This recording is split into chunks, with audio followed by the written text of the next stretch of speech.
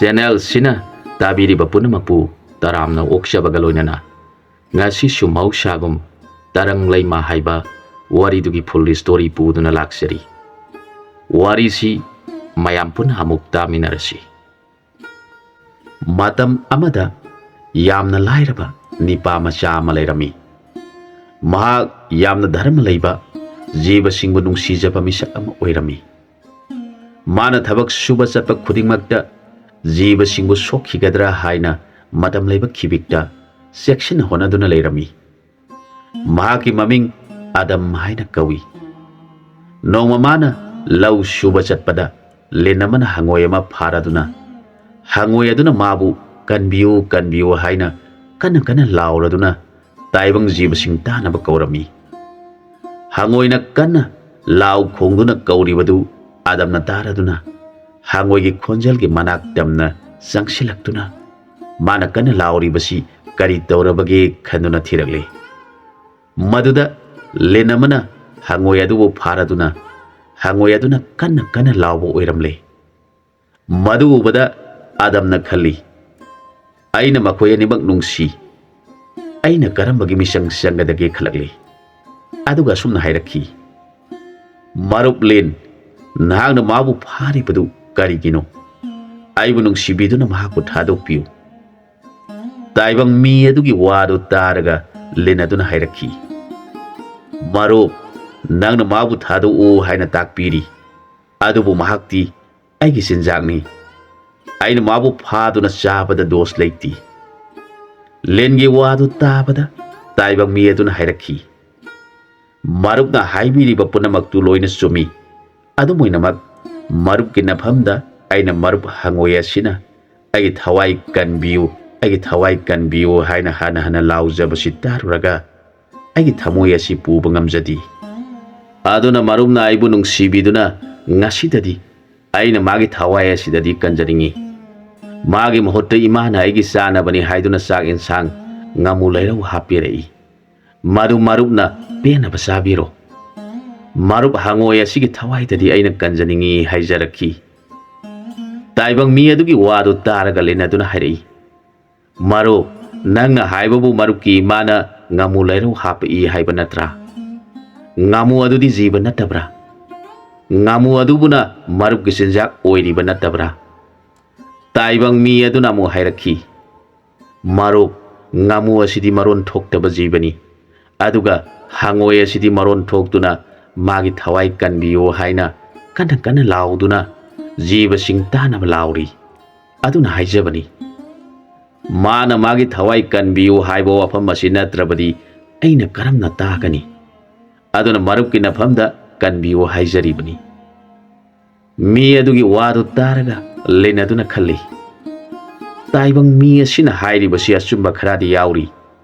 ꯃꯁꯤꯅ ꯀꯟꯅ ꯂꯥꯎꯗ꯭ꯔꯕꯗꯤ ꯃꯥꯁꯨ ꯇꯥꯔꯔꯣꯏ,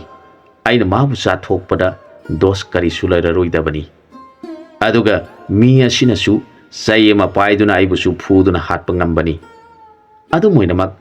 ꯃꯥꯅ ꯃꯗꯨꯒꯤ ꯃꯍꯨꯠꯇ ꯑꯩꯉꯣꯟꯗ ꯍꯥꯏꯖꯔꯤ꯫ ꯑꯩꯁꯨ ꯃꯥꯅ ꯍꯥꯏꯕꯗ ꯌꯥꯔꯒꯦ ꯈꯟꯗꯨꯅ ꯂꯤꯟ ꯑꯗꯨꯅ ꯍꯪꯉꯣꯏ ꯑꯗꯨꯕꯨ ꯊꯥꯗꯣꯛꯄꯤꯔꯦ꯫ ꯍꯪꯉꯣꯏ ꯑꯗꯨ ꯀꯤꯕꯒ ꯂꯣꯏꯅꯅ ꯆꯣꯡꯗꯨꯅ ꯆꯠꯈ꯭ꯔꯦ꯫ ꯂꯤꯟ ꯑꯗꯨꯕꯨ ꯌꯦꯡꯂꯗꯨꯅ ꯃꯤ ꯑꯗꯨꯅ ꯍꯥꯏꯔꯛꯈꯤ, ꯃꯔꯨꯞ, ꯑꯩꯍꯥꯛ ꯄꯦꯜꯂꯦ, ꯑꯗꯨꯅ ꯏꯃꯥꯅ ꯍꯥꯞꯄꯤꯔꯛꯄ ꯆꯥꯅ ꯊꯛꯅꯕ ꯈꯔ ꯑꯁꯤ ꯑꯩꯈꯣꯏ ꯑꯅꯤ ꯌꯦꯟꯅꯗꯨꯅ ꯆꯥꯃꯤꯟꯅꯔꯁꯤ꯫ ꯇꯥꯏꯕꯪ ꯃꯤꯒꯤ ꯋꯥꯗꯨ ꯇꯥꯔꯒ ꯂꯤꯟ ꯑꯗꯨꯅ ꯃꯥꯕꯨ ꯃꯨꯟꯅ ꯌꯦꯡꯂꯗꯨꯅ, ꯃꯔꯨꯞ, ꯅꯪꯅ ꯑꯩꯕꯨ ꯅꯨꯡꯁꯤꯕꯤꯔꯕꯗꯤ ꯉꯥꯃꯨ ꯑꯗꯨ ꯏꯁꯤꯡꯗ ꯂꯨꯞꯊꯣꯛꯂꯒ ꯑꯃꯇꯪ ꯑꯩꯉꯣꯟꯗ ꯄꯤꯖꯔꯣ, ꯑꯇꯩꯗꯤ ꯃꯔꯨꯞꯀꯤ ꯁꯔꯨꯛ ꯑꯣꯏꯕꯤꯔꯣ ꯍꯥꯏꯔꯛꯈꯤ꯫ ꯃꯤ ꯑꯗꯨꯅ ꯉꯥꯃꯨ ꯑꯔꯧꯕ ꯐꯖꯕ ꯑꯃ ꯏꯁꯤꯡꯗ ꯂꯨꯞꯊꯣꯛꯂꯒ ꯂꯤꯟ ꯑꯗꯨꯗ ꯄꯤꯖꯔꯦ꯫ ꯂꯤꯟ ꯑꯗꯨ ꯃꯗꯨ ꯌꯣꯠꯂꯒ ꯍꯔꯥꯎꯅ ꯍꯥꯏꯔꯛꯈꯤ, ꯍꯥꯎꯈ꯭ꯔꯦꯗ ꯃꯔꯨꯞ, ꯉꯁꯤꯗꯒꯤ ꯑꯩꯈꯣই ꯃꯔꯨꯞ ꯑꯣꯏꯔꯁꯤ ꯍꯥꯏꯗꯨꯅ ꯂꯩꯈꯤ꯫ ꯑꯗꯨꯒ ꯂꯤꯟ ꯑꯗꯨ ꯆꯠꯈ꯭ꯔꯕ ꯃꯇꯨꯡꯗ ꯃꯤ ꯑꯗꯨꯅ ꯆꯥꯕ ꯊꯛꯄ ꯂꯣꯏꯔꯗꯨꯅ ꯄꯣꯊꯥꯗꯨꯅ ꯂꯩꯔꯤꯉꯩꯗ ꯍꯪꯉꯣꯏ ꯑꯗꯨ ꯃꯤ ꯑꯗꯨꯒꯤ ꯃꯅꯥꯛꯇ ꯂꯥꯛꯇꯨꯅ, ꯃꯔꯨꯞ, ꯅꯍꯥꯛꯅ ꯉꯁꯤ ꯑꯩꯒꯤ ꯊꯋꯥꯏ ꯑꯁꯤ ꯀꯟꯕꯤꯔꯕꯅꯤ, ꯑꯩꯍꯥꯛ ꯉꯁꯤꯗꯒꯤ ꯅꯍꯥꯛꯀꯤ ꯃꯔꯨꯞ ꯑꯣꯏꯖꯔꯕꯅꯤ ꯍꯥꯏꯔꯛꯈꯤ꯫ ꯃꯇꯝ ꯑꯗꯨꯗ ꯀꯛꯆꯦꯡ ꯀꯣꯛꯆꯥꯎꯕꯤ ꯈꯔꯁꯨ ꯃꯍꯥꯛꯀꯤ ꯆꯥꯈꯤꯕꯒꯤ ꯂꯨꯈꯥꯛ ꯆꯒꯨꯝ ꯆꯥꯅꯕꯒꯤꯗꯃꯛ ꯃꯔꯤ ꯃꯔꯤ ꯈꯔ ꯂꯥꯛꯂꯝꯃꯤ꯫ Maduda khwaidagi makok oiba ama yauribaduna mi adubu yengladuna hairaki. Marup aikoi su nahakna sakhiba lukhak aremba sing asi khara saruge haiduna lawba laklibani. Ngasidagi aikoi su nahaki marup oirabani hairaki. Matamaduda hangoi aduna kakseng khara maraina tap tap phaduna chathokre. Madu mi aduna uraga marup hangoi karino tauribadubu haujikta marupu lenge khayatagi kalhubada mangairi. Aduga aige marup kakseng singa sibu phaduna chathok piribara. Madubu sumbra hanglaki. Hangoi adu wadu tabada marai satting thorakhi. Maduda magi marup kakseng koksaubi lusing badu hangoi gi maya manungda leibadu ui. Taibang mi aduna marup naya manungdagi aigi marup kakseng adu othor u laurakhi. Hangoi aduna maya ka thoktuna leirabada kakseng koksaubi labadu thorakle. Shauraduna hangoi adugi simbanda muktang khangsing siklamlaga laimai thakta songtharakhi. Maduda kakseng aduna su mi adubu magi marup oirage haina yakhri. Asumna mi asigi marup nongma nongmagi asum yam khalakhi. Mahak mapa leiramdi mama lukhrabi masani. Mahakna thabak suriba mafam adu lamhang oina tawi. Mi thoina taramdi. Mafam adudasu yamna phajakraba pukri amasu leirami. Mahakna numit khuding thabak suba chatpada pukri adugi isingdu hek hek naikhairami. Madu uraga mahakna khali. Pukri asibu numit khudingi isingda sanaba jiba khara leiba tare. Makhoina isingsi sumna thaklabadi phai natana kari maramgidamak ising asibu naikhairibano. Asumna khanduna mahak mapuning yamna nungaitana leirakpa kuirabani. Adubu thengnadabana karisu tawba ngamdana mathwai nungaitana leiri. Asumna tawrakpasi matam kuiraklabada mahak haujikti chawraktuna pakhang pharakle. Matam asida nipa asina aina numit khudingi thaksa aduna sizinariba ising asibu naikhairiba sibu nipa oire yaibi mathwai leurage nupi oire aigi taloi singda chalage sari son haina wasakhre. Mahak jibabu ningjaba nungsijaba misak oirabasu matam sangna mangonda akaiba pirakpa aduda saukhibadagi mahak wasakhre. Mahakna numit adu mayumdagi sakyom puraduna pukri manakta leiba monsong amagi marumda makutta lirung tian paiduna lumduna leikhre. Numit adugi mamsilakpa matamda akasta kariguma ma pairakpagi khonjal tarakhi. Aduga ising aduda jam launa chong tharaktuna masa punamak sengna samthoktuna lei. Mahaktu phajakrabi nupi amagi mortini. Madu ubada mahakna khali. Masidi nupini. Aina sauri bani haiduna tian kaplurabadi ehak nupi hatpagi dos phanglamganida. Aduna di mahakna pukri mapanda kakhalakpa mafi hongwa matamda songshindana pharage khankhre. Natrabadi mahak paikibasu yai asuna khanduna leire. Tanja asida nupi asi pukri mapanda kakhatuna mafi akangba hongnaba tawringaida Adam kauba nipa asina sian silaktuna nupi asigi makhwangda kole. Mahak khangkhibadagi sagol onba nanghaudre. Maduda nupi asina mabu yenglaga hairakhi. Karigidamak nahakna aibu pharibano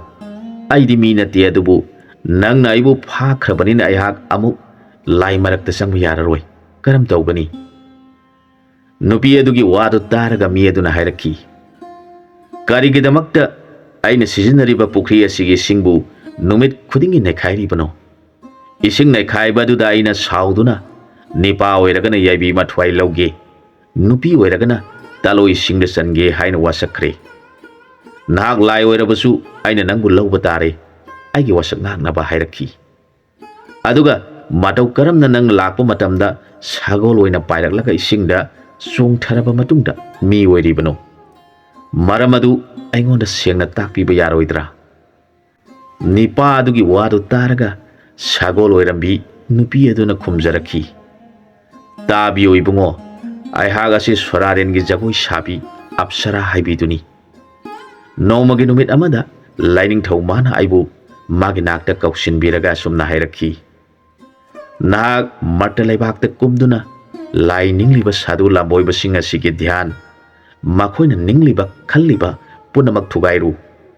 madu natrabadi lening thau soraren kowa ihag asi lairi haibasi makhoina kawkhiduna hari bhaktada puning sangkhiduna laikhre aigi mingset asi nongma nongmagi mayeng tarakle hairki soraren kowa lening thau magi yathang puraduna aihak matada thunglare aina ahanbada sadhu lamboibasingna lainingduna lairiba mafamsingda chatchatuna makhoige dhyan top punamak thugaiduna makhoi khudingmak aigi phajaba iyong itau sakpha murti yengjaraga ningliba mabungo singi nam suangani haiba kawkhiduna aigi phajaba sabanda lukhiduna aibu manak manaktagi hendok ningkhidi asumna torokbasida nongmadi sadhu lamboiba tasira kobadugi nakta thunglure aina magi dhyan thugainabani khanduna khutta siriba tan khongda siriba khongji punamaki makhon tahanduna magi ningliba top shakti adu thugainaba honabada sadhu adudi thoina hena soliba nam aduda puning sangduna laiki muni asina magi tawgadaba mathau punamak ningthina chatharaba matungda mamit pangthoktuna aibu monna yenglaga makut lonaduna hairakhi takpiu he ma nahana kari maramgi damak tolabaigi nakta lengbirakpano nanai hakti tonmadagi tolaba mapu magi nam sonjaduna hingjari bai hangni nangina bhamda aina katchagadaba aigine haiba pot amata leijadi umnamak aina hari magi maphamda katchakhrabani aduna imana hangna mapu magi maphamdagi pambiba posak yaubirabasu mapu maonda sangbiraga lawbikhiba yagani natrabadi aina lairiba arsamasida hauriba lairiba min uriba punamaksi aigi saruk amata nati sembiba mapu mahaki pot ngaktani aidi sumnagi makoya sibu senajaba misak amani aduga takpiu he ima nana kari pamagi dabak tolabaigi nakta lakpiduna paujel pibiribano aseng badu matang takpiduna matam amuk manghan biraganu ayak nam sonbagi matam amuk oirakle asumna munina haijarak bawafam adubu aina thoina taruba tawdana aisu mapu amagi thauda puduna lagri bini khanduna aiga pama punamak mafamda loina haire wafam singdu taraga muni aduna mamiteki pirang sintharaduna makut ani lonajaraga ifamda kurumduna haijarakhi he ma mayagi lairembi nahaki kallabada sana punamak manghanbige haina khanbiganu omnamaksi mapu amatagi isadagi oikhibani laija yaida hauriba thambaladu masada yomliba manadu samani pani thambalgi manungda thamset haibadu yauribani thamset adugi manungda maru kaya palibani thamset marugi manungda piklaba sangba mayoma mayauribadu mapu magi saktambu ulibani maru singaduna laija irunungda takhraga amuk hana thambau hairugi masak lauraga pambi oina amuk oiribani asumna mang phadraba taibangi lilabu mapu mana hana hana sanaribani aduga thambalgi laina singna lisilektuna laika singna kenduna laija iyai thakta tauribadu hanugi matam oiraktuna haksangna malemda tilamdaini haina taklibani aduna hana hana sirabasu hana hana poktuna mapu magi nabu sonjaduna pokpagi sintha pangthokpiu masina aige aroiba nafamda haigedaba waini masi hairaga muni adu amu hana mamit wisinduna nam sonba haukhre aige wadu thoina takhidre mag mamitagi mapidi aratpa laitana sintharami aina nam kanduna magi manakta laiduna jagoi saba horakle bung yaudaba jagoi adu khutki tanamadi khongi khongjigi makolna angakpa mawongda isu jagoi adu sare adubu muni adudi mamit pangdi magi aningbadu adum tawduna leire aisu ngamlabadi magi dhyan adu thugairaga mabu joi tawge khanduna jagoi du leptana sare maduda ikhong ani ikut ani asi I thoktuna laimaida sin thungna ina soina tare madu phawbada muni mamit pangkhidri aihak wamalaktuna laimai thakta wan thaduna tare ꯑꯩꯅ ꯃꯇꯝ ꯈꯔ ꯋꯥꯟꯊꯔꯤꯉꯩ ꯃꯇꯝ ꯑꯗꯨꯗ ꯃꯨꯅꯤ ꯑꯗꯨ ꯃꯥꯒꯤ ꯂꯥꯏ ꯅꯤꯡꯕ ꯂꯣꯏꯔꯗꯨꯅ ꯍꯧꯒꯠꯂꯛꯂꯤ ꯑꯗꯨꯒ ꯑꯩꯅ ꯇꯧꯔꯝꯂꯤꯕ ꯑꯗꯨ ꯃꯨꯟꯅ ꯌꯦꯡꯂꯗꯨꯅ ꯂꯩꯔꯤ ꯍꯟꯗꯛꯃꯨꯛꯇꯤ ꯃꯨꯅꯤ ꯌꯥꯝꯅ ꯁꯥꯎꯈ꯭ꯔꯤ ꯃꯃꯤꯠ ꯑꯅꯤꯗꯨ ꯃꯩꯒꯨꯝꯅ ꯉꯥꯡꯂꯗꯨꯅ ꯑꯩꯉꯣꯟꯗ ꯃꯨꯟꯅ ꯌꯦꯡꯂꯒ ꯂꯩꯔꯤ ꯃꯍꯥꯛ ꯋꯥ ꯑꯃꯠꯇ ꯉꯥꯡꯈꯤꯗꯦ ꯃꯥꯒꯤ ꯃꯇꯧ ꯑꯗꯨ ꯎꯕꯗ ꯑꯀꯤꯕꯒꯤ ꯃꯁꯛꯅꯤ ꯑꯗꯨꯒ ꯑꯁꯨꯝꯅ ꯍꯥꯏꯔꯛꯈꯤ ꯍꯧꯖꯤꯛꯇꯤ ꯅꯪꯅ ꯄꯥꯝꯖꯔꯤꯕꯗꯨ ꯑꯩꯅ ꯁꯣꯏꯗꯅ ꯄꯤꯕꯤꯔꯒꯅꯤ ꯊꯣꯏꯅ ꯋꯥꯔꯨꯔꯒꯅꯨ ꯑꯩꯅ ꯄꯤꯒꯗꯧꯔꯤꯕꯁꯤ ꯑꯩꯅ ꯄꯥꯝꯗꯨꯅ ꯄꯤꯕ ꯅꯠꯇꯦ ꯅꯍꯥꯛ ꯅꯁꯥꯅ ꯄꯥꯝꯖꯔꯤꯕ ꯑꯗꯨꯃꯛ ꯑꯩꯅ ꯅꯐꯝꯗ ꯄꯤꯗ꯭ꯔꯕꯗꯤ ꯃꯄꯨ ꯃꯥꯅ ꯑꯩꯉꯣꯟꯗ ꯁꯥꯎꯔꯒꯅꯤ ꯍꯥꯏꯔꯛꯈꯤ ꯃꯨꯅꯤ ꯑꯗꯨꯒꯤ ꯋꯥꯗꯨ ꯇꯥꯔꯒ ꯑꯩꯍꯥꯛ ꯌꯥꯝꯅ ꯍꯔꯥꯎꯖꯔꯤ ꯑꯩꯅ ꯈꯜꯂꯤ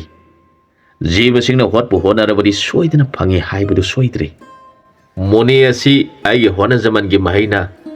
ꯑꯩꯅ ꯃꯥꯕꯨ ꯖꯣꯏ ꯇꯧꯕ ꯉꯝꯖꯕꯗ ꯑꯩ ꯄꯦꯜꯂꯦ ꯑꯩꯒꯤ ꯈꯨꯠꯀꯤ ꯇꯥꯟ ꯑꯃꯗꯤ ꯈꯣꯡꯒꯤ ꯈꯣꯡꯖꯤꯒꯤ ꯃꯈꯣꯟꯗ ꯃꯍꯥꯛꯀꯤ ꯊꯃꯣꯏꯕꯨ ꯖꯣꯏ ꯇꯧꯕ ꯉꯝꯂꯕꯅꯤ ꯈꯟꯗꯨꯅ ꯅꯨꯡꯉꯥꯏꯅ ꯑꯩꯅ ꯃꯣꯃꯟ ꯇꯧꯖꯔꯒ ꯃꯨꯅꯤꯗꯦꯕꯗ ꯈꯨꯔꯨꯝꯖꯔꯗꯨꯅ ꯅꯅꯥꯏ ꯑꯩꯅ ꯅꯤꯡꯖꯔꯤꯕ ꯑꯁꯤ ꯊꯨꯡꯍꯟꯕꯤꯌꯨ ꯍꯥꯏꯅ ꯅꯨꯡꯁꯤꯅ ꯅꯤꯖꯔꯛꯈꯤ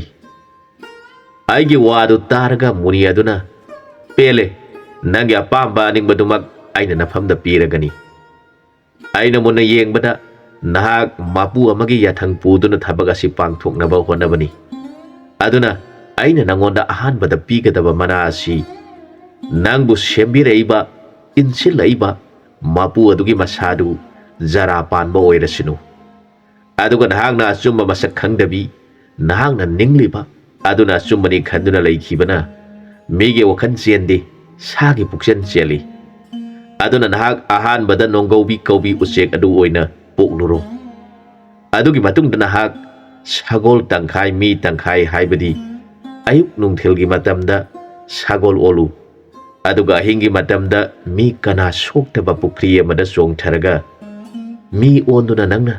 ꯇꯧꯖꯈꯤꯕ ꯅꯔꯥꯟ ꯑꯗꯨ ꯅꯤꯡꯁꯤꯡꯗꯨꯅ ꯂꯩꯌꯨ ꯍꯥꯏꯅ ꯕꯣꯔ ꯄꯤꯔꯦ ꯃꯨꯅꯤꯒꯤ ꯕꯣꯔꯗꯨ ꯃꯥꯅ ꯅꯤꯡꯂꯤꯕꯗꯨꯒ ꯑꯣꯟꯅꯅ ꯄꯤꯔꯛꯄ ꯑꯗꯨꯗ ꯑꯞꯁꯔꯥ ꯂꯥꯏ ꯅꯨꯄꯤ ꯑꯗꯨ ꯉꯛꯄꯅ ꯊꯦꯡꯈ꯭ꯔꯦ ꯃꯥꯅ ꯃꯨꯅꯤꯒꯤ ꯃꯈꯣꯡ ꯀꯣꯜꯂꯗꯨꯅ ꯍꯥꯏꯖꯔꯛꯈꯤ ꯃꯨꯅꯤꯗꯦꯕ ꯅꯅꯥꯏ ꯑꯩꯗꯤ ꯃꯥꯡꯖꯕ ꯇꯥꯔꯦ ꯃꯨꯅꯤꯗꯦꯕꯅ ꯑꯩꯒꯤ ꯗꯣꯁ ꯀꯣꯛꯆꯅꯕ ꯃꯔꯝ ꯑꯃꯠꯇꯒ ꯁꯤꯟꯕꯤꯌꯨ ꯃꯨꯅꯤꯗꯦꯕꯗꯤ ꯄꯨꯝꯅꯃꯛꯄꯨ ꯀꯣꯛꯄꯤꯕ ꯉꯝꯕꯅꯤ ꯍꯥꯏꯔꯛꯈꯤ ꯃꯨꯅꯤ ꯑꯗꯨꯅ ꯃꯥꯒꯤ ꯋꯥꯗꯨ ꯇꯥꯔꯒ ꯈꯜꯂꯤ ꯄꯨꯝꯅꯃꯛꯁꯤ ꯁꯦꯝꯕꯤꯕ ꯃꯄꯨ ꯃꯥꯒꯤ ꯑꯁꯥꯗꯒꯤ ꯑꯣꯏꯈꯤꯕ ꯉꯥꯛꯇꯅꯤ ꯃꯍꯥꯛꯁꯨ ꯃꯁꯤ ꯊꯣꯛꯅꯕ ꯃꯄꯨ ꯃꯥꯅ ꯄꯨꯊꯣꯛꯂꯤꯕꯅꯤ ꯑꯗꯨꯅꯗꯤ ꯃꯥꯒꯤꯁꯨ ꯀꯣꯛꯆꯅꯕ ꯃꯔꯝ ꯑꯃꯗꯤ ꯁꯤꯟꯕꯤꯗꯕ ꯌꯥꯗ꯭ꯔꯦ ꯈꯟꯗꯨꯅ ꯍꯥꯏꯔꯛꯈꯤ ꯅꯪꯕꯨ ꯏꯟꯁꯤꯜꯂꯛꯏꯕ ꯃꯄꯨ ꯑꯗꯨꯁꯨ ꯃꯁꯥ ꯈꯪꯖꯅꯕ ꯃꯁꯥ ꯐꯠꯇꯕ ꯑꯣꯏꯗꯨꯅ ꯂꯩꯔꯕꯗ ꯈꯣꯌꯨꯝ ꯂꯌꯥꯝꯅ ꯃꯈꯣꯏꯒꯤ ꯅꯤꯡꯊꯧꯅ ꯃꯁꯥ ꯐꯠꯇ꯭ꯔꯕꯗꯤ ꯂꯥꯏꯒꯤ ꯁꯚꯥ ꯃꯃꯥꯡꯗ ꯊꯣꯛꯇꯨꯅ ꯋꯥꯌꯦꯟꯕ ꯅꯨꯡꯉꯥꯏꯔꯔꯣꯏ ꯑꯗꯨꯅ ꯃꯈꯣꯏ ꯃꯌꯥꯝ ꯇꯤꯟꯗꯨꯅ ꯃꯥꯒꯤ ꯃꯁꯥ ꯐꯠꯇꯕꯁꯤꯡ ꯑꯗꯨ ꯃꯃꯤꯠ ꯑꯣꯏꯅ ꯑꯣꯜꯍꯟꯕ ꯑꯣꯏꯔꯁꯅꯨ ꯑꯗꯨꯒ ꯅꯍꯥꯛꯅ ꯅꯨꯡꯁꯤꯅ ꯊꯦꯝꯗꯨꯅ ꯃꯥꯒꯤ ꯙ꯭ꯌꯥꯟ ꯊꯨꯒꯥꯏꯗꯨꯅ ꯅꯪꯒꯤ ꯅꯈꯥ ꯄꯣꯜꯍꯟꯈ꯭ꯔꯕ ꯃꯨꯅꯤ ꯑꯍꯨꯝ ꯑꯗꯨꯅ ꯅꯪꯅ ꯅꯣꯡꯒꯧꯕꯤ ꯑꯣꯏꯅ ꯄꯣꯛꯇꯨꯅ ꯂꯩꯔꯕꯗ ꯅꯍꯥꯛꯅ ꯍꯥꯟꯅ ꯙ꯭ꯌꯥꯟ ꯊꯨꯒꯥꯏꯗꯨꯅ ꯅꯄꯨꯔꯣꯏꯕ ꯑꯣꯏꯈꯤꯕ ꯑꯗꯨꯅ ꯅꯣꯡꯒꯧꯕꯤ ꯂꯥꯕ ꯑꯣꯏꯔꯁꯅꯨ ꯑꯗꯨꯒ ꯑꯀꯣꯟꯕꯒꯤ ꯑꯍꯨꯝ ꯑꯗꯨꯅ ꯅꯈꯣꯏꯒꯤ ꯅꯆꯥ ꯑꯣꯏꯗꯨꯅ ꯁꯅꯟ ꯀꯧꯕ ꯕꯣꯟ ꯑꯗꯨꯗ ꯅꯍꯨꯝ ꯅꯀꯣꯟ ꯁꯥꯗꯨꯅ ꯂꯩꯔꯕꯗ ꯅꯣꯡꯃ ꯁꯥꯗꯥꯟꯕꯁꯤꯡꯅ ꯕꯣꯟ ꯑꯗꯨꯕꯨ ꯃꯩ ꯊꯥꯔꯛꯄ ꯃꯇꯝꯗ ꯕꯣꯟ ꯑꯗꯨ ꯃꯩꯅ ꯆꯥꯂꯛꯄꯗ ꯅꯆꯥꯁꯤꯡ ꯑꯗꯨꯅ ꯄꯤꯛꯄꯅ ꯄꯥꯏꯊꯣꯛꯄ ꯉꯝꯗ꯭ꯔꯕꯗ ꯅꯈꯣꯏ ꯄꯨꯝꯅꯃꯛ ꯃꯩꯅ ꯆꯥꯛꯇꯨꯅ ꯁꯤꯕ ꯑꯣꯏꯔꯣ ꯃꯗꯨꯗ ꯎꯆꯦꯛꯀꯤ ꯖꯥꯠꯇꯒꯤ ꯀꯣꯛꯆꯕ ꯑꯣꯏꯔꯣ ꯍꯥꯏꯅ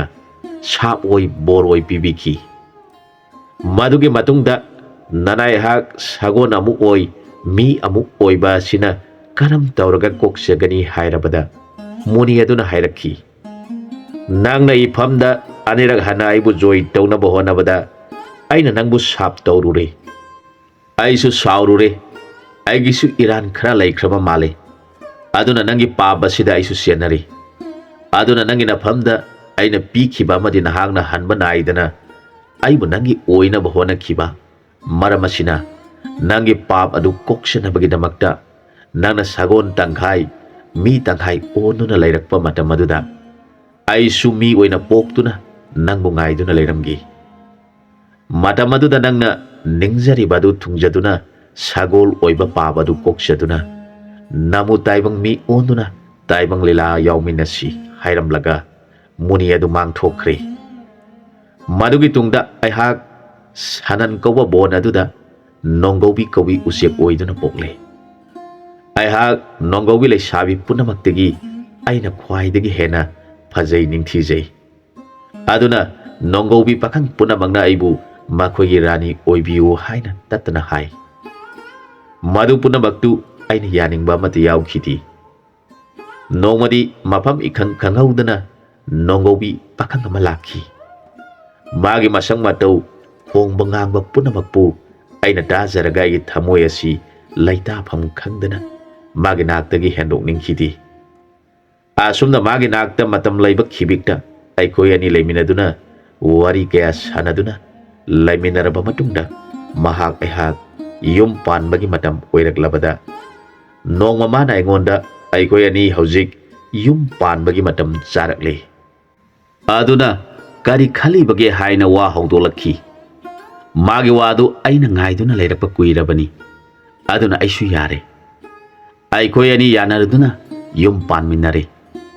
magadusu aina ihan hana magi laining thugai bikhiba ipuroibo oikhiba muni aduni matamadudadi aina sumahak pu masak khangba ngamkhidi aduga isabusu isa khangjaba ngamkhidi usegi jata poklabi nonggobi kawi sekla aduni khanjaduna leiminakhi nonggobi kawi aikhoidi toren gi singchu thakpa yaramdi singu layam amadi jiba singna puna toren tawba haktakta nonggobi kawi aikhoina irin tanbadagi toren tawba yaudre maduda singu layamna nonggobi na khoidi toren gi sing asibu thaklabadi naning pumu haina sap tawkhibadagi aikoi nonggobi punamak toren dai sing thakhidribani aduna arapa mafamda pukri guha laiba yengduni sing thaknai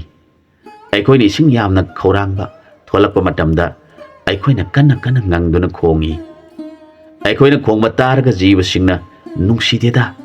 marin tanduna toren tawba yahaudabadagi sing thakpa phangdaduna nong tahanbiro haiduna sorarenda haijaribani haiduna seinaribani aikoi su sangsaramani aikoi na khalli lairiba jiba punamaktige aikoi na khwaidagi hena nungaibani asumna khaduna lairakpana aihak irum koktuna isha hum tukhaire mapa aduga aikoi anina isha hum du machinjak inbiraduna nungaina lairakpa matamni isa sing aduna masa pandringaida nongmadi sanan bon adu sadan basingna mai tharakpadagi matamaduda mapa aduga aigan isa singi khanbada kapladuna wa khanarakhi mapa nag hingnaba paiduna satkro mama oibi aidi isa singa sibu matau karamna hundoktuna satkadagi aigi haksanga sine isa singbu konsinduna maigi maisadagi kanba ngamra yenglagi ngamdraga isa singa loinana thawai asi thadokragi hairabada mapa aduna kari wabu kaubagi bema nahak tumna thwai hingnaba paiduna satkro isa singa si aina konuna thawai asi mangmina khragi hairakhi magi wadu taraga isa hum adubu yenglaga aikoi ani kaminare matamaduda kana sakliba mayaduna aikoi gi kon sariba mafam adu yausilaktuna sakpa horaklabada apikpa isa hum aduna ima maigi mai sak khangba ngamdri karam tawgadoribano haina kappa horakle madu uraga aina isa nungsibagi maina khangba ngamdaduna makoi ahumbu isa si tingthoktuna khanduna thamle aigi maong adu uraga mapa oiriba mahaksu paisilaktuna isa singaloina na aikoi mayambu magi masaduna khanduna thamle adu moinamak bon adu tumna salakpa mai oibana aikoi anigi isa sing adu maina tumna saktuna aikoi animak laimai thakta tare isa ahumdusu sagliba mai aduna sakhiduna sire aihakti isa sing adugi nungsibagi maisakna siba ngamdaduna leirabada mamai thangda isa singe khongba makhona mata takhidrabada aihaksu sire aina hek sibaga numit tadriba phawba sagol onduna leire numit hek takhibaga sagol olabai hangna ising kadai de leibage thirakpada ibungo gini hairiba pukri asi thengnaduna ꯄꯨꯈ꯭ꯔꯤ ꯑꯁꯤꯒꯤ ꯏꯁꯤꯡꯗ ꯆꯣꯡꯊꯗꯨꯅ ꯃꯩꯁꯥ ꯅꯦꯝꯕ꯭ꯔꯥ ꯌꯦꯡꯕꯗ ꯑꯩꯍꯥꯛ ꯑꯁꯤ ꯑꯣꯜꯂꯤꯕ ꯅꯨꯄꯤ ꯑꯁꯤ ꯑꯣꯟꯗꯨꯅ ꯑꯍꯤꯡ ꯑꯗꯨꯃ ꯄꯨꯈ꯭ꯔꯤ ꯃꯄꯥꯟ ꯑꯁꯤꯗ ꯑꯗꯨꯝ ꯂꯩꯔꯦ꯫ ꯅꯣꯡ ꯍꯦꯛ ꯉꯥꯟꯕꯒ ꯑꯩꯍꯥꯛ ꯁꯒꯣꯜ ꯑꯣꯟꯗꯨꯅ ꯄꯥꯏꯔꯒ ꯏꯄꯨꯛ ꯊꯟꯒꯗꯕ ꯁꯖꯤꯛ ꯑꯐꯕ ꯂꯩꯕ ꯃꯐꯝꯗ ꯇꯥꯗꯨꯅ ꯁꯖꯤꯛ ꯆꯥꯗꯨꯅ ꯂꯩ꯫ ꯑꯁꯨꯝꯅ ꯂꯩꯔꯛꯄꯅ ꯍꯧꯖꯤꯛꯇꯤ ꯏꯕꯨꯡꯉꯣꯅ ꯑꯩꯒꯤ ꯈ꯭ꯋꯥꯡꯗ ꯀꯣꯟꯗꯨꯅ ꯐꯥꯕꯤꯔꯕꯅꯤꯅ ꯑꯩꯍꯥꯛ ꯑꯃꯨꯛ ꯍꯟꯅ ꯁꯒꯣꯜ ꯑꯣꯟꯕ ꯌꯥꯔꯔꯣꯏ꯫ ꯑꯣꯏꯔꯤꯕ ꯅꯨꯄꯤ ꯂꯩꯁꯥꯕꯤ ꯑꯁꯤ ꯑꯣꯟꯗꯨꯅ ꯂꯩꯔꯒꯅꯤ꯫ ꯑꯗꯨꯅ ꯏꯕꯨꯡꯉꯣꯅ ꯋꯥꯁꯛ ꯄꯤꯈꯤꯕ ꯏꯁꯤꯡ ꯅꯩꯈꯥꯏꯔꯤꯕꯁꯤ ꯅꯤꯄꯥ ꯑꯣꯏꯔꯒꯅ ꯃꯊ꯭ꯋꯥꯏ ꯂꯧꯒꯅꯤ, ꯅꯨꯄꯤ ꯑꯣꯏꯔꯒꯅ ꯇꯥꯂꯣꯏꯁꯤꯡꯗ ꯆꯟꯒꯅꯤ꯫ ꯑꯩꯈꯣꯏ ꯑꯅꯤ ꯂꯨꯍꯣꯡꯗꯨꯅ ꯂꯩꯔꯒ ꯅꯨꯃꯤꯠ ꯂꯩꯔꯤꯉꯩꯗ ꯏꯃꯥꯒꯤ ꯅꯥꯛꯇ ꯆꯠꯇꯨꯅ ꯏꯃꯥꯕꯨ ꯈꯨꯔꯨꯝꯖꯔꯨꯁꯤ ꯍꯥꯏꯔꯛꯈꯤ꯫ ꯋꯥꯗꯨ ꯇꯥꯕꯗ ꯅꯨꯄꯤ ꯑꯗꯨꯒꯤ ꯊꯃꯣꯏꯗꯨ ꯌꯥꯝꯅ ꯍꯔꯥꯎꯔꯝꯃꯤ꯫ ꯑꯁꯨꯝꯅ ꯅꯨꯄꯤ ꯑꯁꯤ ꯃꯁꯥ ꯁꯦꯡꯗꯣꯛꯇꯨꯅ ꯅꯨꯄꯥ ꯑꯗꯨꯒꯤ ꯆꯥꯛꯌꯣꯝ ꯑꯗꯨꯗꯒꯤ ꯃꯈꯣꯏ ꯑꯅꯤꯒꯤ ꯆꯥꯛꯂꯨꯛ ꯁꯦꯝꯗꯨꯅ ꯆꯥꯃꯤꯟꯅꯔꯦ꯫ ꯃꯗꯨꯒꯤ ꯇꯨꯡꯗ ꯍꯧꯔꯤꯕ ꯂꯩꯁꯤꯡ ꯑꯗꯨ ꯍꯦꯛꯇꯨꯅ ꯂꯩ ꯄꯔꯦꯡ ꯑꯅꯤ ꯁꯦꯝꯂꯗꯨꯅ ꯃꯈꯣꯏ ꯑꯅꯤ ꯂꯨꯍꯣꯡꯂꯦ꯫ ꯅꯨꯃꯤꯗꯥꯡ ꯋꯥꯏꯔꯝ ꯌꯧꯔꯛꯂꯕꯗ ꯃꯈꯣꯏ ꯑꯅꯤ ꯃꯌꯨꯝꯗ ꯂꯥꯛꯂꯦ꯫ ꯃꯗꯨꯗ ꯃꯃꯥ ꯑꯗꯨꯅ ꯅꯨꯄꯤ ꯑꯗꯨꯕꯨ ꯎꯖꯔꯕꯗ ꯌꯥꯝꯅ ꯑꯉꯛꯄ ꯐꯥꯎꯈꯤ꯫ ꯃꯍꯥꯛꯅ ꯈꯟꯈꯤ, ꯅꯨꯄꯤ ꯑꯁꯤꯗꯤ ꯃꯥꯒꯨꯝꯅ ꯐꯖꯕ ꯑꯃꯗꯤ ꯃꯒꯨꯟ ꯂꯩꯕ ꯅꯨꯄꯤ ꯑꯃꯠꯇ ꯊꯦꯡꯅꯈꯤꯗ꯭ꯔꯤ꯫ ꯃꯍꯥꯛ ꯑꯁꯤ ꯃꯤꯑꯣꯏꯕ ꯃꯥꯟꯗꯦ, ꯂꯥꯏ ꯑꯃꯅ ꯂꯥꯡꯑꯣꯟꯕ ꯁꯣꯏꯗꯅ ꯑꯣꯏꯒꯅꯤ ꯍꯥꯏꯅ ꯃꯄꯨꯛꯅꯤꯡ ꯑꯗꯨꯗ ꯌꯥꯝꯅ ꯆꯤꯡꯅꯕ ꯐꯥꯎꯈꯤ꯫ ꯑꯗꯨꯝ ꯑꯣꯏꯅꯃꯛ ꯃꯆꯥ ꯑꯗꯨꯅ ꯃꯃꯧꯅꯤ ꯍꯥꯏꯗꯨꯅ ꯄꯨꯁꯤꯜꯂꯛꯄ ꯃꯔꯝꯅ ꯃꯍꯥꯛꯅ ꯃꯩ ꯑꯣꯛꯇꯨꯅ ꯃꯃꯧ ꯑꯗꯨꯕꯨ ꯀꯣꯟꯁꯤꯟꯕꯤꯗꯨꯅ ꯏꯃꯨꯡꯗ ꯄꯨꯁꯤꯟꯈꯤ꯫ ꯃꯅꯦꯝ ꯑꯗꯨꯅ ꯃꯃꯧ ꯑꯗꯨꯒꯤ ꯃꯃꯤꯡ ꯀꯔꯤ ꯀꯧꯕꯒꯦ ꯍꯪꯂꯕꯗ ꯃꯃꯧ ꯑꯗꯨꯅ ꯃꯥꯒꯤ ꯃꯃꯤꯡꯗꯤ ꯇꯔꯪꯂꯩꯃ ꯀꯧꯏ ꯍꯥꯏꯔꯛꯈꯤ꯫ ꯃꯥꯒꯤ ꯃꯃꯤꯡꯗꯨ ꯇꯥꯔꯒ ꯃꯅꯦꯝ ꯑꯣꯏꯕꯤ ꯑꯗꯨꯅ ꯈꯜꯂꯤ, ꯃꯤꯡ ꯑꯁꯤꯃꯛꯇꯤ ꯑꯆꯝꯕ ꯃꯤꯡ ꯅꯠꯇꯦ, ꯃꯍꯥꯛꯁꯦ ꯁꯣꯏꯗꯅ ꯈꯣꯌꯨꯝ ꯂꯥꯏ ꯑꯣꯏꯒꯅꯤ ꯈꯟꯗꯨꯅ ꯃꯍꯥꯛꯄꯨ ꯌꯥꯝꯅ ꯂꯨꯅ ꯆꯥꯅ ꯇꯧꯕꯤꯗꯨꯅ ꯃꯄꯨꯛꯅꯤꯡꯗꯅ ꯏꯆꯥ ꯑꯁꯤꯕꯨ ꯀꯔꯤ ꯊꯣꯛꯂꯒꯗꯒꯦ ꯈꯟꯗꯨꯅ ꯂꯩꯈꯤ꯫ ꯇꯔꯪꯂꯩꯃ ꯂꯥꯛꯄꯗꯒꯤ ꯏꯃꯨꯡ ꯑꯗꯨ ꯑꯋꯥꯠꯄ ꯂꯩꯇꯅ ꯄꯥꯜꯂꯛꯂꯦ꯫ ꯂꯩꯀꯥꯏꯒꯤ ꯃꯤꯁꯤꯡꯅꯁꯨ ꯑꯗꯝꯒꯤ ꯅꯨꯄꯤ ꯑꯁꯤ ꯀꯗꯥꯏꯗꯒꯤꯕꯨ ꯂꯧꯔꯨꯔꯤꯕꯅꯣ, ꯂꯥꯏ ꯃꯆꯥ ꯍꯥꯏꯕꯗꯨꯕꯨ ꯃꯥꯒꯨꯝꯅ ꯐꯖꯔꯝꯒꯗ꯭ꯔꯥ ꯍꯥꯏꯅ ꯉꯥꯡꯅꯕ ꯍꯧꯔꯛꯈꯤ꯫ ꯑꯁꯨꯝꯅ ꯏꯃꯨꯡ ꯑꯁꯤ ꯌꯥꯝꯅ ꯏꯪꯅ ꯆꯤꯛꯅ ꯄꯥꯟꯃꯤꯟꯅꯗꯨꯅ ꯂꯩꯔꯛꯄꯅ ꯆꯍꯤ ꯐꯥꯔꯛꯄꯗ ꯃꯆꯥꯅꯤꯄꯥ ꯑꯃ ꯄꯣꯛꯂꯦ꯫ ꯄꯣꯛꯂꯤꯕ ꯑꯉꯥꯡ ꯑꯁꯤꯒꯤ ꯃꯒꯨꯟꯁꯨ ꯑꯉꯛꯄꯅꯤ꯫ ꯑꯉꯥꯡ ꯑꯁꯤꯒꯤ ꯃꯇꯧ ꯌꯦꯡꯖꯔꯒ ꯑꯉꯥꯡꯒꯤ ꯃꯕꯣꯛ ꯑꯁꯤꯅ ꯑꯉꯥꯡ ꯑꯁꯤꯕু ꯃꯤꯀꯨꯞ ꯑꯃ ꯐꯥꯎꯕ ꯊꯥꯗꯣꯛꯇꯨꯅ ꯁꯦꯟꯅꯗꯨꯅ ꯂꯩ꯫ ꯅꯣꯡꯃꯗꯤ ꯅꯤꯄꯥ ꯑꯁꯤꯒꯤ ꯋꯥꯈꯜꯗ ꯍꯧꯖꯤꯛꯇꯤ ꯑꯩꯍꯥꯛ ꯏꯆꯥ ꯑꯃ ꯐꯪꯂꯦ, ꯑꯗꯨꯕꯨ ꯑꯩꯒꯤ ꯃꯔꯨꯞ ꯑꯣꯏꯕ ꯖꯤꯕꯁꯤꯡꯒꯤ ꯃꯐꯝꯗ ꯏꯆꯥ ꯐꯪꯕꯒꯤ ꯅꯨꯡꯉꯥꯏꯕ ꯄꯥꯎ ꯑꯃꯠꯇ ꯇꯝꯈꯤꯗ꯭ꯔꯤ꯫ ꯃꯈꯣꯏ ꯃꯌꯥꯝꯒꯤ ꯃꯐꯝꯗꯁꯨ ꯑꯩꯅ ꯄꯣꯛꯆꯔꯤꯕ ꯏꯆꯥ ꯑꯁꯤꯕꯨ ꯇꯥꯛꯇꯨꯅ ꯃꯁꯛ ꯈꯪꯍꯟꯕ ꯐꯒꯅꯤ ꯑꯁꯨꯝꯅ ꯈꯜꯂꯛꯂꯦ꯫ ꯑꯗꯨꯅ ꯃꯍꯥꯛꯅ ꯃꯌꯨꯝꯗꯒꯤ ꯑꯊꯨꯝ ꯑꯍꯥꯎ ꯃꯌꯥꯝ ꯑꯃ ꯂꯥꯡꯗꯨꯅ ꯃꯥꯅ ꯊꯕꯛ ꯁꯨꯐꯝ ꯑꯣꯏꯔꯤꯕ ꯃꯐꯝ ꯑꯗꯨꯗ ꯂꯥꯛꯂꯦ꯫ ꯃꯐꯝ ꯑꯗꯨꯗ ꯄꯣꯠꯁꯤꯡ ꯑꯗꯨ ꯊꯥꯔꯒ ꯃꯥꯅ ꯃꯥꯒꯤ ꯅꯨꯡꯁꯤꯖꯔꯕ ꯃꯔꯨꯞꯁꯤꯡ ꯑꯗꯨꯕꯨ ꯀꯧꯔꯛꯈꯤ꯫ ꯃꯥꯒꯤ ꯀꯧꯕꯒꯤ ꯃꯈꯣꯜ ꯇꯥꯕꯗ ꯃꯔꯨꯞꯁꯤꯡ ꯑꯗꯨ ꯑꯃꯠꯇ ꯆꯤꯊꯕ ꯇꯧꯗꯅ ꯃꯥꯒꯤ ꯅꯥꯛꯇ ꯊꯨꯡꯂꯔꯦ꯫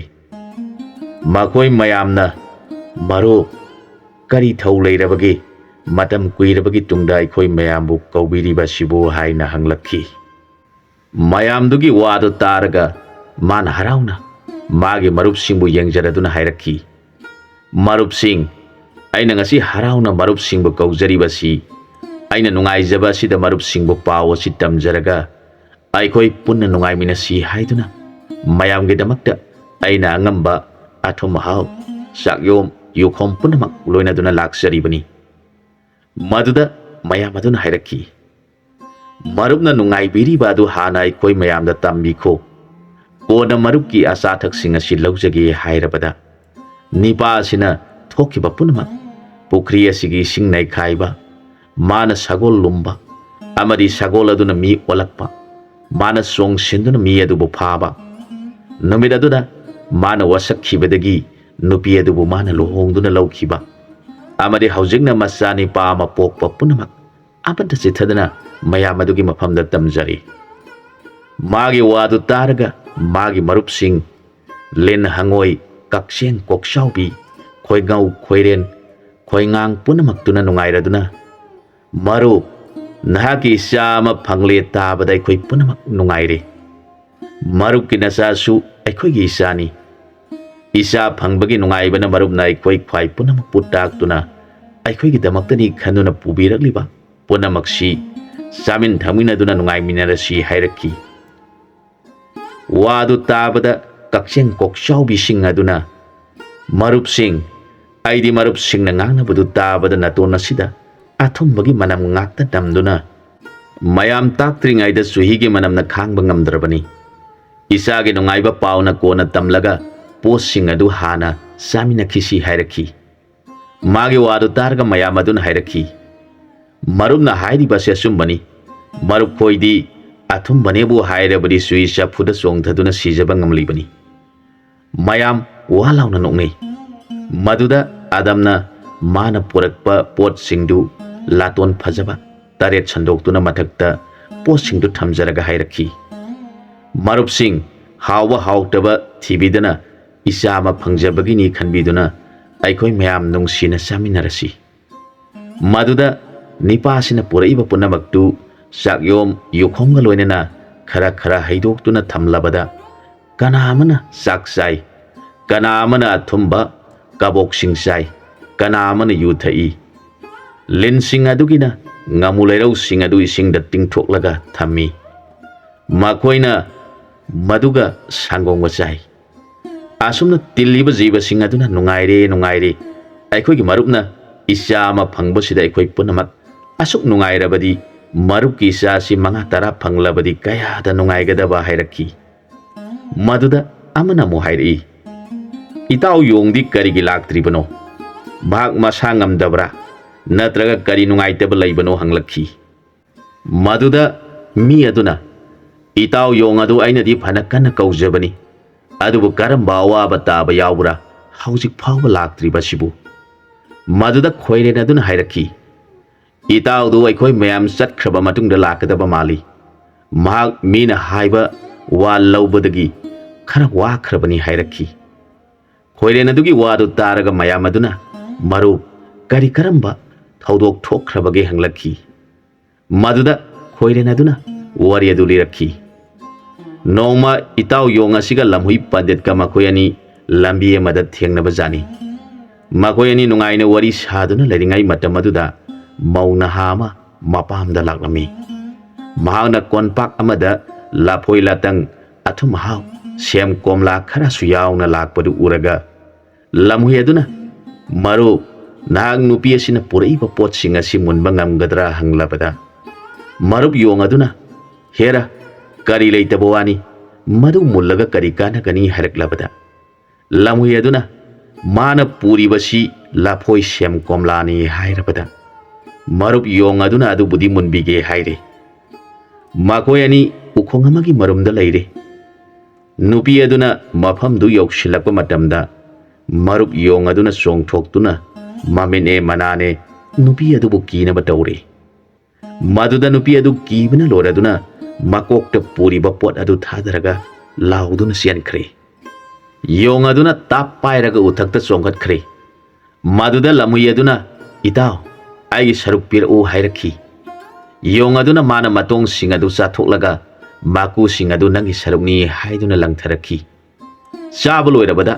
ꯂꯝꯍꯨꯏ ꯑꯗꯨ ꯃꯄꯨꯛꯅꯤꯡ ꯋꯥꯔꯧꯔꯗꯨꯅ ꯁꯥꯎꯗꯨꯅ ꯃꯐꯝ ꯑꯗꯨ ꯊꯥꯗꯣꯛꯇꯨꯅ ꯆꯠꯈ꯭ꯔꯦ꯫ ꯃꯍꯥꯛ ꯌꯣꯡꯅ ꯂꯥꯛꯆꯍꯧꯕ ꯑꯗꯨ ꯈꯟꯗꯨꯅꯇ ꯂꯩꯈ꯭ꯔꯦ꯫ ꯌꯣꯡ ꯑꯗꯨꯅ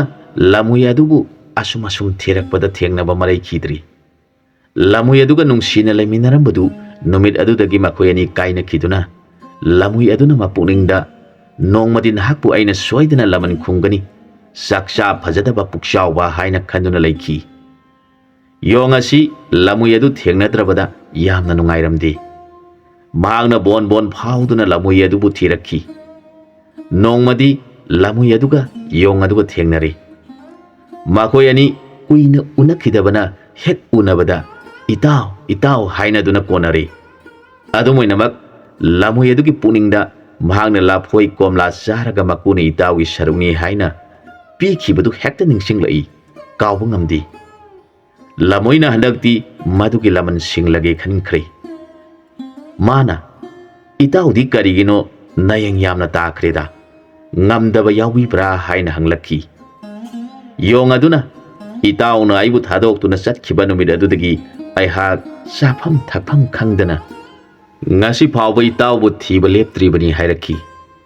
Aduga itaudi kari satuna itaugi nasado yamna pharibano hanglakki.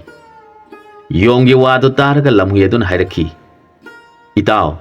aihak ningthaugi haikol laikon panari mahaki hailei singasi jiba panba amatana hekhandi. Mana masibu aibu sanganduna aigi sana nabana mahakna noma nomagi oina mana pharakpa sa singdagi aigi saruk tamduna pijai. Yong aduna ningthaugi haikol sangali haiba wadu taraga saningbana matin chore. Mahakna lamu yengladuna hairakki. Itauna sangliba haikol adudi kadaida leibagi aisu amukta yengningkhreda. Yonggi wadu taraga lamuina hairakki. Itau kadaidagi itaugi nafamda madu taktuna uhanba yaba nati. Itauna madu hek ubaga sarage harakadoribani. Madu aina itauda marupni haiduna pijaba yaba nati. Karigumba ningthauna khangkhiba thoklabadi ai haikon panhanbagi thabak asi lauthokadoribani. Wadu taraga yong aduna kadaidal panba haino ayak sage hairak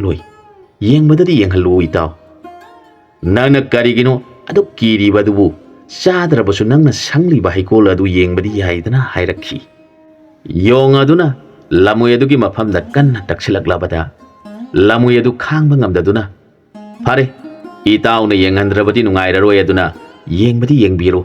aduga kariguma saba kakti yaba natiko hairakki. Lamuigi wadu taraga yong adu harauna sajaroi yengbadadi yaidana hairakki. Lamui aduna mahak asibu karambana hana sang yengsike khanduna leiringaida yong aduna kanna taksilaktuna hairabada lamuina itau paliba hai singa si phawba aina sanglabasu amata hektuna aidi sadri aduna sabadi yadiko kariguma ningthau khanglabadi awaba tagani hairaga lamuina u morok phajana panba ngangba sing adu uhalle. Madu ubada yong aduna hawgadaba male. Mahak manak sang senduna paliba umorok angangba sing adu uraga matin taraduna magi oi sing asidi phajana molle hauragani khanduna lamui udringai de mari manga pat thalaga kut yosen khre. Ngayak leiraga machin bandu saba horagle. Mana khalle masigi uhai asi manamama sunami aduga simbana si yamna sakhreda. Adudagidi mahak mapuk sawa horagle. Kari uhaino haufam su khanghaudi puk asisu nungaitaba horagle. Masi itauna haiba sumatai kanaguma mata pizadi makhoye ningthau asida sai hairibasi sabada mawong ama tawribasina oibatai haina khali. Aduga lamui adu yenglaga itau masina taba hai leitrabra hanglaki. Lamui aduna hairakki itau achauba haijau panbadi leiri madu itauna ururabadi soidana hektuna sage hairakani aduna amuk makha tana yenglagum si hairakki. Yong adu lamuigi wadu taraga itau nangna karigi ayu thajadribano yengbada mayenge sadi saroi hairakki. Yonggi wadu taraga lamui aduna phare itauna saroi hairabani na yenglurasi asumna haiduna u pambi akangba magi usada khoibu ningthau mahum safu mana sari badu yenghalle. Madu ubada yong aduna itau masibu kari hai kobage onthona phajakreda. Aihak usida kakatuna amukta yengluge nang ayaba amata pibiu. Itau aidi masi hektuna yamna saninge. Magi hai asibu masi kakta ngairabra. Yonggi wadu taraga lamui aduna itau masidi yamna likna pali mafam asida hai ama anidagi hena pandi aduna ningthau asina yamna seksina senhanduna aibu thamleibani. Itauna kanna haiduna saningba matau adu uraga aisu nungaitaba oire aduna itauna thokpa tobi horo. Aihak khara chatholaga ningthau lakpra yenglukige hairamlaga lamuidu khara chatholaga asong manaraktagi yongna tawribadu yengduna leire. Yong aduna lamuina chatkrabada yamna haraure. Mana thuna yangna u kakatuna khoibu ningthau mahum ꯆꯥꯐꯨ ꯃꯑꯣꯡꯗ ꯁꯥꯔꯤꯕ ꯑꯗꯨꯕꯨ ꯍꯩ ꯑꯆꯧꯕꯅꯤ ꯈꯟꯗꯨꯅ ꯎꯗꯒꯤ ꯊꯥꯗꯠꯂꯦ꯫ ꯃꯗꯨꯗ ꯃꯅꯨꯡꯗ ꯂꯩꯔꯤꯕ ꯈꯣꯏꯁꯤꯡ ꯑꯗꯨꯅ ꯌꯣꯡ ꯑꯗꯨꯒꯤ ꯃꯁꯥ ꯄꯨꯝꯅꯃꯛ ꯌꯣꯝꯗꯨꯅ ꯆꯤꯛꯂꯦ꯫ ꯌꯣꯡ ꯑꯗꯨ ꯎꯗꯒꯤ ꯀꯨꯝꯊꯒꯅꯤ ꯀꯥꯎꯈ꯭ꯔꯦ꯫ ꯎꯗ ꯄꯥꯏꯔꯤꯕ ꯃꯈꯨꯠ ꯑꯗꯨ ꯊꯥꯗꯣꯛꯇꯨꯅ ꯈꯣꯏ ꯍꯥꯠꯅꯕ ꯇꯧꯕꯗ ꯎꯗꯒꯤ ꯃꯍꯥꯛ ꯂꯩꯃꯥꯏ ꯊꯛꯇ ꯇꯥꯔꯦ꯫ ꯈꯣꯏꯌꯥꯝ ꯑꯗꯨꯅ ꯌꯣꯝꯗꯨꯅ ꯆꯤꯛꯂꯦ꯫ ꯃꯍꯥꯛ ꯇꯧꯐꯝ ꯈꯪꯗꯗꯨꯅ ꯂꯩꯃꯥꯏ ꯊꯛꯇ ꯊꯔꯣ ꯊꯔꯣ ꯑꯣꯜꯂꯦ꯫ ꯈꯣꯏ ꯃꯌꯥꯝꯅ ꯆꯤꯛꯈꯤꯕꯒꯤ ꯆꯩꯅꯥꯅꯦ ꯎ ꯃꯣꯔꯣꯛ ꯆꯥꯔꯨꯕꯒꯤ ꯃꯕꯨꯛ ꯑꯗꯨꯁꯨ ꯁꯥꯎꯒꯠꯇꯨꯅ ꯆꯥꯛꯄ ꯍꯧꯔꯛꯂꯦ꯫ ꯌꯣꯡ ꯑꯗꯨ ꯇꯧꯐꯝ ꯈꯪꯗꯅ ꯇꯞꯅ ꯇꯞꯅ ꯁꯤꯠ ꯁꯤꯠꯇꯨꯅ ꯃꯥꯅ ꯍꯥꯟꯅ ꯂꯩꯔꯝꯕ ꯕꯣꯟ ꯑꯗꯨ ꯌꯧꯔꯛꯈꯤ꯫ ꯂꯝꯍꯨꯏ ꯑꯗꯨꯅ ꯌꯣꯡ ꯑꯗꯨꯅ ꯃꯍꯨꯝ ꯊꯨꯒꯥꯏꯗꯨꯅ ꯂꯩꯕꯥꯛꯇ ꯇꯥꯔꯤꯕ ꯈꯣꯏꯒꯤ ꯈꯣꯏꯆꯥꯛ ꯃꯆꯥꯁꯤꯡ ꯑꯗꯨ ꯍꯥꯎꯅ ꯆꯥꯈꯤ꯫ ꯂꯝꯍꯨꯏ ꯑꯗꯨꯅ "ꯈꯪꯕ꯭ꯔꯥ ꯅꯍꯥꯛ, ꯆꯥꯕ ꯊꯛꯄꯇ ꯅꯊꯟꯇ ꯆꯥꯅꯤꯡꯕ ꯅꯍꯥꯛꯇꯤ ꯇꯠꯇꯅ ꯑꯋꯥꯕ ꯑꯁꯤ ꯇꯥꯒꯅꯤ" ꯍꯥꯏꯈꯤ꯫ ꯃꯁꯤꯅ ꯃꯔꯝ ꯑꯣꯏꯗꯨꯅ ꯑꯩꯈꯣꯏꯒꯤ ꯃꯔꯨꯞ ꯌꯣꯡ ꯑꯗꯨ ꯁꯤꯅꯤꯡꯆꯤꯠꯇ ꯍꯤꯡꯍꯧꯔꯦ ꯍꯥꯏꯔꯛꯈꯤ꯫ ꯃꯈꯣꯏ ꯃꯌꯥꯝ ꯉꯥꯡꯅꯔꯤꯉꯩ ꯑꯗꯨꯗ ꯌꯣꯡ ꯑꯗꯨ ꯃꯕꯨꯛ ꯄꯥꯏꯔꯗꯨꯅ ꯃꯈꯣꯏ ꯃꯌꯥꯝꯅ ꯂꯩꯕ ꯃꯐꯝ ꯑꯗꯨꯗ ꯂꯥꯛꯂꯝꯃꯤ꯫ ꯌꯣꯡ ꯑꯗꯨ ꯎꯔꯒ ꯇꯤꯜꯂꯤꯕ ꯖꯤꯕꯁꯤꯡ ꯑꯗꯨꯅ ꯅꯣꯛꯅꯤꯡꯕ ꯐꯥꯎꯔꯛꯈꯤ꯫ ꯑꯗꯨꯕꯨ ꯃꯍꯥꯛ ꯏꯀꯥꯏꯈꯤꯒꯗ꯭ꯔꯥ ꯈꯟꯕꯗꯒꯤ ꯃꯈꯣꯏ ꯃꯌꯥꯝꯅ "ꯏꯇꯥꯎꯕꯨ ꯍꯛꯆꯥꯡ ꯅꯨꯡꯉꯥꯏꯕꯤꯗꯕ꯭ꯔꯥ? ꯌꯦꯡꯕꯗ ꯅꯨꯡꯉꯥꯏꯇꯅ ꯎꯏ" ꯍꯥꯏꯔꯛꯈꯤ꯫ ꯌꯣꯡ ꯑꯗꯨꯅ "ꯏꯇꯥꯎ ꯁꯥ, ꯍꯟꯗꯛ ꯆꯥꯐꯨ ꯃꯥꯟꯕꯤ ꯍꯩ ꯍꯦꯛꯂꯨꯕꯗꯒꯤ ꯍꯩ ꯑꯗු ꯃꯄꯨ ꯑꯗꯨꯅ ꯂꯤꯛꯃꯟꯗꯨꯅ ꯃꯨꯜꯂꯕ ꯐꯥꯎꯕ ꯆꯥꯕꯤꯗ꯭ꯔꯕ ꯑꯗꯨꯗ ꯈꯣꯏꯅ ꯆꯪꯗꯨꯅ ꯆꯥꯔꯕꯖꯥꯠꯅꯤ꯫ ꯃꯗꯨꯗ ꯑꯩꯅ ꯈꯪꯗꯗꯨꯅ ꯍꯦꯛꯂꯨꯕꯗ ꯃꯅꯨꯡꯗ ꯍꯩ ꯆꯥꯔꯤꯕ ꯈꯣꯏꯁꯤꯡ ꯑꯗꯨꯅ ꯊꯤꯅ ꯆꯤꯛꯈꯤꯕꯗꯒꯤ ꯑꯔꯨꯝ ꯂꯩꯍꯧ ꯇꯧꯗꯨꯅ ꯀꯨꯏꯅ ꯂꯩꯔꯨꯔꯦ꯫ ꯑꯗꯨꯅ ꯏꯁꯥꯁꯤ ꯏꯁꯣꯟ ꯁꯣꯜꯂꯤꯕꯅꯤ" ꯍꯥꯏꯔꯛꯈꯤ꯫ ꯃꯌꯥꯝꯗꯨ ꯃꯥꯒꯤ ꯋꯥꯗꯨ ꯇꯥꯔꯒ ꯌꯦꯡꯅꯔꯒ ꯍꯥꯏꯐꯦꯠ ꯍꯥꯏꯐꯦꯠ ꯅꯣꯛꯅꯩ꯫ ꯃꯗꯨꯗ ꯃꯤ ꯑꯗꯨꯅ ꯏꯇꯥꯎꯒꯤ ꯁꯔꯨꯛꯅꯤ ꯍꯥꯏꯗꯨꯅ ꯆꯥꯅ ꯊꯛꯅꯕꯁꯤꯡ ꯑꯗꯨ ꯄꯨꯊꯣꯛꯇꯨꯅ ꯄꯤꯖꯔꯦ꯫ ꯃꯗꯨ ꯆꯥꯔ ꯊꯛꯂꯕ ꯃꯇꯨꯡꯗ ꯌꯣꯡ ꯑꯗꯨ ꯃꯄꯥꯡꯒꯜ ꯈꯔ ꯂꯥꯛꯇꯨꯅ ꯂꯝꯍꯨꯏ ꯑꯗꯨꯕꯨ ꯅꯤꯡꯁꯤꯡꯂꯛꯈꯤ꯫ "ꯏꯇꯥꯎ ꯁꯥ, ꯑꯩꯈꯣꯏꯒꯤ ꯃꯔꯨꯞ ꯂꯝꯍꯨꯏ ꯑꯗꯨ ꯕꯣꯟ ꯑꯃꯗ ꯅꯤꯡꯊꯧꯒꯤ ꯍꯩꯀꯣꯜ ꯁꯪꯗꯨꯅ ꯂꯩꯍꯧꯔꯦ꯫ ꯃꯥꯅ ꯁꯪꯂꯤꯕ ꯍꯩꯁꯤꯡ ꯑꯗꯨ ꯅꯤꯡꯊꯧ ꯅꯠꯇꯅ ꯀꯅꯥꯃꯠꯇ ꯆꯥꯕ ꯌꯥꯗꯦ, ꯆꯥꯔꯨꯒꯅꯨ ꯍꯥꯏꯅ ꯑꯩꯉꯣꯟꯗ ꯍꯥꯏꯔꯛꯈꯤ꯫ ꯑꯗꯨꯕꯨ ꯑꯩꯅ ꯆꯥꯅꯤꯡꯕꯗꯒꯤ ꯃꯥꯅ ꯁꯪꯂꯤꯕ ꯍꯩ ꯑꯗු ꯍꯦꯛꯇꯨꯅ ꯈꯔ ꯆꯥꯊꯣꯛꯂꯨꯔꯦ꯫ ꯑꯗꯨꯒ ꯆꯥꯐꯨ ꯃꯑꯣꯡ ꯃꯥꯟꯕ ꯍꯩ ꯑꯗꯨꯗꯤ ꯃꯨꯟꯕ ꯍꯦꯟꯃꯟꯗꯨꯅ ꯃꯅꯨꯡꯗ ꯈꯣꯏ ꯆꯪꯗꯨꯅ ꯆꯥꯔꯕ ꯑꯣꯏꯒꯅꯤ꯫ ꯑꯩꯅ ꯃꯗꯨ ꯍꯦꯛꯇꯨꯅ ꯆꯥꯒꯦ ꯇꯧꯔꯨꯕꯗ ꯃꯅꯨꯡꯗ ꯌꯥꯎꯔꯤꯕ ꯈꯣꯏꯁꯤꯡ ꯑꯗꯨꯅ ꯃꯔꯨꯞ ꯑꯃꯅꯤ ꯍꯥꯏꯕꯒꯤ ꯀꯔꯤꯃꯠꯇ ꯌꯦꯡꯕꯤꯗꯅ ꯑꯩꯕꯨ ꯊꯤꯅ ꯆꯤꯛꯄꯤꯔꯛꯈꯤ" ꯍꯥꯏꯅ ꯃꯌꯥꯝꯗ ꯄꯥꯎꯗꯝꯈꯤ꯫ ꯋꯥꯗꯨ ꯇꯥꯔꯒ ꯃꯌꯥꯝ ꯑꯗꯨꯅ ꯃꯔꯨꯞꯅ ꯍꯥꯏꯔꯤꯕ ꯑꯗꯨꯅ ꯑꯆꯨꯝꯕ ꯑꯣꯏꯔꯕꯗꯤ ꯃꯈꯣꯏꯁꯨ ꯈꯔ ꯐꯖꯕ ꯋꯥꯠꯂꯤ ꯍꯥꯏꯅꯈꯤ꯫ ꯃꯁꯤꯒꯤ ꯃꯇꯨꯡꯗ ꯃꯤ ꯑꯗꯨꯅ ꯃꯆꯥ ꯑꯃ ꯐꯪꯕꯒꯤ ꯃꯔꯨꯞ ꯄꯨꯝꯅꯃꯛꯄꯨ ꯀꯧꯖꯗꯨꯅ ꯅꯨꯡꯉꯥꯏꯕ ꯐꯣꯡꯗꯣꯛꯂꯤꯕꯅꯤ ꯍꯥꯏꯅ ꯃꯌꯥꯝ ꯑꯗꯨꯗ ꯇꯝꯂꯕ ꯃꯇꯨꯡꯗ ꯃꯈꯣꯏ ꯃꯌꯥꯝꯗꯨ ꯃꯥꯒꯤ ꯃꯥꯒꯤ ꯃꯐꯝꯗ ꯍꯟꯅꯈꯤ꯫ ꯃꯤ ꯑꯗꯨꯁꯨ ꯅꯨꯡꯉꯥꯏꯅ ꯃꯌꯨꯝꯗ ꯍꯟꯗꯨꯅ ꯂꯩꯈꯤ꯫ ꯃꯍꯥꯛ ꯃꯆꯥ ꯑꯁꯤ ꯐꯪꯕꯗꯒꯤ ꯅꯨꯡꯉꯥꯏꯈꯤꯕꯅ ꯃꯆꯥ ꯑꯃꯗꯤ ꯃꯥꯒꯤ ꯅꯨꯄꯤꯒꯤ ꯃꯅꯥꯛꯇꯒꯤ ꯍꯦꯟꯗꯣꯛꯅꯤꯡꯈꯤꯗ꯭ꯔꯦ꯫ ꯑꯁꯨꯝꯅ ꯂꯩꯔꯛꯄꯅ ꯑꯉꯥꯡ ꯑꯁꯤ ꯆꯍꯤ 3 ꯁꯨꯔꯛꯄ ꯃꯇꯝ ꯑꯗꯨꯗ ꯅꯣꯡꯃ ꯃꯥꯒꯤ ꯅꯨꯄꯤ ꯑꯗꯨꯅ ꯇꯨꯔꯦꯟ ꯈꯔꯗ ꯀꯨꯝꯗꯨꯅ ꯆꯤꯡꯍꯤ ꯂꯨꯖꯕ ꯃꯇꯝꯗ ꯃꯥꯒꯤ ꯁꯝ ꯑꯗꯨꯗꯒꯤ ꯈꯔ ꯇꯠꯂꯒ ꯑꯁꯥꯡꯕ ꯁꯝ ꯈꯔ ꯏꯁꯤꯡꯗ ꯇꯥꯎꯊꯈꯤ꯫ ꯃꯗꯨ ꯑꯁꯨꯝ ꯊꯣꯛꯎ ꯍꯥꯏꯅ ꯇꯝꯈꯤꯕꯅ ꯊꯪꯅꯕ ꯂꯩꯕꯥꯛ ꯑꯗꯨꯗ ꯄꯥꯟꯕ ꯅꯤꯡꯊꯧ ꯑꯗꯨꯒꯤ ꯇꯨꯔꯦꯟ ꯈꯔꯒꯤ ꯌꯨꯡꯂꯤꯕ ꯆꯩ ꯑꯗꯨꯅ ꯁꯝ ꯑꯗꯨ ꯌꯦꯠꯂꯨꯔꯦ꯫ ꯅꯤꯡꯊꯧ ꯃꯅꯥꯏꯁꯤꯡ ꯑꯗꯨꯅ ꯇꯨꯔꯦꯟ ꯈꯔ ꯁꯦꯡꯗꯣꯛꯄꯗ ꯁꯝ ꯑꯗꯨ ꯊꯦꯡꯅꯔꯨꯔꯦ꯫ ꯁꯝ ꯑꯗꯨ ꯇꯠꯍꯟꯕ ꯇꯧꯗꯅ ꯃꯅꯥꯏꯁꯤꯡ ꯑꯗꯨꯅ ꯂꯧꯊꯣꯛꯄꯗ ꯁꯥꯡꯈꯤꯕꯅ ꯂꯝ ꯑꯃꯒ ꯊꯒꯥꯏ ꯁꯥꯡꯂꯦ꯫ ꯃꯗꯨ ꯎꯕꯗ ꯃꯅꯥꯏꯁꯤꯡ ꯑꯗꯨ ꯌꯥꯝꯅ ꯉꯛꯂꯦ꯫ ꯃꯅꯥꯏꯁꯤꯡ ꯑꯗꯨꯅ ꯁꯝ ꯑꯗꯨꯕꯨ ꯅꯤꯡꯊꯧꯒꯤ ꯅꯥꯛꯇ ꯄꯨꯁꯤꯟꯗꯨꯅ ꯌꯦꯡꯍꯜꯂꯦ꯫ ꯃꯈꯣꯏꯅ ꯍꯥꯏꯔꯛꯈꯤ, "ꯏꯅꯤꯡꯊꯧ ꯏꯕꯨꯡꯉꯣ, ꯃꯁꯤꯒꯤ ꯁꯝ ꯑꯁꯤꯕꯨ ꯄꯥꯟꯗꯨꯅ ꯍꯧꯔꯤꯕ ꯅꯨꯄꯤ ꯑꯗꯨ ꯑꯉꯛꯄꯒꯤ ꯃꯑꯣꯡꯗ ꯐꯖꯔꯝꯒꯅꯤ꯫ ꯃꯍꯥꯛꯄꯨ ꯊꯤꯗꯨꯅ ꯏꯅꯤꯡꯊꯧꯒꯤ ꯃꯍꯥꯔꯥꯅꯤ ꯍꯥꯞꯂꯕꯗꯤ ꯀꯌꯥꯒꯤ ꯃꯇꯤꯛ ꯐꯖꯒꯅꯤ" ꯍꯥꯏꯔꯛꯈꯤ꯫ ꯃꯅꯥꯏꯁꯤꯡꯒꯤ ꯋꯥꯗꯨ ꯇꯥꯔꯒ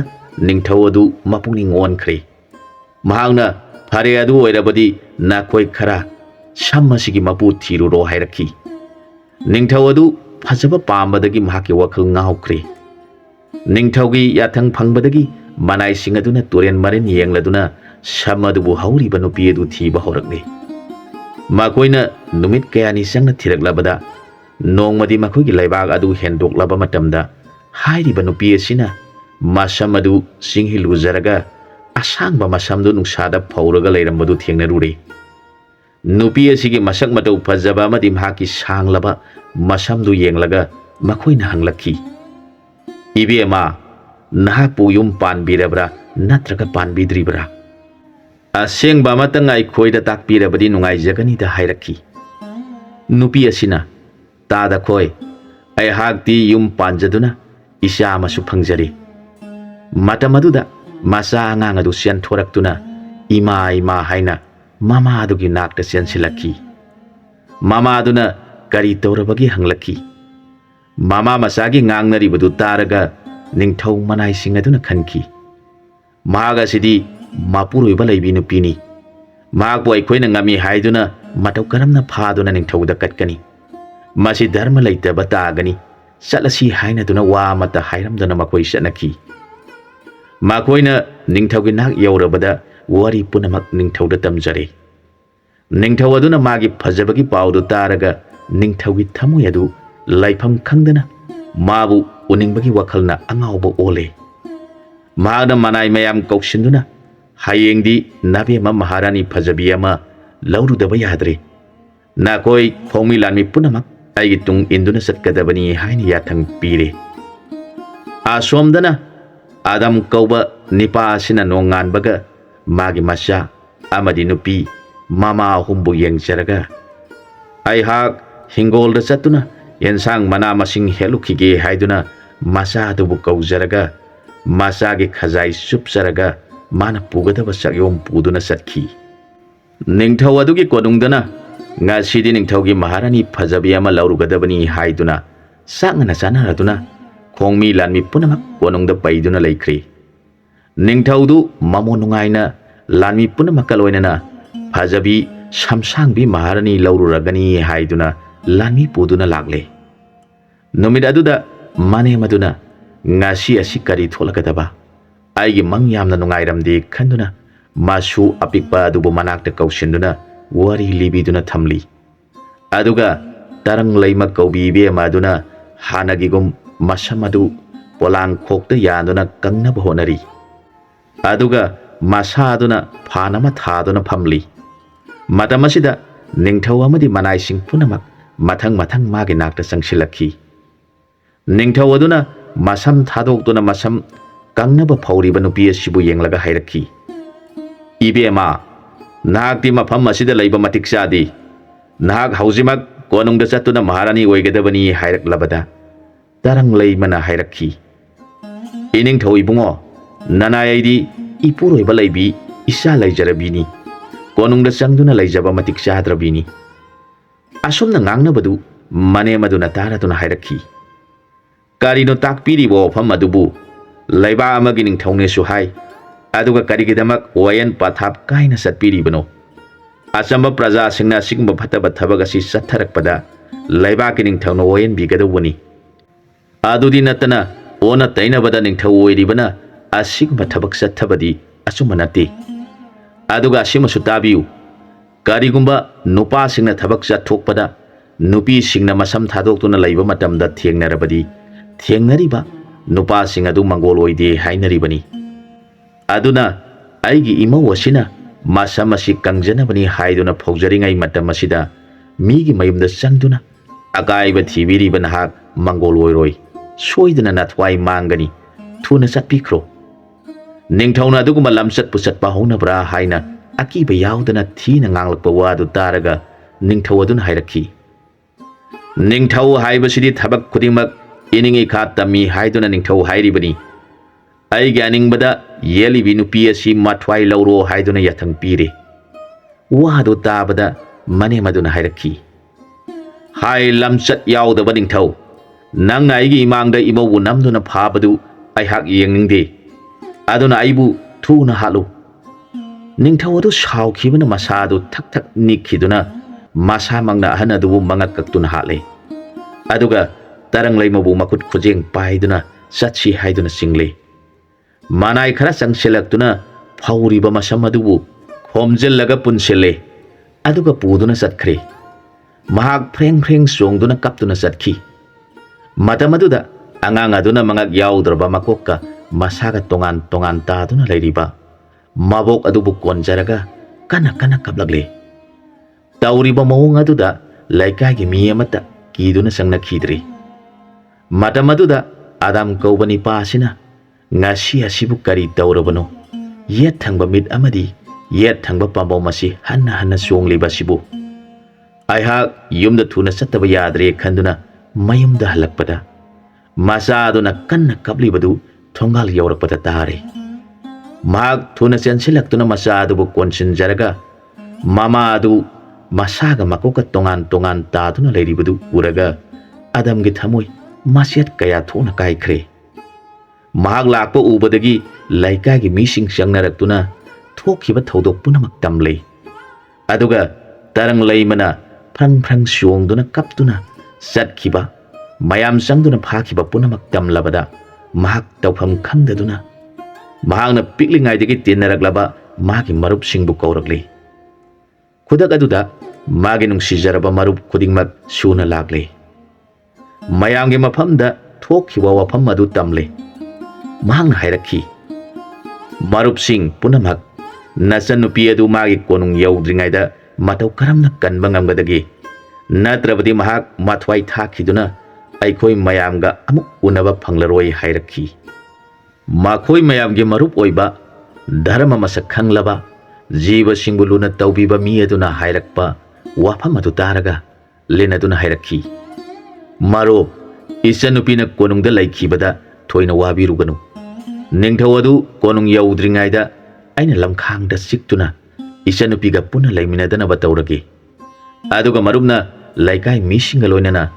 laikhidraba ima asigi haksang asi ningthina loisinaba honabiro isanupi adugi thoina awaba laibiraganu hairamlaga lenaduna asamba lambida thuna satkhiduna lamkhangda ngaiduna laikhre ningthau aduna mapuning nungaina phajakrabi masam sangkrabi nupi adu magi maharani hablagani khanduna mang tharaduna manai singna nupi adu bu pharaga puduna lahli maduda lenaduna mana lakadaba lambi aduda lumduna laikhre ningthau aduna manak hek naksilakpaga mahakna sikle ningthau aduna karino haiduna yengbada khubo maduda ina ngangna thoktuna leibadu ure lenadu thuna narakta sangduna mangthokre ningthau adu matam kharagi matungda makhong adu pongkhalaktuna satpa ngamdre mahak makok sungaurakle obasu othorakle ningthau adu lingi huna gyan mangduna satpa ngamdaduna manai mayamna puraduna konung yaukhre konung yaurabada hana leiramba magi maharani ahum aduna taurakliba mawong adugi wari punamak manai singdagi tarabada ningthau aduna tauriba thawong mapuroiba leiba masa leibi nupi adugi damak yamna mathwai nungairamdi makhoi ahumna tarang leimabu yengladuna themjanjarakhi ibema nahak thoina warukhiganu ningthau asi magi aranba wakhanna nangi nafamda akaiba si thoanlibani aduna akhangba singna haina ba ma lei aina taujabana aina phangi haibadu mahak mana taujabana mana phangjagadoribani aikhoina hairibasida nahangna aikhoibu singnaganu taurakliba thabaga si aikhoi ahumak kari amata khangauba nati adumoinamak mahak aikhoi ahumgidi ipuroibani magi aningbada aikhoina yetpa ngambadi nati adumoinamak napuroiba leirabi nahakpu ngami haiduna phaduna laubasidi aikhoi ahumnasu yaningdaba wafamni aduga nahangna nasana yaduna leige hairabadi aikhoina ayetpa mata piroi haujikti mahak linamana mafam khangdana lambida sikpadagi siba changba khangdana maibasingna hidak tawduna leire aduna nahangna naba phatriba phawba nangbu rani hapkhiroi matam asida nangi nabungo aduna nangbu thiraktuna lakpa thoklabadi aikhoi ahumna nabungoga unanaba aikhoina soidana singani hairakhi dharma leibi rani ahum adugi wadu taraga tarang leima kaubi be madu gyan khara tarakhi lenadu mabungoga marup oibadu soidana oigani khaladuna soidana mak lanamadi tholagani lamsat phatraba ningthau asigi punchi soidana loiragani khaduna leikhi mahak ningthaugi lanmi singna section na sangduna leikhi Adam ꯃꯃꯥꯒꯤ ꯍꯛꯆꯥꯡ ꯑꯗꯨ ꯂꯩꯀꯥꯏꯒꯤ ꯃꯤꯁꯤꯡꯒ ꯂꯣꯏꯅꯅ ꯂꯩꯔꯣꯟ ꯆꯟꯈ꯭ꯔꯕ ꯃꯇꯨꯡꯗ ꯃꯍꯥꯛ ꯄꯤꯛꯂꯤꯕ ꯑꯉꯥꯡ ꯑꯗꯨꯕꯨ ꯂꯩꯀꯥꯏꯒꯤ ꯃꯤꯁꯤꯡꯗ ꯁꯤꯟꯅꯔꯝꯂꯒ ꯂꯥꯟꯒꯤꯗꯃꯛ ꯃꯥꯒꯤ ꯃꯔꯨꯞ ꯄꯨꯝꯅꯃꯛꯀ ꯂꯣꯏꯅꯅ ꯖꯇꯥ ꯇꯧꯔꯛꯂꯤ꯫ ꯃꯗꯨꯗ ꯂꯤꯟ ꯍꯪꯉꯣꯏ ꯈꯣꯏꯒꯤ ꯖꯥꯠꯇ ꯈꯣꯏꯔꯦꯟ ꯃꯈꯜ ꯁꯨꯔꯤ, ꯃꯗꯨꯒꯤ ꯃꯊꯛꯇ ꯌꯣꯡ ꯂꯝꯍꯨꯏ ꯑꯁꯤꯅꯆꯤꯡꯕ ꯄꯨꯝꯅꯃꯛꯅ ꯁꯨꯅ ꯇꯤꯜꯂꯕꯗ ꯑꯗꯝꯅ ꯂꯨꯆꯤꯡ ꯄꯣꯔꯦꯟ ꯑꯣꯏꯗꯨꯅ ꯅꯤꯡꯊꯧ ꯀꯣꯅꯨꯡ ꯇꯝꯅ ꯂꯥꯜ ꯂꯥꯛꯂꯤ꯫ ꯑꯁꯨꯝꯅ ꯅꯤꯡꯊꯧꯒꯤ ꯃꯄꯥꯜ ꯀꯪꯖꯩꯕꯨꯡꯗ ꯃꯥꯒꯤ ꯀꯥꯡꯂꯨꯞ ꯄꯨꯝꯅꯃꯛꯀ ꯂꯣꯏꯅꯅ ꯂꯩꯔꯕꯗ ꯈꯣꯏ ꯄꯨꯝꯅꯃꯛꯄꯨ ꯌꯦꯡꯂꯗꯨꯅ ꯃꯔꯨꯞꯁꯤꯡ, ꯅꯈꯣꯏꯅ ꯅꯤꯡꯊꯧꯒꯤ ꯈꯣꯡꯃꯤ ꯂꯥꯟꯃꯤ ꯄꯨꯝꯅꯃꯛ ꯅꯤꯡꯊꯧꯒ ꯂꯣꯏꯅꯅ ꯁꯤꯛꯀꯗꯧꯕꯅꯤ, ꯑꯗꯨꯒ ꯃꯗꯨꯗ ꯆꯦꯟꯊꯣꯔꯛꯄꯁꯤꯡ ꯑꯗꯨꯅ ꯃꯔꯨꯞ ꯌꯣꯡ ꯅꯈꯣꯏꯒꯤ ꯀꯥꯡꯕꯨꯅ ꯇꯥꯟꯅꯗꯨꯅ ꯍꯥꯠꯀꯗꯧꯕꯅꯤ꯫ ꯅꯈꯣꯏ ꯃꯤ ꯍꯥꯠꯂꯤ ꯍꯥꯏꯕꯒꯤ ꯊꯣꯏꯅ ꯑꯋꯥꯕ ꯂꯩꯔꯨꯒꯅꯨ, ꯃꯈꯣꯏ ꯄꯨꯝꯅꯃꯛ ꯄꯥꯄꯤ ꯉꯥꯛꯇꯅꯤ ꯍꯥꯏꯔꯛꯈꯤ꯫ ꯌꯣꯡꯁꯤꯡ ꯑꯗꯨꯅ ꯃꯈꯨꯠꯇ ꯆꯩꯇꯨꯞ ꯑꯃꯃꯝ ꯄꯥꯏꯔꯒ ꯆꯦꯟꯊꯣꯔꯛꯄ ꯂꯥꯟꯃꯤꯁꯤꯡ ꯍꯥꯠꯅꯕ ꯉꯥꯏꯗꯨꯅ ꯂꯩꯈ꯭ꯔꯦ꯫ ꯃꯗꯨꯒꯤ ꯇꯨꯡꯗ ꯍꯣꯌꯥꯝ ꯑꯗꯨꯗ ꯑꯗꯝꯅ ꯍꯥꯏꯔꯛꯈꯤ, ꯃꯔꯨꯞꯁꯤꯡ, ꯅꯈꯣꯏ ꯃꯌꯥꯝꯅ ꯅꯤꯡꯊꯧꯒꯤ ꯂꯩꯔꯤꯕ ꯂꯥꯟꯃꯤ ꯄꯨꯝꯅꯃꯛ ꯂꯣꯏꯅ ꯆꯤꯛꯂꯨꯔꯣ꯫ ꯅꯤꯡꯊꯧ ꯑꯗꯨꯗꯤ ꯑꯩꯈꯣꯏꯒꯤ ꯃꯔꯨꯞ ꯂꯤꯟ ꯑꯁꯤꯅ ꯆꯤꯛꯇꯨꯅ ꯃꯍꯥꯛ ꯆꯠꯄ ꯉꯝꯗꯗꯨꯅ ꯂꯩꯔꯕꯅꯤ, ꯃꯍꯥꯛꯇꯤ ꯐꯥꯔꯒ ꯃꯔꯥꯟꯒꯤ ꯃꯇꯨꯡ ꯏꯟꯅ ꯗꯟꯗꯤ ꯇꯧꯔꯁꯤ ꯍꯥꯏꯔꯛꯈꯤ꯫ ꯃꯗꯨꯗ ꯃꯁꯤꯡ ꯊꯤꯉꯝꯗ꯭ꯔꯕ ꯈꯣꯌꯥꯝ ꯑꯗꯨꯅ ꯄꯥꯏꯁꯤꯜꯂꯛꯇꯨꯅ ꯅꯤꯡꯊꯧꯒꯤ ꯈꯣꯡꯃꯤ ꯂꯥꯟꯃꯤ ꯁꯒꯣꯜ ꯁꯥꯃꯨ ꯄꯨꯝꯅꯃꯛ ꯈꯣꯏꯁꯤꯡ ꯑꯗꯨꯅ ꯆꯤꯛꯂꯕꯗ ꯈꯨꯠꯂꯥꯏ ꯄꯥꯏꯕ ꯂꯥꯟꯃꯤꯁꯤꯡ ꯑꯗꯨ ꯈꯥꯡꯕ ꯌꯥꯗꯗꯨꯅ ꯆꯦꯟꯊꯣꯛꯅꯔꯛꯂꯤ꯫ ꯃꯗꯨꯗ ꯃꯈꯨꯠꯇ ꯆꯩꯇꯨꯞ ꯄꯥꯏꯕ ꯌꯣꯡꯁꯤꯡ ꯑꯗꯨꯅ ꯆꯦꯜꯂꯤꯕ ꯂꯥꯟꯃꯤꯁꯤꯡ ꯑꯗꯨꯒꯤ ꯃꯁꯥꯗ ꯆꯩꯇꯨꯞꯅ ꯊꯥꯗꯨꯅ ꯇꯥꯟꯗꯨꯅ ꯍꯥꯠꯄ ꯍꯧꯔꯛꯂꯤ꯫ ꯃꯥꯒꯤ ꯁꯒꯣꯜ ꯁꯥꯃꯨ ꯄꯨꯝꯅꯃꯛ ꯈꯣꯏꯁꯤꯡꯅ ꯆꯤꯛꯄꯗ ꯂꯩꯕ ꯌꯥꯗꯗꯨꯅ ꯈꯣꯡꯗꯨꯅ ꯆꯦꯟꯅꯔꯦ꯫ ꯀꯣꯅꯨꯡꯗ ꯈꯣꯡꯃꯤ ꯂꯥꯟꯃꯤ ꯑꯃꯠꯇ ꯂꯩꯇ꯭ꯔꯦ꯫ ꯂꯩꯍꯧꯔꯤꯕ ꯍꯥꯏꯕꯕꯨ ꯅꯥꯔꯤꯕ ꯅꯤꯡꯊꯧ ꯑꯃꯗꯤ ꯃꯥꯒꯤ ꯅꯨꯄꯤ ꯔꯥꯅꯤ ꯑꯍꯨꯝ, ꯑꯗꯨꯒ ꯐꯥꯗꯨꯅ ꯊꯝꯂꯤꯕ ꯑꯗꯝꯒꯤ ꯅꯨꯄꯤ ꯇꯔꯪꯂꯩꯃ ꯑꯗꯨꯒꯗ ꯃꯉꯥꯏꯔꯦ꯫ ꯃꯗꯨꯗ ꯑꯗꯝꯅ ꯀꯣꯅꯨꯡ ꯃꯅꯨꯡꯗ ꯆꯪꯁꯤꯜꯂꯛꯇꯨꯅ ꯅꯤꯡꯊꯧ ꯑꯗꯨꯕꯨ ꯐꯥꯔꯦ, ꯑꯗꯨꯒ ꯃꯁꯝ ꯄꯥꯏꯔꯒ ꯆꯤꯡꯗꯨꯅ ꯃꯄꯥꯟꯗ ꯄꯨꯊꯣꯔꯛꯂꯤ꯫ ꯅꯤꯡꯊꯧ ꯑꯗꯨ ꯐꯥꯔꯕꯗ ꯑꯗꯝꯅ ꯂꯥꯎꯔꯛꯈꯤ, ꯀꯣꯅꯨꯡ ꯑꯁꯤꯗ ꯐꯝꯅꯥꯏꯕ ꯑꯣꯏꯔꯝꯕ ꯄꯨꯝꯅꯃꯛ ꯑꯃꯠꯇ ꯆꯤꯠꯊꯗꯅ ꯃꯐꯝ ꯑꯁꯤꯗ ꯂꯥꯛꯀꯗꯧꯕꯅꯤ꯫ ꯀꯔꯤꯒꯨꯝꯕ ꯂꯣꯠꯇꯨꯅ ꯂꯩꯍꯧꯔꯕꯗꯤ ꯑꯩꯅ ꯅꯈꯣꯏꯕꯨ ꯁꯣꯏꯗꯅ ꯐꯥꯗꯨꯅ ꯑꯉꯥꯡ ꯑꯣꯜꯍꯟꯒꯅꯤ꯫ ꯀꯔꯤꯒꯨꯝꯕ ꯑꯩꯅ ꯊꯣꯛꯂꯛꯎ ꯍꯥꯏꯕꯁꯤꯗ ꯊꯣꯔꯛꯇꯨꯅ ꯑꯩꯒꯤ ꯅꯥꯛꯇ ꯆꯪꯂꯛꯇꯨꯅ ꯅꯔꯥꯟꯁꯤꯡ ꯍꯥꯏꯖꯔꯕꯗꯤ ꯑꯩꯅ ꯁꯣꯏꯗꯅ ꯀꯟꯕꯤꯒꯅꯤ꯫ ꯍꯟꯅ ꯍꯟꯅ ꯂꯥꯎꯔꯛꯂꯕꯗ ꯂꯣꯠꯇꯨꯅ ꯂꯩꯔꯝꯕ ꯃꯟꯇ꯭ꯔꯤꯁꯤꯡ, ꯐꯝꯅꯥꯏꯕꯁꯤꯡ, ꯈꯣꯡꯃꯤ ꯂꯥꯟꯃꯤ ꯈꯔꯒ ꯂꯣꯏꯅꯅ ꯆꯣꯡꯊꯣꯔꯛꯇꯨꯅ, ꯏꯕꯨꯡꯉꯣ, ꯅꯅꯥꯏ ꯑꯩꯈꯣꯏꯒꯤ ꯊꯋꯥꯏꯗꯗꯤ ꯀꯟꯕꯤꯌꯨ, ꯅꯅꯥꯏ ꯑꯩꯈꯣꯏꯅ ꯐꯅ ꯀꯟꯅ ꯃꯄꯨꯔꯣꯏꯕ ꯂꯩꯕ ꯅꯨꯄꯤꯅꯤ, ꯙꯔꯃ ꯊꯣꯛꯇꯦ ꯍꯥꯏꯖꯕꯗ ꯅꯤꯡꯊꯧ ꯑꯁꯤꯅ ꯅꯅꯥꯏ ꯑꯩꯈꯣꯏꯒꯤ ꯋꯥ ꯇꯥꯈꯤꯗꯕꯗꯒꯤ ꯊꯣꯛꯈꯤꯕ ꯉꯥꯛꯇꯅꯤ꯫ ꯅꯅꯥꯏ ꯑꯩꯈꯣꯏꯗꯤ ꯅꯤꯡꯊꯧ ꯑꯁꯤꯅ ꯍꯥꯏꯕ ꯏꯟꯗ꯭ꯔꯕꯗꯤ ꯗꯟꯗꯤ ꯐꯪꯒꯗꯧꯔꯤꯕꯅꯤ ꯍꯥꯏꯗꯨꯅ ꯑꯗꯝꯒꯤ ꯈꯣꯡꯗ ꯇꯨꯔꯗꯨꯅ ꯈꯨꯔꯨꯝꯖꯔꯛꯈꯤ꯫ ꯑꯁꯨꯝꯅ ꯀꯣꯅꯨꯡ ꯑꯗꯨ ꯃꯔꯥꯡ ꯃꯔꯥꯡ ꯇꯧꯔꯤꯉꯩꯗ ꯂꯥꯟꯃꯤ ꯈꯔꯅ ꯇꯔꯪꯂꯩꯃꯕꯨ ꯀꯣꯅꯨꯡ ꯃꯅꯨꯡꯗꯒꯤ ꯄꯨꯊꯣꯔꯛꯇꯨꯅ ꯑꯗꯥꯝꯗ ꯀꯠꯆꯔꯤ꯫ ꯃꯗꯨꯗ ꯍꯥꯟꯅꯒꯤ ꯔꯥꯅꯤ ꯑꯍꯨꯝ ꯑꯗꯨꯁꯨ ꯊꯣꯛꯂꯛꯇꯨꯅ ꯑꯗꯝꯒꯤ ꯃꯈꯣꯡ ꯀꯣꯜꯂꯗꯨꯅ ꯈꯨꯔꯨꯝꯖꯔꯛꯈꯤ, ꯏꯕꯨꯡꯉꯣ, ꯅꯍꯥꯛꯅ ꯐꯠꯇ꯭ꯔꯕ ꯏꯄꯨꯔꯣꯏꯕ ꯑꯁꯤꯅ ꯆꯠꯍꯩꯗꯕ, ꯙꯔꯃ ꯌꯥꯎꯗꯕ ꯊꯕꯛ ꯆꯠꯈꯤꯕꯒꯤꯗꯃꯛ ꯃꯍꯥꯛꯄꯨ ꯄꯤꯕꯤꯅꯤꯡꯕ ꯗꯟꯗꯤ ꯄꯤꯕꯤꯕꯗ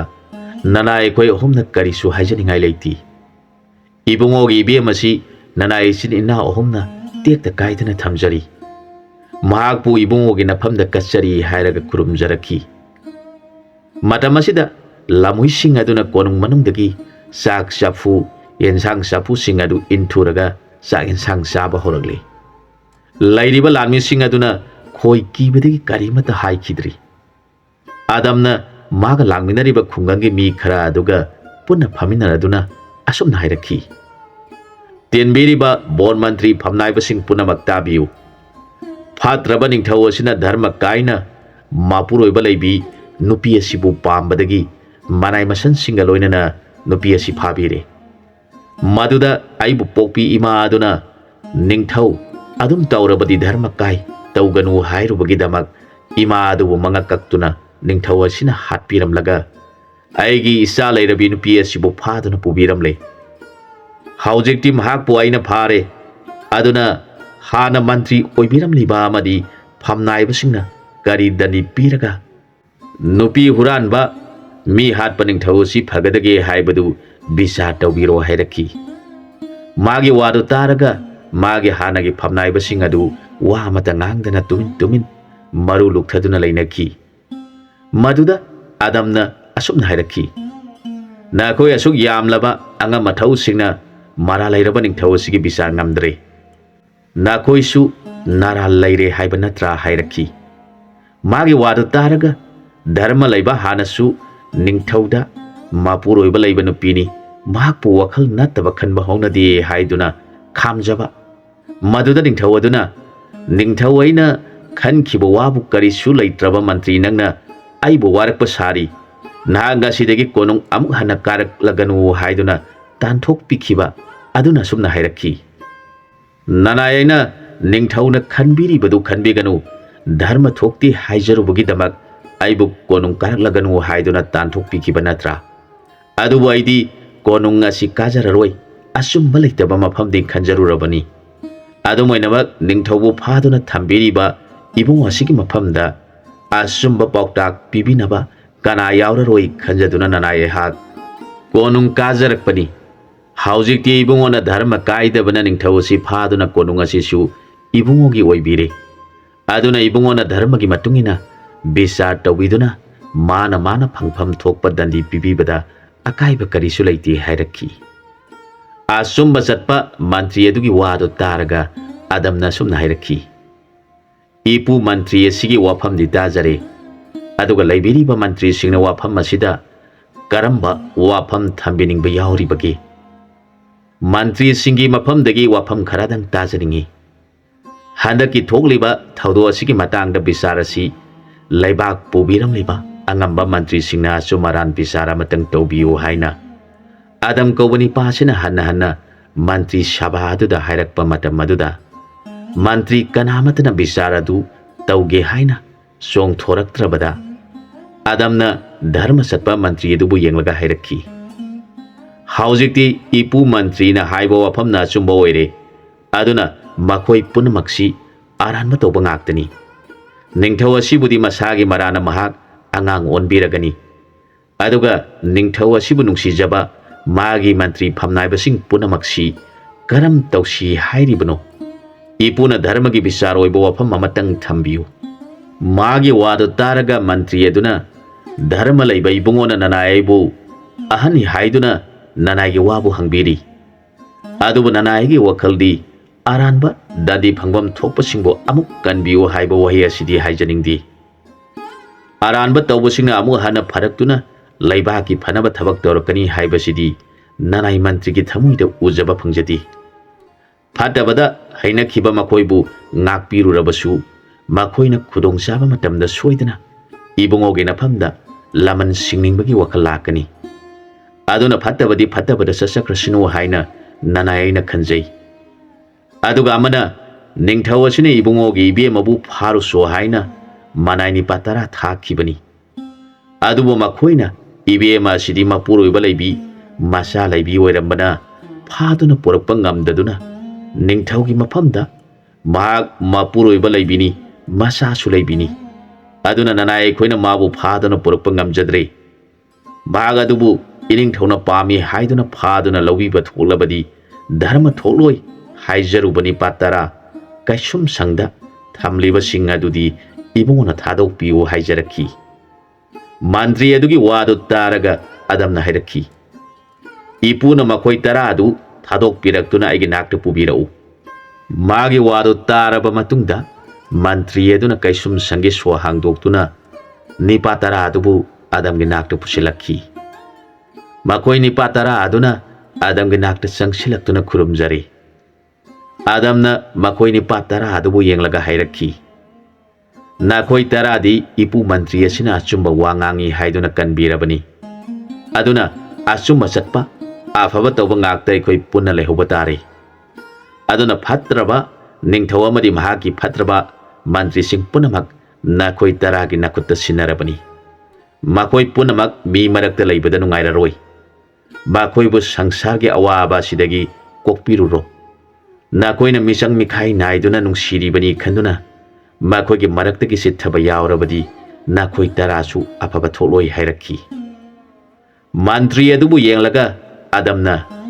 ꯏꯄꯨꯅ ꯊꯕꯛ ꯑꯁꯤꯒꯤ ꯃꯀꯣꯛ ꯑꯣꯏꯗꯨꯅ ꯅꯤꯄꯥ ꯇꯔꯥ ꯑꯁꯤꯗ ꯌꯥꯊꯪ ꯄꯤꯕꯤꯗꯨꯅ ꯊꯧꯑꯣꯡ ꯑꯁꯤ ꯄꯥꯡꯊꯣꯛꯍꯟꯕꯤꯔꯨꯔꯣ ꯍꯥꯏꯔꯛꯈꯤ꯫ ꯃꯗꯨꯗ ꯅꯤꯄꯥ ꯇꯔꯥ ꯑꯗꯨꯅ ꯐꯠꯇ꯭ꯔꯕ ꯅꯤꯡꯊꯧ ꯑꯃꯗꯤ ꯃꯥꯒꯤ ꯑꯉꯝ ꯑꯊꯧ ꯄꯨꯝꯅꯃꯛꯇꯨ ꯀꯣꯅꯨꯡꯗꯒꯤ ꯄꯨꯊꯣꯛꯇꯨꯅ ꯆꯠꯈ꯭ꯔꯦ꯫ ꯑꯗꯝꯅ ꯃꯥꯒꯤ ꯌꯣꯡꯁꯤꯡ ꯑꯃꯗꯤ ꯂꯝꯃꯣꯏꯁꯤꯡ ꯑꯗꯨꯗ ꯃꯈꯣꯏꯅ ꯇꯧꯒꯗꯧꯔꯤꯕ ꯄꯨꯝꯅꯃꯛ ꯁꯦꯟꯅꯗꯨꯅ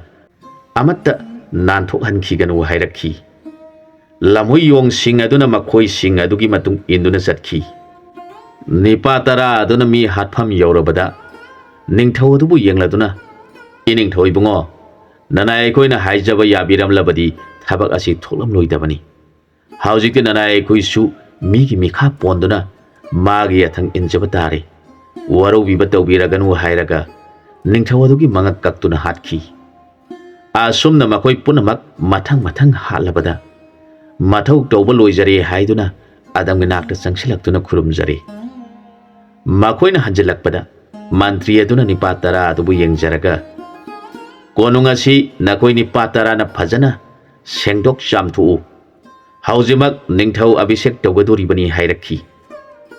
ꯅꯤꯄꯥ ꯇꯔꯥ ꯑꯗꯨꯅ ꯀꯣꯅꯨꯡ ꯃꯅꯨꯡ ꯑꯗꯨ ꯐꯖꯅ ꯁꯦꯝ ꯁꯥꯈ꯭ꯔꯦ꯫ ꯑꯗꯨꯒ ꯇꯔꯪꯂꯩꯃ ꯏꯕꯦꯝꯃ ꯑꯗꯨ ꯄꯨꯊꯣꯔꯛꯎ ꯍꯥꯏꯔꯛꯈꯤ꯫ ꯇꯔꯪꯂꯩꯃꯅ ꯃꯕꯨꯡꯉꯣꯅ ꯂꯥꯟ ꯉꯝꯗꯨꯅ ꯐꯠꯇ꯭ꯔꯕ ꯅꯤꯡꯊꯧ ꯑꯗꯨ ꯍꯥꯠꯈ꯭ꯔꯦ ꯈꯪꯂꯕꯗ ꯃꯍꯥꯛ ꯃꯕꯨꯡꯉꯣꯒꯤ ꯅꯥꯛꯇ ꯊꯣꯛꯂꯛꯇꯨꯅ ꯍꯦꯡꯅ ꯍꯦꯡꯅ ꯃꯅꯦꯝ ꯑꯃꯗꯤ ꯃꯆꯥꯒꯤ ꯋꯥꯕꯨ ꯍꯪꯖꯔꯛꯈꯤ꯫ ꯑꯗꯝꯅ, "ꯏꯆꯥ ꯑꯗꯨꯗꯤ ꯂꯩꯀꯥꯏꯒꯤ ꯃꯤꯁꯤꯡꯅ ꯄꯨꯔꯛꯂꯒꯅꯤ, ꯑꯗꯨꯒ ꯏꯃꯥ ꯑꯗꯨꯗꯤ ꯐꯠꯇ꯭ꯔꯕ ꯅꯤꯡꯊꯧ ꯑꯁꯤꯅ ꯍꯥꯠꯂꯝꯂꯦ" ꯍꯥꯏꯔꯛꯈꯤ꯫ ꯃꯈꯣꯏ ꯑꯅꯤ ꯋꯥꯔꯤ ꯁꯥꯟꯅꯔꯒ ꯀꯞꯃꯤꯟꯅꯈꯤ꯫ ꯃꯗꯨꯒꯤ ꯇꯨꯡꯗ ꯅꯤꯡꯊꯧ ꯑꯗꯨꯒꯤ ꯃꯍꯥꯔꯥꯅꯤ ꯑꯍꯨꯝꯗꯨꯁꯨ ꯊꯣꯛꯂꯛꯇꯨꯅ ꯑꯗꯝꯗ ꯈꯨꯔꯨꯝꯖꯈꯤ꯫ ꯃꯟꯇ꯭ꯔꯤ ꯑꯗꯨꯅ ꯃꯌꯥꯝ ꯌꯦꯡꯂꯗꯨꯅ ꯍꯥꯏꯔꯛꯈꯤ, "ꯍꯧꯖꯤꯛꯇꯤ ꯙꯔꯃ ꯂꯩꯇ꯭ꯔꯕ ꯅꯤꯡꯊꯧ ꯑꯗꯨ ꯃꯥꯒꯤ ꯃꯟꯇ꯭ꯔꯤꯁꯤꯡꯒ ꯂꯣꯏꯅꯅ ꯐꯠꯇ꯭ꯔꯕ ꯂꯝꯕꯤꯗ ꯆꯠꯈ꯭ꯔꯦ꯫ ꯑꯗꯨꯅ ꯍꯧꯖꯤꯛ ꯑꯩꯈꯣꯏꯒꯤ ꯂꯩꯕꯥꯛ ꯑꯁꯤꯒꯤ ꯅꯤꯡꯊꯧ ꯑꯣꯏꯕꯤꯅꯕ ꯍꯥꯏꯗꯨꯅ ꯏꯁꯣꯔꯅ ꯊꯥꯕꯤꯔꯛꯄ ꯏꯕꯨꯡꯉꯣ ꯏꯕꯦꯝꯃ ꯑꯅꯤꯁꯤꯅ ꯅꯤꯡꯊꯧ ꯑꯃꯗꯤ ꯃꯍꯥꯔꯥꯅꯤ ꯑꯍꯟ ꯑꯣꯏꯕꯤꯔꯒ ꯅꯤꯡꯊꯧ ꯑꯁꯤꯅ ꯊꯝꯕꯤꯔꯝꯕ ꯃꯍꯥꯔꯥꯅꯤ ꯑꯍꯨꯝꯁꯤꯗꯤ ꯃꯈꯣꯏꯒꯤ ꯃꯔꯥꯜ ꯂꯩꯇꯕꯅ ꯃꯈꯣꯏꯁꯨ ꯅꯤꯡꯊꯧ ꯑꯁꯤꯒꯤ ꯃꯍꯥꯔꯥꯅꯤ ꯑꯣꯏꯕꯤꯗꯨꯅ ꯂꯩꯕꯥꯛ ꯑꯁꯤ ꯑꯅꯧꯕ ꯑꯆꯨꯝꯕ ꯂꯝꯕꯤꯅ ꯋꯥꯌꯦꯟ ꯕꯤꯆꯥꯔ ꯍꯧꯔꯁꯤ" ꯍꯥꯏꯗꯨꯅ ꯑꯗꯝ ꯑꯃꯗꯤ ꯇꯔꯪꯂꯩꯃꯕꯨ ꯅꯤꯡꯊꯧ ꯑꯃꯗꯤ ꯃꯍꯥꯔꯥꯅꯤ ꯍꯥꯞꯈ꯭ꯔꯦ꯫ ꯑꯗꯨꯒ ꯔꯥꯅꯤ ꯑꯍꯨꯝ ꯑꯗꯨꯕꯨ ꯃꯟꯇ꯭ꯔꯤ ꯑꯗꯨꯅ ꯅꯤꯡꯊꯧ ꯑꯃꯁꯨꯡ ꯃꯍꯥꯔꯥꯅꯤꯒꯤ ꯃꯅꯥꯏ ꯑꯣꯏꯅ ꯂꯧꯁꯤꯟꯗꯨꯅ ꯔꯥꯅꯤꯁꯤꯡꯗ ꯆꯠꯍꯟꯕꯤꯌꯨ, ꯃꯈꯣꯏꯗꯤ ꯙꯔꯃ ꯂꯩꯕꯤ ꯉꯥꯛꯇꯅꯤ ꯍꯥꯏꯖꯔꯛꯈꯤ꯫ ꯋꯥꯗꯨ ꯇꯥꯔꯒ ꯑꯗꯝꯅ ꯃꯟꯇ꯭ꯔꯤ ꯌꯦꯡꯂꯗꯨꯅ ꯍꯥꯏꯔꯛꯈꯤ, "ꯏꯄꯨ ꯃꯟꯇ꯭ꯔꯤꯅ ꯍꯥꯏꯕꯤꯔꯤꯕ ꯑꯗꯨꯕꯨ ꯀꯔꯝꯅ ꯑꯆꯨꯝꯕ ꯑꯣꯏꯒꯗꯧꯔꯤꯕꯅꯣ? ꯑꯩꯅ ꯉꯝꯃꯤ ꯍꯥꯏꯗꯨꯅ ꯃꯔꯥꯟꯒꯤꯗꯃꯛ ꯅꯤꯡꯊꯧ ꯑꯗꯨꯕꯨꯁꯨ ꯑꯉꯥꯡ ꯑꯣꯜꯍꯟꯈ꯭ꯔꯦ꯫ ꯃꯥꯒꯤ ꯅꯤꯡꯊꯧ ꯁꯤꯡꯍꯥꯁꯟꯗ ꯑꯩꯕꯨꯅ ꯐꯝꯍꯜꯂꯦ꯫ ꯃꯗꯨꯒꯤ ꯃꯊꯛꯇ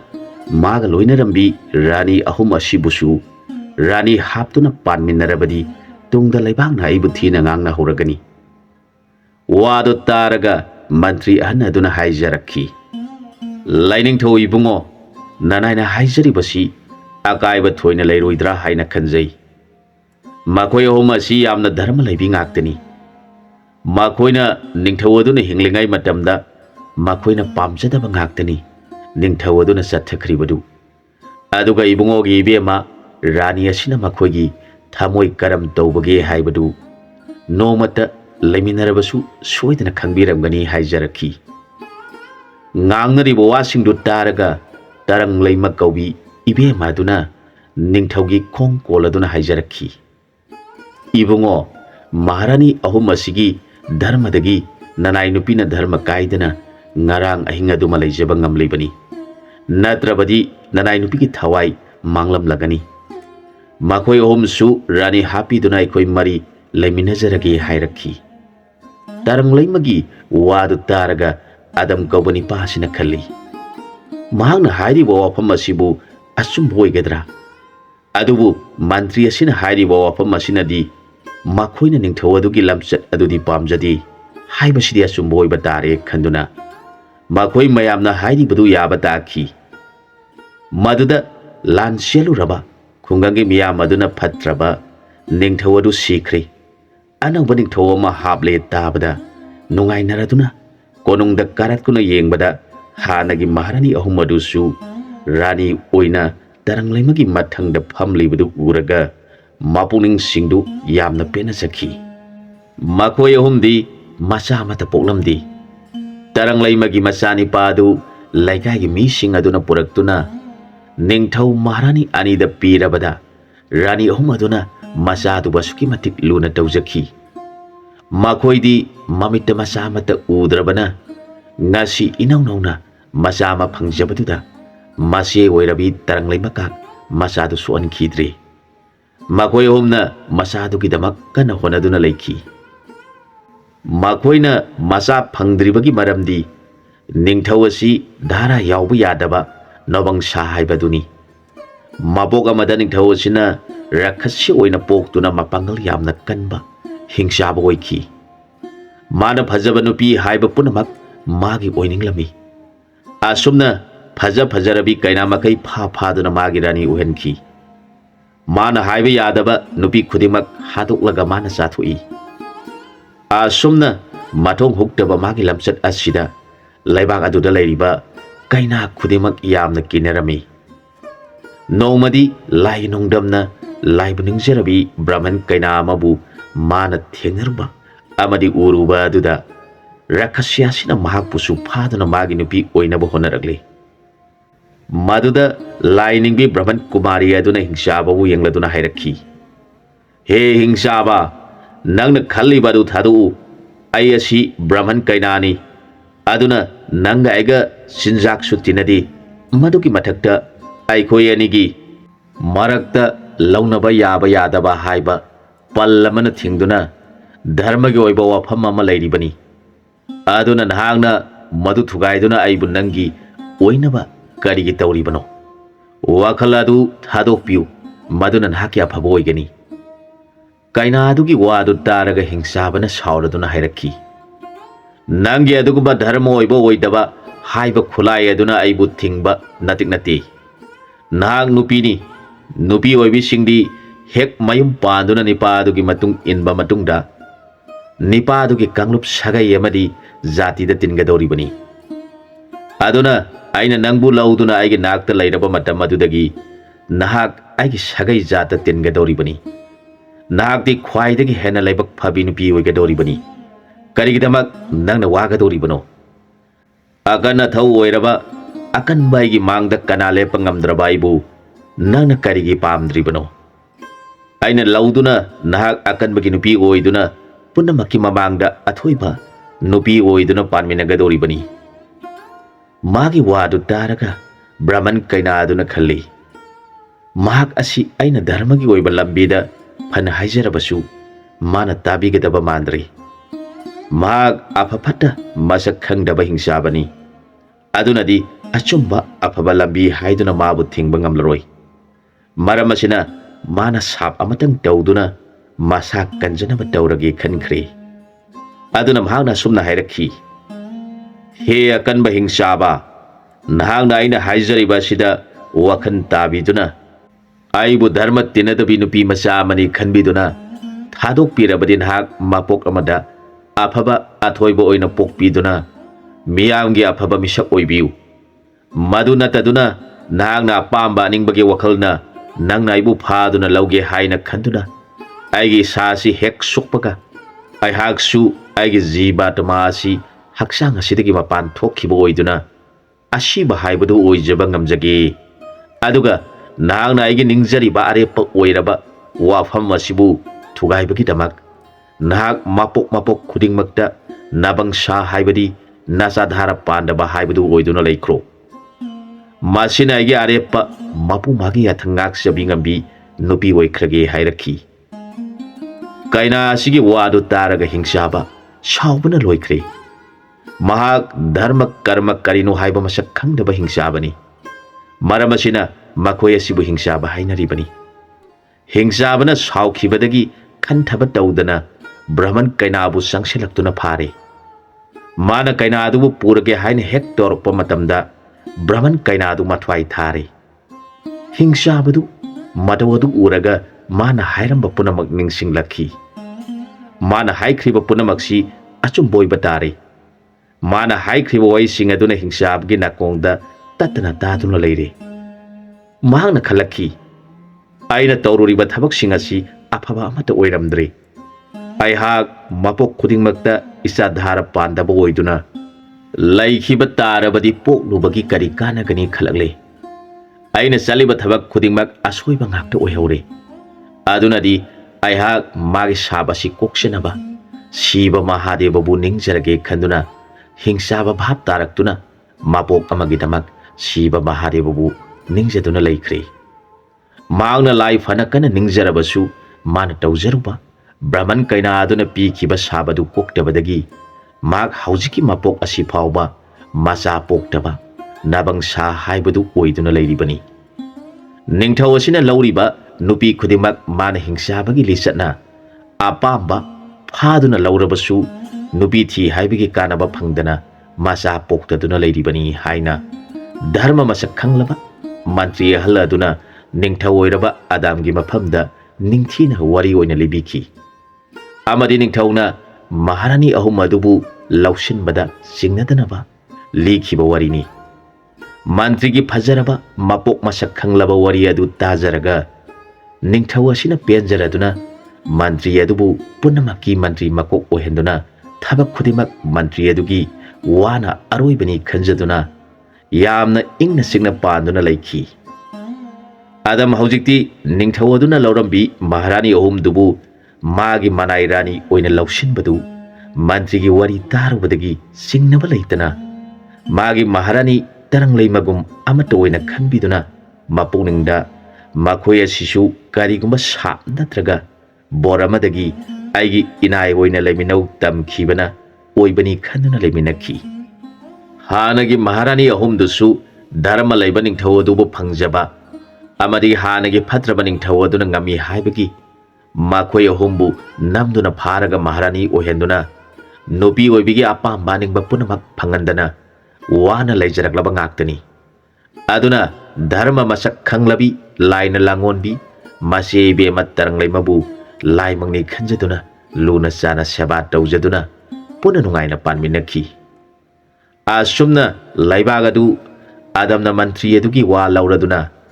ꯙꯔꯃꯒꯤ ꯑꯣꯏꯕ ꯃꯑꯣꯡꯗ ꯂꯩꯕꯥꯛ ꯋꯥꯌꯦꯜ ꯇꯧꯗꯨꯅ प्रजासिंग पुनमक नुंगाइना इंगना चिंगना पानबा होरकले। मटम असिदा नोंमा अदम कौमा निंगथौ असिना मागी मंत्री अमदि मनाई निपा तरा अदुबु येंगलदुना हाइरक्खी। इपु मंत्री अमदि आइगी नुंगसिजरबा इनाई नखोई तरा सु ताउ। अयहाक हौजिक्ति इचा निपा असिसु खरा चाउरकले। अदुना अयहाकना आइगी नुंगसिजरबा खोंमी लानमी मरुपसिंगबु अमुक्तंग पुन्ना कौरगा चामिन थांमिनबा पामजै। निंगथौगी वादो तारगा मंत्री अहन अदुना मदुदि यामना फबा वानी। ननाई सिंगबु नुंगसिबिबा वफमनी। ननाई ओइबा मंत्री आइबुसु पुनमक्तु खंगनबिदुना मंत्री अमा ओइबगी खोंमी लानमी कयाम लैबगे खंगजदुना लैजरबदी नुंगाइजगनी हाइरक्खी। मदुदा मनाई तंबा निपा तरा अदुदा निंगथौ अदुना हाइरक्खी। हायेंगदि अैखोइगी खोंमी लानमी पुनमक कोनुंगदा कौखतुना साखंग माइखंगनबा हाइबदु तौगदोरिबनी। अदुना नखोई तरादि खरा वाबा तारे। नखोइना खुंगंगी निपा खरा हाइदुना तिनगदोरिबा पुमनमक चाबा थकपा कोननबा चाक एनसांग पुयु लैवा अमदि आखायाक Mayank कनबा चाखोम युखोम पुनमक लांगदुना harem लैरम काबोक अथुम how यावना कोनुंगदगी पुथोक्तुना लांगु हाइना Sana याथंग पीरे। मखोई तंबा Nipah तरा अदुदि फत्रबा निंगथौ अदुना तरंगलैमबु फारुसो हाइना हाना थारुबा मखोइना तरंगलैमबु मापुरोइबा लैबिनी मचा लैबिनी खवतुना फाबा ngamdana लाक्तुना निंगथौ अदुदा महाग महाराज की रानी ओइबा याबा नुपी नत्रै। महागति मापुरोइबा लैबी मचा लैबी नुपीनी हाइरुबगी दमक काइसुम संगदा थमखिबा निपा तरा अदुनी। अदुना निंगथौ अदमना मखोइ निपा तरा असिबुसु मंत्री गुमना अफबा अचुम्बा चटपा मी ngaktani खंदुना लुना चाना मंत्री अदुगी मखादा कोनुंगी अरुबा थबक खुदिमक सिनदुना थमलेबा ngaktani। मखोइ तरा अदुना प्रजासिंगी मफमदा लाउथोलखी। हायेंगदि अैखोइगी कोनुंगी निंगथौना खोंमी लानमी पुनमक लोइना कौखतुना चाक यु खांगदुना चामिन थंगमिनगनी हाइरी। मरम असि लैबना प्रजासिंगी मनुंगदगी नुपी नुपा पुनमक लाक्पिदुना कोनुंगी थबक असि लांगमिनसि हाइदुना लाउथोलखी। Maduda prajaꯁꯤꯡ aduna yamna harauna konung karaktuna achauba usop amagidamak langki. Makoi mayam sangduna usop adu phajanaba langduna honakhi. Adam kauba ningthau asina numidang wairamdu seng lei khara yauna konungi mapanda tharaga magi marup khudingmak amata sithadana bato noina tharaga kaurakle. Mahakna sumna hairakhi hayeng nong hek ngan baga agi nungsijaraba marup punamak aikhoi khwaigi konung oiriba sida thungbiraga aikhoi punamak tenaduna samin thangminagadabani. Marup amata sithabiba yadi nakoi khwaigi nafamda aina sinajagadaba wafam amatang leijari. Asumna magi marup singda baton tawjaki. Magi marup punamangna mana haijari badu taraga yamna nungaina magi nakta nong hek ngan baga thunglare. Lagliba sing adudi yong sing kangbu kaya lamui singi kangbu kaya len singi zat kaya hangoi singi khoi singi kangbu kaya punna thunglarabada teliba mantri amasung tambani patara adudi hana phatraba ningthau loiringaida thengna khibana khara makhaidi phai. Aduga praja sing aduna di karinu ngasi tawriba mong asibu ningthau asina khongmi lanmi sak pijagani hairaga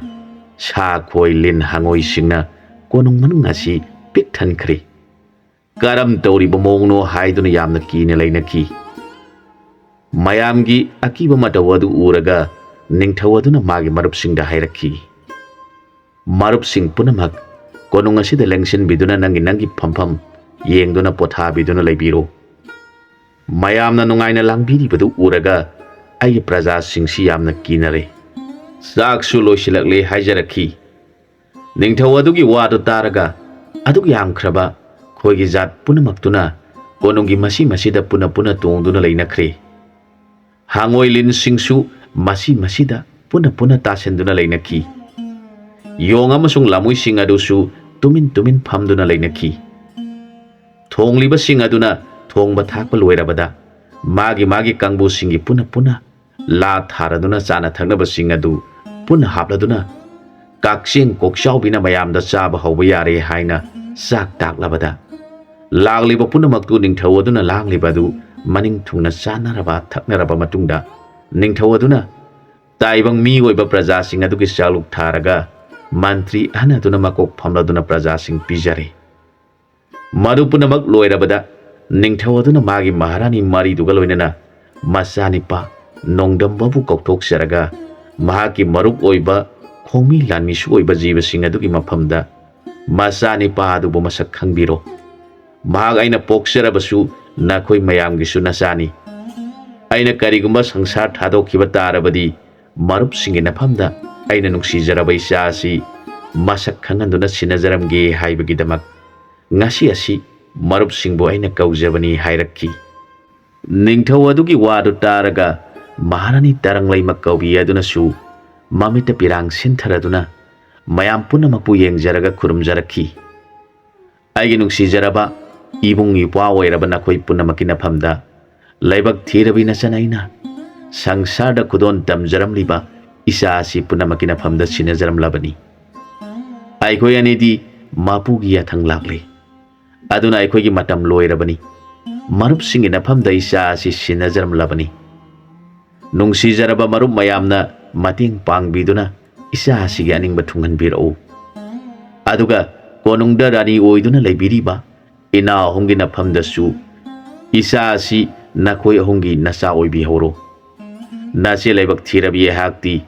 mapuna piba matam madu loire. Nakhoi punamangna aibu waruba tawbiraganu. Imagi bungo nungsiba nahakti lehoriba nama ahum asibu nama pokpani khanduna nama singna haiba makhoi maning thungnaba honabana nahaki nathau oyu. Lairiba praja punamakpu mapungning thunghananaba honau. Nahakna ningthau oirabasu praja miyamgi manaini haina khanduna chalu. Nakan amadana makhoi punamak nahaki nachananaini khanduna misang mikhai nairakanu. Punamak amatani haina khangadobani.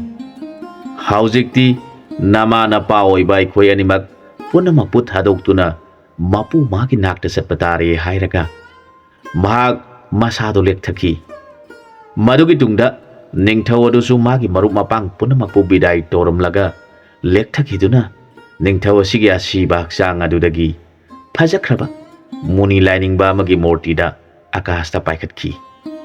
ꯑꯗꯨꯒ ꯇꯔꯪꯂꯩꯃ ꯏꯕꯦꯝꯃ ꯑꯗꯨꯁꯨ ꯃꯍꯥꯛꯀꯤ ꯑꯁꯤꯕ ꯍꯛꯆꯥꯡ ꯑꯗꯨꯗꯒꯤ ꯑꯉꯛꯄꯒꯤ ꯃꯁꯛ ꯑꯣꯏꯔꯕ ꯐꯖꯈ꯭ꯔꯕꯤ ꯂꯥꯏ ꯅꯨꯄꯤ ꯑꯃꯒꯤ ꯃꯨꯔꯇꯤꯗ ꯄꯥꯏꯈꯠꯈꯤꯗꯨꯅ ꯃꯕꯨꯡꯉꯣꯒꯤ ꯃꯇꯨꯡ ꯏꯟꯖꯈꯤ꯫ ꯇꯧꯔꯤꯕ ꯃꯇꯧ ꯑꯗꯨ ꯎꯕꯗ ꯇꯤꯜꯂꯤꯕ ꯄ꯭ꯔꯖꯥꯁꯤꯡ ꯑꯃꯗꯤ ꯃꯈꯣꯏꯒꯤ ꯃꯔꯨꯞ ꯃꯄꯥꯡꯁꯤꯡ ꯄꯨꯝꯅꯃꯛꯇꯨ ꯉꯛꯅ ꯃꯃꯤꯠꯇꯒꯤ ꯃꯄꯤ ꯇꯥꯔꯗꯨꯅ ꯌꯦꯡꯅꯗꯨꯅ ꯂꯩꯈꯤ꯫ ꯅꯤꯡꯊꯧꯒꯤ ꯃꯔꯨꯞꯁꯤꯡ ꯑꯗꯨꯅ ꯉꯥꯡꯅꯩ, "ꯉꯁꯤ ꯃꯤ ꯑꯣꯏꯕ ꯃꯔꯨꯞ ꯑꯁꯤꯅ ꯑꯩꯈꯣꯏ ꯃꯌꯥꯝꯕꯨ ꯆꯥꯛ ꯀꯧꯔꯤꯕ ꯑꯁꯤꯗꯤ ꯃꯍꯥꯛꯇꯤ ꯁꯤꯔꯒꯅꯤ ꯈꯪꯗꯨꯅ ꯑꯩꯈꯣꯏ ꯃꯌꯥꯝꯗ ꯕꯤꯗꯥꯏ ꯇꯧꯔꯝꯂꯕꯅꯤ꯫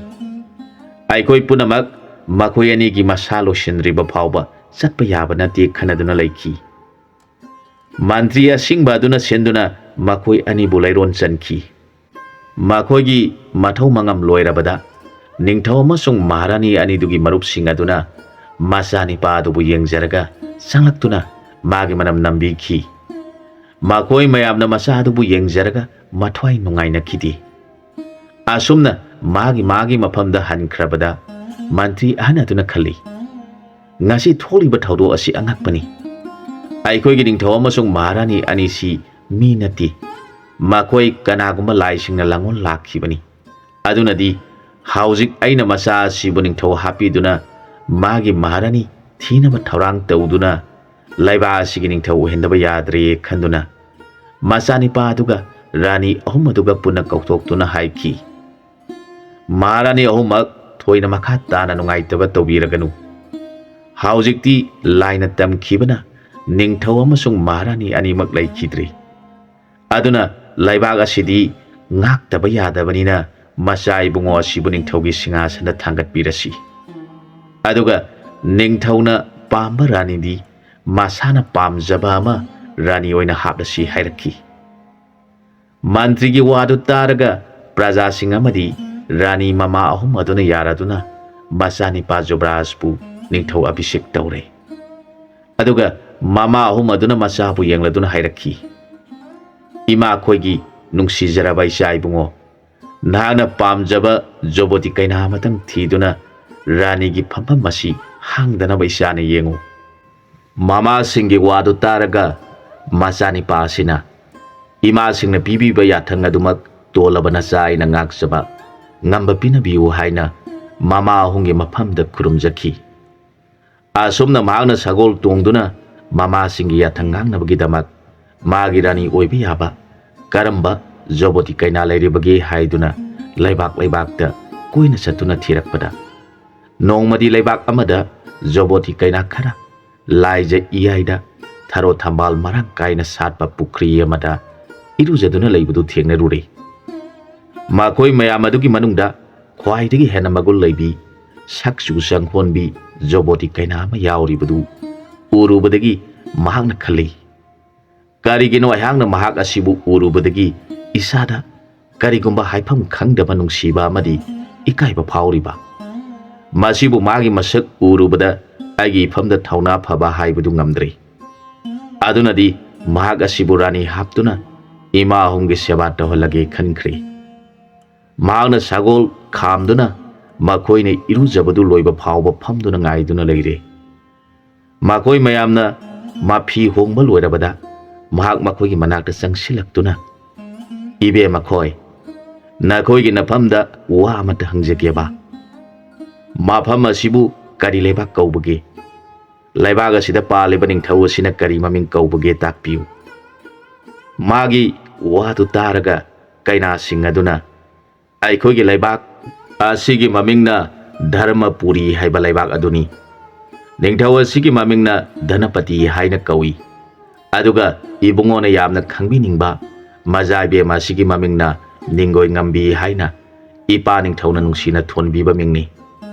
ꯑꯗꯨꯒ ꯏꯕꯨꯡꯉꯣꯒꯤ ꯑꯁꯦꯡꯕ ꯄꯔꯤꯆꯣꯏꯗꯤ ꯅꯅꯥꯏ ꯑꯩꯈꯣꯏꯅ ꯈꯪꯖꯕ ꯌꯥꯔꯣꯏꯗ꯭ꯔꯥ ꯍꯥꯏꯅ ꯀꯩꯅꯥ ꯑꯃꯅ ꯍꯪꯂꯛꯈꯤ꯫ ꯃꯗꯨꯗ ꯅꯤꯡꯊꯧ ꯃꯆꯥ ꯑꯁꯤꯅ ꯃꯥꯅ ꯄꯥꯟꯕ ꯂꯩꯕꯥꯛꯇꯨ ꯍꯥꯏꯔꯒ, "ꯑꯩꯍꯥꯛ ꯂꯩꯕꯥꯛ ꯑꯗꯨꯒꯤ ꯅꯤꯡꯊꯧ ꯃꯆꯥꯅꯤ꯫ ꯏꯃꯤꯡꯅ ꯑꯩꯕꯨ ꯄꯣꯛꯄ ꯏꯄꯥ ꯑꯗꯨꯅ ꯅꯨꯡꯁꯤꯅ ꯅꯣꯡꯗꯝꯕ ꯍꯥꯏꯅ ꯀꯧꯕꯤꯔꯝꯃꯤ꯫ ꯑꯗꯨꯕꯨ ꯄ꯭ꯔꯖꯥ ꯃꯌꯥꯝꯅ ꯏꯃꯥ ꯃꯍꯥꯔꯥꯅꯤ ꯃꯔꯤꯒꯤ amata phangjaba machani haiduna nongdamba tompok haina su kobi aihak iraibak thirabani pamani aibu pokpa pabung maharaj amadi ima maharani makhoi anina manung matam sadana nongga khibana pangdraba aibu laiba adugi ningthau hapire aduga maharani oigadaba rani leijadabana aihak ima hungi yatheng pujaraga rani oiba yaba aibu nungsibigadaba kaina amatang thijarakpani numit kayani haukhre ngasi phauba aibu nungsibiba raj kaina amata thengnajadri adubu ngasi mafam asi yaurakpada laibak phabadagi aina pamjaba rani oibada matik chabi mapudi isona mitta uhanbire adubu aina matik chadabana nungsibiramgadra nungsibiram haibadudi khangjadri magi wadu taraga raj kaina singaduna hairakhi onthona wana thibirakredako nana ekhoi ibungbu sak khangjadabadagi wahai kai khiba yaurabasu apangbi nupi masa ngaktani khanbiduna nana ekhoi bu ngakpiu maduda ningthau masa asina ibe makhoi nakhoi punamaki bevhar adu ujaraga aigi thamoi asi penkhre aduna karigumba aina ningjariba sibu thungadra thungloidra khangjanaba ibe masingi maja ibe mana soktuna thamliba isingi patra adudagi ising khujok amatang pikthak pirabadi onthongna puning asi nungaijagani Jobras ningthau oiraba adugi wadu taraga ras kainana makhutta isingi punadu paijaraga khujok yaduna ngaijariba ningthau masa adugi makhutta Rajkumari na ising du phajana haithajaraduna ningthau masa na ising khujok homdang mapuning pena thaksaraga hairakhi ibe ma Rajkumari aina ngasi thaksariba ising asigumna punsi asimagi oina inakta leibiduna aigi khawgangnaraba thamoibu numit khudingi laijai sing asi pithak biduna aramba khawrangba kohanbiu haibabu ibe magi puningda haijaruri baigi wafam masibu khara henjinba akaibu oiragadra hangjarakhi raj kaina aduna hek ujabaga mahaki mabungoni haiba khangjakhibana hairagleibo wafam du taraga mapungnindu harauba nungaibana henkhiduna wahi pakhum kari pigadage haiba phauba ningthina phongdok shabangamdana maru lukthara solapna haijarakhi maja ibungona takpiriba yathang adudi nanaegidi hana warep laujaduna leijarabani adubu apangbi oibana hayeng ibungogi thaurai thaudada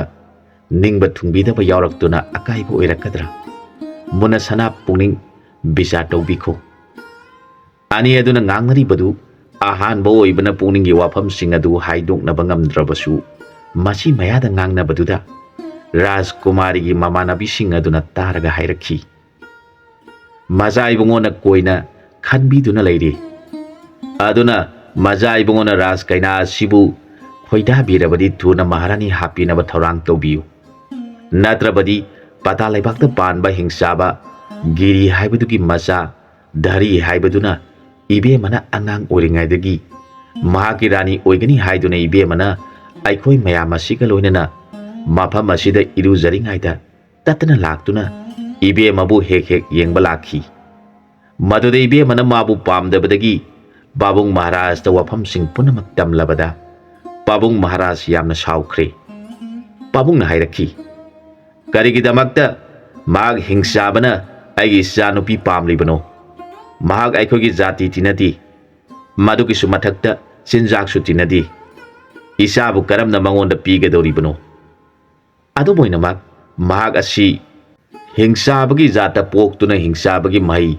maya yamna hairaba hingsabani matau karam tauraga makhoiga aikhoiga phaunariba lambi asi thingadage khanduna laiki nongma sadhu lamboiba ma konungda laklami mahakpu pabung maharaj na ningthijana seba taujaraga magi mapuning pelaba matamda pabung na magi mafamda wari punamak sithadana tamladuna matau karamna makhoina lakpa ngamdanaba lambi asi thingadage haina hangjakhi sadhu lamboibaduna maru luktharaga tumina ngahak lairaba matungda sumna hairakhi he ningthau nangna hairiba dhari hairiba hingsabasi nahakidi yengnabani mag hingsabagi maya mahi yamna ningthina haire ꯃꯍꯥꯛꯀ ꯌꯦꯛꯅꯗꯨꯅ ꯅꯪꯅ ꯂꯥꯟ ꯇꯧꯔꯨꯔꯕꯗꯤ ꯅꯍꯥꯛ ꯑꯃꯗꯤ ꯅꯍꯥꯛꯀꯤ ꯁꯥꯒꯩ ꯄ꯭ꯔꯖꯥ ꯄꯨꯝꯅꯃꯛ ꯃꯥꯡꯂꯒꯅꯤ ꯑꯗꯨꯅ ꯑꯩꯅ ꯅꯐꯝꯗ ꯍꯥꯏꯒꯗꯧꯔꯤꯕ ꯋꯥꯐꯝ ꯑꯁꯤ ꯅꯪꯅ ꯊꯥꯖꯗꯨꯅ ꯏꯜꯂꯕꯗꯤ ꯅꯍꯥꯛꯀꯤ ꯑꯐꯕ ꯑꯣꯏꯒꯅꯤ ꯑꯗꯨꯝ ꯑꯣꯏꯔꯕꯁꯨ ꯂꯥꯟꯗꯤ ꯁꯣꯏꯗꯅ ꯁꯣꯛꯅꯒꯗꯧꯔꯤ ꯅꯖꯥ ꯏꯕꯦꯝꯃ ꯑꯁꯤ ꯄꯇꯥ ꯂꯩꯕꯥꯛꯇ ꯑꯃꯨꯛꯇꯪ ꯌꯧ ꯍꯥꯏꯕ ꯃꯍꯥꯛꯀꯤ ꯂꯩꯕꯛꯇ ꯇꯝꯗꯨꯅ ꯂꯩꯈꯤꯕꯅ ꯃꯍꯥꯛꯄꯨ ꯁꯣꯏꯗꯅ ꯙꯔꯤ ꯀꯧꯕ ꯍꯤꯡꯆꯥꯕꯅ ꯅꯣꯡꯃꯗꯤ ꯐꯥꯗꯨꯅ ꯄꯨꯒꯗꯧꯔꯤ ꯃꯔꯝ ꯑꯗꯨꯃꯛꯅ ꯒꯤꯔꯤ ꯑꯃꯗꯤ ꯃꯆꯥꯅꯤꯄꯥ ꯙꯔꯤ ꯑꯅꯤꯒꯤ ꯕꯪꯁꯕꯨ ꯊꯨꯞꯆꯤꯟꯗꯨꯅ ꯑꯅꯧꯕ ꯂꯩꯕꯥꯛ ꯁꯦꯝꯕ ꯉꯝꯕ ꯅꯖꯥ ꯏꯕꯦꯝꯃ ꯑꯁꯤꯒꯤ ꯍꯥꯛꯇꯛꯇ ꯁꯣꯏꯗꯅ ꯊꯣꯛꯂꯒꯅꯤ ꯅꯆꯥꯅꯨꯄꯤ ꯑꯁꯤ ꯃꯤ ꯃꯔꯛ ꯂꯥꯏ ꯃꯔꯛꯅꯤ ꯍꯤꯡꯆꯥꯕꯁꯤꯡꯕꯨ ꯂꯣꯏꯁꯤꯟꯅꯅꯕ ꯍꯥꯏꯗꯨꯅ ꯃꯄꯨꯅ ꯁꯣꯏꯗꯅ ꯅꯍꯥꯛꯀꯤ ꯅꯃꯥꯛ ꯑꯣꯏꯒꯗꯕ ꯅꯤꯄꯥ ꯑꯃ ꯊꯥꯔꯛꯀꯗꯧꯔꯤ ꯃꯍꯥꯛꯅ ꯅꯖꯥ ꯏꯕꯦꯝꯃꯕꯨ ꯊꯤꯔꯛꯇ꯭ꯔꯤꯕ ꯐꯥꯎꯕ ꯑꯩꯅ ꯃꯈꯣꯏꯒ ꯐꯥꯎꯅꯔꯤꯕ ꯂꯝꯕꯤ ꯁꯨꯔꯨꯡ ꯑꯁꯤ ꯃꯟꯇ꯭ꯔꯒꯤ ꯁꯛꯇꯤꯅ ꯊꯤꯡꯗꯨꯅ ꯊꯝꯕꯤꯔꯝꯂꯒꯦ ꯅꯖꯥ ꯏꯕꯦꯝꯃꯅ ꯆꯥꯎꯔꯛꯇꯨꯅ ꯅꯃꯥꯛ ꯑꯣꯏꯒꯗꯧꯔꯤꯕ ꯑꯗꯨꯒ ꯍꯦꯛ ꯊꯦꯡꯅꯖꯕ ꯃꯇꯝ ꯑꯗꯨꯗꯒꯤ ꯃꯄꯨ ꯃꯥꯒꯤ ꯊꯧꯗꯥ ꯄꯥꯡꯅꯕ ꯙꯔꯤꯅ ꯅꯆꯥ ꯏꯕꯦꯝꯃꯒꯤ ꯋꯥꯈꯜ ꯂꯥꯛꯇꯨꯅ ꯑꯩꯅ ꯊꯤꯡꯂꯤꯕ ꯁꯨꯔꯨꯡꯒꯤ ꯂꯝꯕꯤ ꯑꯁꯤ ꯅꯝꯈꯥꯏꯗꯨꯅ ꯁꯣꯏꯗꯅ ꯊꯣꯛꯂꯛꯈꯤꯒꯅꯤ ꯃꯍꯥꯛꯅ ꯅꯖꯥ ꯏꯕꯦꯝꯃꯕꯨ ꯁꯣꯏꯗꯅ ꯐꯥꯔꯛꯈꯤꯒꯅꯤ ꯃꯗꯨꯅ ꯃꯔꯝ ꯑꯣꯏꯔꯒ ꯃꯈꯣꯏꯒꯤ ꯕꯪꯁ ꯄꯨꯝꯅꯃꯛ ꯅꯃꯥꯛ ꯑꯣꯏꯒꯗꯧꯔꯤꯕ ꯑꯗꯨꯅ ꯇꯨꯝꯅ ꯍꯥꯠꯀꯗꯧꯔꯤꯕꯅꯤ ꯁꯥꯙꯨ ꯑꯗꯨꯒꯤ ꯋꯥꯗꯨ ꯇꯥꯔꯒ ꯅꯤꯡꯊꯧ ꯑꯗꯨ ꯃꯄꯨꯛꯅꯤꯡ ꯌꯥꯝꯅ ꯋꯥꯔꯦ ꯑꯁꯨꯝꯅ ꯍꯪꯒꯠꯆꯔꯛꯈꯤ ꯕꯥꯕꯥ ꯍꯤꯡꯆꯥꯕꯅ ꯐꯥꯗꯨꯅ ꯄꯨꯕꯤꯈ꯭ꯔꯕ ꯏꯆꯥꯅꯨꯄꯤ ꯑꯁꯤꯕꯨ ꯃꯇꯧ ꯀꯔꯝꯅ ꯏꯃꯥꯛ ꯑꯣꯏꯒꯗꯧꯔꯤꯕ ꯅꯤꯡꯊꯧ ꯃꯆꯥ ꯑꯗꯨꯅ ꯂꯧꯕꯤꯒꯗꯧꯔꯤꯕꯅꯣ ꯅꯤꯡꯊꯧꯒꯤ ꯋꯥꯗꯨ ꯇꯥꯔꯒ ꯁꯥꯙꯨ ꯑꯗꯨꯅ ꯍꯥꯏꯔꯛꯈꯤ ꯃꯗꯨꯒꯤꯗꯤ ꯊꯣꯏꯅ ꯀꯥꯏꯗꯕ ꯋꯥꯐꯝ ꯑꯃ ꯂꯩ ꯇꯥꯔꯣ ꯃꯈꯣꯏ ꯑꯅꯤꯒꯤ ꯂꯥꯏꯕꯛꯇ ꯍꯤꯡꯆꯥꯕꯁꯤꯡꯕꯨ ꯂꯣꯏꯁꯤꯜꯂꯨ ꯍꯥꯏꯕ ꯂꯩ ꯃꯗꯨꯒꯤꯁꯨ ꯃꯊꯛꯇ ꯙꯔꯤ ꯍꯥꯏꯕ ꯍꯤꯡꯆꯥꯕ ꯑꯁꯤꯕꯨ ꯄꯣꯛꯄ ꯒꯤꯔꯤ ꯍꯥꯏꯔꯤꯕ ꯑꯁꯤꯅ ꯃꯥꯒꯤ ꯃꯌꯥꯒꯤ ꯃꯍꯩꯅ ꯄ꯭ꯔꯤꯊꯤꯕꯤꯗ ꯂꯩꯔꯤꯕ ꯂꯩꯕꯥꯛ ꯈꯨꯗꯤꯡꯃꯛ ꯃꯥꯒꯤ ꯃꯈꯥ ꯄꯣꯜꯍꯜꯂꯒꯦ ꯈꯟꯗꯨꯅ ꯍꯧꯖꯤꯛ ꯅꯪꯅ ꯊꯤꯡꯉꯨ ꯍꯥꯏꯔꯤꯕ ꯁꯣꯔꯨꯡꯒꯤ ꯂꯝꯕꯤ ꯑꯁꯤ ꯁꯦꯝꯗꯨꯅ ꯄ꯭ꯔꯤꯊꯤꯕꯤꯗ ꯊꯣꯛꯂꯛꯂꯦ ꯃꯥꯒ ꯂꯣꯏꯅꯕ ꯈꯣꯡꯃꯤ ꯂꯥꯟꯃꯤ ꯄꯨꯝꯅꯃꯛ ꯑꯉꯛꯄꯒꯤ ꯁꯛꯇꯝꯅꯤ ꯃꯌꯥꯒꯤ ꯂꯥꯟꯗ ꯃꯥꯒꯤ ꯃꯃꯥꯡꯗ ꯅꯤꯡꯊꯧ ꯑꯃꯠꯇꯅ ꯈꯥꯡꯕ ꯉꯝꯗꯗꯨꯅ ꯃꯥꯒꯤ ꯃꯈꯥ ꯄꯣꯟꯗꯨꯅ ꯂꯩꯖꯔꯒꯦ ꯍꯥꯏꯖꯔꯕ ꯈꯨꯗꯤꯡꯃꯛ ꯃꯥꯅ ꯃꯆꯥ ꯅꯤꯡꯉꯣꯜ ꯂꯩꯔꯝꯂꯦ ꯃꯆꯥ ꯅꯤꯡꯉꯣꯜ ꯑꯗꯨꯕꯨ ꯃꯥꯒꯤ ꯅꯨꯄꯤ ꯑꯣꯏꯅ ꯂꯧꯏ ꯂꯩꯔꯝꯗꯕꯁꯤꯡ ꯑꯗꯨꯅ ꯃꯈꯣꯏꯒꯤ ꯔꯥꯅꯤꯁꯤꯡ ꯑꯗꯨꯕꯨ ꯃꯥꯒꯤ ꯅꯨꯄꯤ ꯑꯣꯏꯅ ꯂꯧꯏ ꯑꯁꯨꯝꯅ ꯒꯤꯔꯤ ꯀꯧꯕ ꯍꯤꯡꯆꯥꯕꯅ ꯃꯤꯅ ꯆꯠꯅꯗꯕ ꯐꯠꯇꯕ ꯊꯕꯛ ꯃꯌꯥꯝ ꯑꯃ ꯆꯠꯊꯔꯛꯂꯕꯗ ꯀꯨꯃꯨ ꯀꯧꯕ ꯅꯤꯡꯊꯧꯒꯤ ꯂꯩꯕꯥꯛ ꯌꯧꯁꯤꯜꯂꯛꯂꯕꯗ ꯅꯤꯡꯊꯧ ꯑꯁꯤꯁꯨ ꯌꯥꯝꯅ ꯃꯇꯤꯛ ꯃꯊꯧꯅꯥ ꯂꯩꯕ ꯅꯤꯡꯊꯧꯅꯤ ꯃꯈꯣꯏ ꯑꯅꯤ ꯑꯉꯛꯄꯒꯤ ꯃꯑꯣꯡꯗ ꯂꯥꯟ ꯁꯣꯛꯅꯈꯤ ꯑꯗꯨꯕꯨ ꯃꯌꯥ ꯍꯩꯕ ꯍꯤꯡꯆꯥꯕꯅ ꯅꯤꯡꯊꯧ ꯑꯁꯤꯕꯨ ꯐꯥꯗꯨꯅ ꯇꯝꯊꯤꯅ ꯍꯥꯠꯂꯕ ꯃꯇꯨꯡꯗ ꯃꯥꯒꯤ ꯔꯥꯅꯤ ꯄꯗꯃꯥ ꯑꯃꯗꯤ ꯃꯨꯈꯤ ꯀꯧꯕꯤ ꯑꯅꯤꯗꯨꯕꯨ ꯐꯥꯗꯨꯅ ꯃꯥꯒꯤ ꯔꯥꯅꯤ ꯑꯣꯏꯒꯅꯤ ꯍꯥꯏꯔꯛꯂꯕꯗ ꯄꯗꯃꯥ ꯀꯧꯕꯤ ꯏꯕꯦꯝ ꯑꯁꯤꯅ ꯍꯥꯏꯔꯛꯈꯤ ꯍꯤꯡꯆꯥꯕ ꯅꯪꯅ ꯀꯔꯤ ꯅꯇꯤꯛ ꯑꯣꯏꯗꯨꯅ ꯑꯩꯈꯣꯏ ꯑꯅꯤꯕꯨ ꯅꯪꯒꯤ ꯔꯥꯅꯤ ꯑꯣꯏꯍꯟꯒꯅꯤ ꯍꯥꯏꯔꯤꯕꯅꯣ ꯅꯍꯥꯛ ꯊꯨꯅ ꯃꯐꯝ ꯑꯁꯤꯗꯒꯤ ꯍꯟꯗꯣꯛꯈ꯭ꯔꯣ ꯅꯠꯇ꯭ꯔꯕꯗꯤ ꯅꯪꯒꯤ ꯅꯐꯝꯗ ꯁꯥꯞ ꯑꯁꯤ ꯄꯤꯔꯒꯅꯤ ꯍꯥꯏꯔꯕꯗ ꯍꯤꯡꯆꯥꯕ ꯀꯔꯤ ꯊꯣꯏꯅ ꯇꯥꯗꯦ ꯃꯍꯥꯛꯅ ꯄꯥꯝꯂꯤꯕꯗꯨ ꯊꯨꯡꯅꯕ ꯍꯣꯠꯅꯔꯛꯈꯤ ꯃꯗꯨꯗ ꯄꯗꯃꯥ ꯀꯧꯕꯤ ꯔꯥꯅꯤ ꯑꯗꯨꯅ ꯉꯁꯤ ꯏꯁꯥꯅ ꯌꯥꯗꯅ ꯅꯍꯥꯛꯅ ꯑꯩꯈꯣꯏꯕꯨ ꯉꯝꯃꯤ ꯈꯟꯗꯨꯅ ꯅꯪꯒꯤ ꯑꯄꯥꯝꯕ ꯄꯥꯡꯊꯣꯛꯄ ꯊꯣꯛꯂꯕꯗꯤ ꯅꯍꯥꯛꯇ ꯅꯠꯇꯅ ꯅꯪꯒꯤ ꯕꯪꯁ ꯈꯨꯗꯤꯡꯃꯛ ꯃꯁꯥꯅ ꯌꯥꯗꯕꯤ ꯅꯨꯄꯤ ꯍꯦꯛ ꯁꯣꯛꯅꯕꯒ ꯃꯊ꯭ꯋꯥꯏ ꯍꯦꯛꯇ ꯊꯥꯎ ꯍꯥꯏꯔꯝꯂꯒ ꯃꯍꯥꯛ ꯃꯩꯒꯤ ꯀꯨꯟꯗꯗ ꯆꯣꯡꯊꯗꯨꯅ ꯃꯊ꯭ꯋꯥꯏ ꯊꯥꯈꯤ ꯑꯗꯨꯒ ꯃꯨꯈꯤ ꯀꯧꯕꯤ ꯏꯕꯦꯝ ꯑꯗꯨꯗꯤ ꯁꯤꯕ ꯀꯤꯕꯗꯒꯤ ꯃꯍꯥꯛꯀꯤ ꯔꯥꯅꯤ ꯑꯣꯏꯒꯦ ꯍꯥꯏꯕ ꯑꯗꯨꯗ ꯌꯥꯗꯨꯅ ꯍꯤꯡꯆꯥꯕꯒꯤ ꯃꯇꯨꯡ ꯏꯟꯗꯨꯅ ꯆꯠꯈꯤ ꯃꯔꯝ ꯑꯁꯤ ꯂꯩꯕꯅ ꯅꯖꯥ ꯏꯕꯦꯝꯃꯕꯨ ꯙꯔꯤ ꯀꯧꯕ ꯍꯤꯡꯆꯥꯕꯗꯨꯅ ꯐꯥꯗꯨꯅ ꯄꯨꯔꯕꯁꯨ ꯃꯕꯨꯡꯉꯣ ꯊꯦꯡꯅꯗ꯭ꯔꯤꯕ ꯐꯥꯎꯕ ꯃꯍꯥꯛ ꯀꯔꯤꯁꯨ ꯑꯀꯥꯏꯕ ꯂꯩꯇꯅ ꯂꯩꯒꯗꯧꯔꯤꯕꯅꯤ ꯑꯁꯨꯝꯅ ꯁꯥꯙꯨ ꯂꯥꯝꯕꯣꯏꯕ ꯑꯗꯨꯅ ꯑꯩꯈꯣꯏꯒꯤ ꯄꯥꯕꯨꯡ ꯃꯍꯥꯔꯥꯖꯀꯤ ꯃꯐꯝꯗ ꯋꯥꯔꯤ ꯂꯤꯗꯨꯅ ꯇꯥꯍꯟꯈꯤ ꯑꯗꯨꯅ ꯍꯧꯖꯤꯛꯇꯤ ꯏꯕꯨꯡꯉꯣꯒ ꯏꯕꯦꯝꯃꯒ ꯑꯅꯤ ꯑꯁꯤ ꯊꯦꯡꯅꯕꯤꯔꯕꯅꯤꯅ ꯍꯥꯏꯔꯤꯕ ꯃꯇꯝ ꯑꯗꯨ ꯁꯣꯏꯗꯅ ꯂꯥꯛꯂꯒꯗꯕ ꯃꯥꯜꯂꯦ ꯃꯔꯝ ꯑꯁꯤꯅ ꯃꯖꯥ ꯏꯕꯨꯡꯉꯣꯅ ꯃꯨꯟꯅ ꯋꯥꯈꯜ ꯇꯧꯕꯤꯔꯒ ꯀꯨꯏꯅ ꯄꯟꯊꯕ ꯇꯧꯗꯅ ꯊꯕꯛ ꯄꯥꯡꯊꯣꯛꯄꯤꯌꯨ ꯍꯥꯏꯖꯔꯛꯈꯤ ꯅꯤꯡꯊꯧ ꯃꯆꯥ ꯑꯗꯨ ꯃꯅꯥꯏ ꯀꯩꯅꯥ ꯑꯣꯏꯕꯤꯁꯤꯡ ꯑꯗꯨꯅ ꯊꯃꯣꯏ ꯆꯪꯅ ꯁꯥꯖꯕ ꯋꯥꯔꯤ ꯑꯗꯨ ꯇꯥꯔꯒ ꯋꯥꯔꯤ ꯑꯁꯤꯗꯤ ꯁꯣꯏꯗꯅ ꯊꯣꯛꯂꯒꯗꯕ ꯃꯥꯜꯂꯤ ꯈꯟꯗꯨꯅ ꯍꯥꯏꯖꯔꯛꯈꯤ ꯏꯕꯦꯝ ꯑꯩꯈꯣꯏ ꯃꯌꯥꯝ ꯄꯨꯝꯅꯃꯛꯅ ꯇꯥꯛꯄꯤꯔꯤꯕ ꯋꯥꯐꯝ ꯑꯗꯨꯅ ꯑꯆꯨꯝꯕ ꯑꯣꯏꯕꯤꯔꯕꯗꯤ ꯊꯣꯏꯅ ꯋꯥꯕꯤꯔꯨꯒꯅꯨ Laigi nongdam yengkisi. Aisu toina ibema hoigi nakta laksaki. Laina tamkiba tarabadi lan haibadudi soidana soknaragani. Adum thokani khallabasu laina bu tambidrabadi thokloi. Madu thokani khanduna aina makhoigi mafamda lan hauba tarabadi aina makhoida lan sinba ama thokani. Aduna laigi nongdam yengkisi thoina wabiruganu. Nabe mabu aina suki matik nungsijabana ngamgani ngamloi khangdrabasu. Nabe mabu yeknabasingna akashta pure akashtamna tanagani. Patalda pure patalda chatuna yeknaba amata khaktana hatkani. Nabe madi aigi thawaini. Mahak laitrabadi aina karamna sangsara sida laigadoribano. Ningthau masagi wai singdo tajaraga Raj kainadu mabungo kinakta sangsilaktuna. Hingna kapladuna ibungo nahakpu nanai nupina ngaijarakpa sahi kumon yamlagli. Nanai bu punsi subagi thadok piganu haijaraga kapjarakhi. Makhoi anigi matawadu uzaraga kaina punamak mamita mapi taraduna kapnarakhi. Kaina singaduna haujikti ibungo ibema animangna wari asi munna khangbirabanina kari tauraga phagadage haibadu khanabiraga sathaba yaba thabak sathanaba sem sabiro haijarakhi. Ningthau masana ibema singna takpiriba punamak loina chumba ngaktani. Aduna haujik aikoina tawgadaba thabakti mapu mana tambiba khonglagi matungina satpatabani haiduna noja pakhang ani adu mathamoi tenana wasak parai thamnakhri. Ningthau macha ibungo ningthau oirabadu konung yaurabada wakhalna tumba yakhidri. Mahangna mapabongna tawbagumna laton tareta sana thaknaba thumahau hapsaraga mapabonggi marup punamak puk kaujarakli. Makhoi punamak sithaba laitana masana kauri khanduna thuna magi nakta thunglari. Makhoi mayamda mahangna khurumjaraduna haijarakhi. Aigi apokpa ipagi marup oibiramba aigini ipa saklaba punamakki nafamda nacha oibai hangna haujik namau thibagi matam oiraklabada ipaga paghak oiraba punamakki nafamda khanganjari. Madudi namau oigadabi nupi adudi dharmapuri kauba laibakta paliba dhanapati kauba ningthau adugi majai bema ningoi ngambibu nachaigi-damak namau ohenbiu. Masi haige haibagi-damak pabung singbu kaujabani. Aibu pokpa pabung adu laitrabasu ipaga pangkhak oiraba ipasingna namau haibagi matam oire khanjabadagi ipasingi yathang amatang laujaningduna mayambu nasana kaujabani hairakhi. Nungsiraba macha adugi wadu taraga tiliba mapagi marupsing aduna mamitagi mapi taraduna hainarakhi. Isana haiba sumi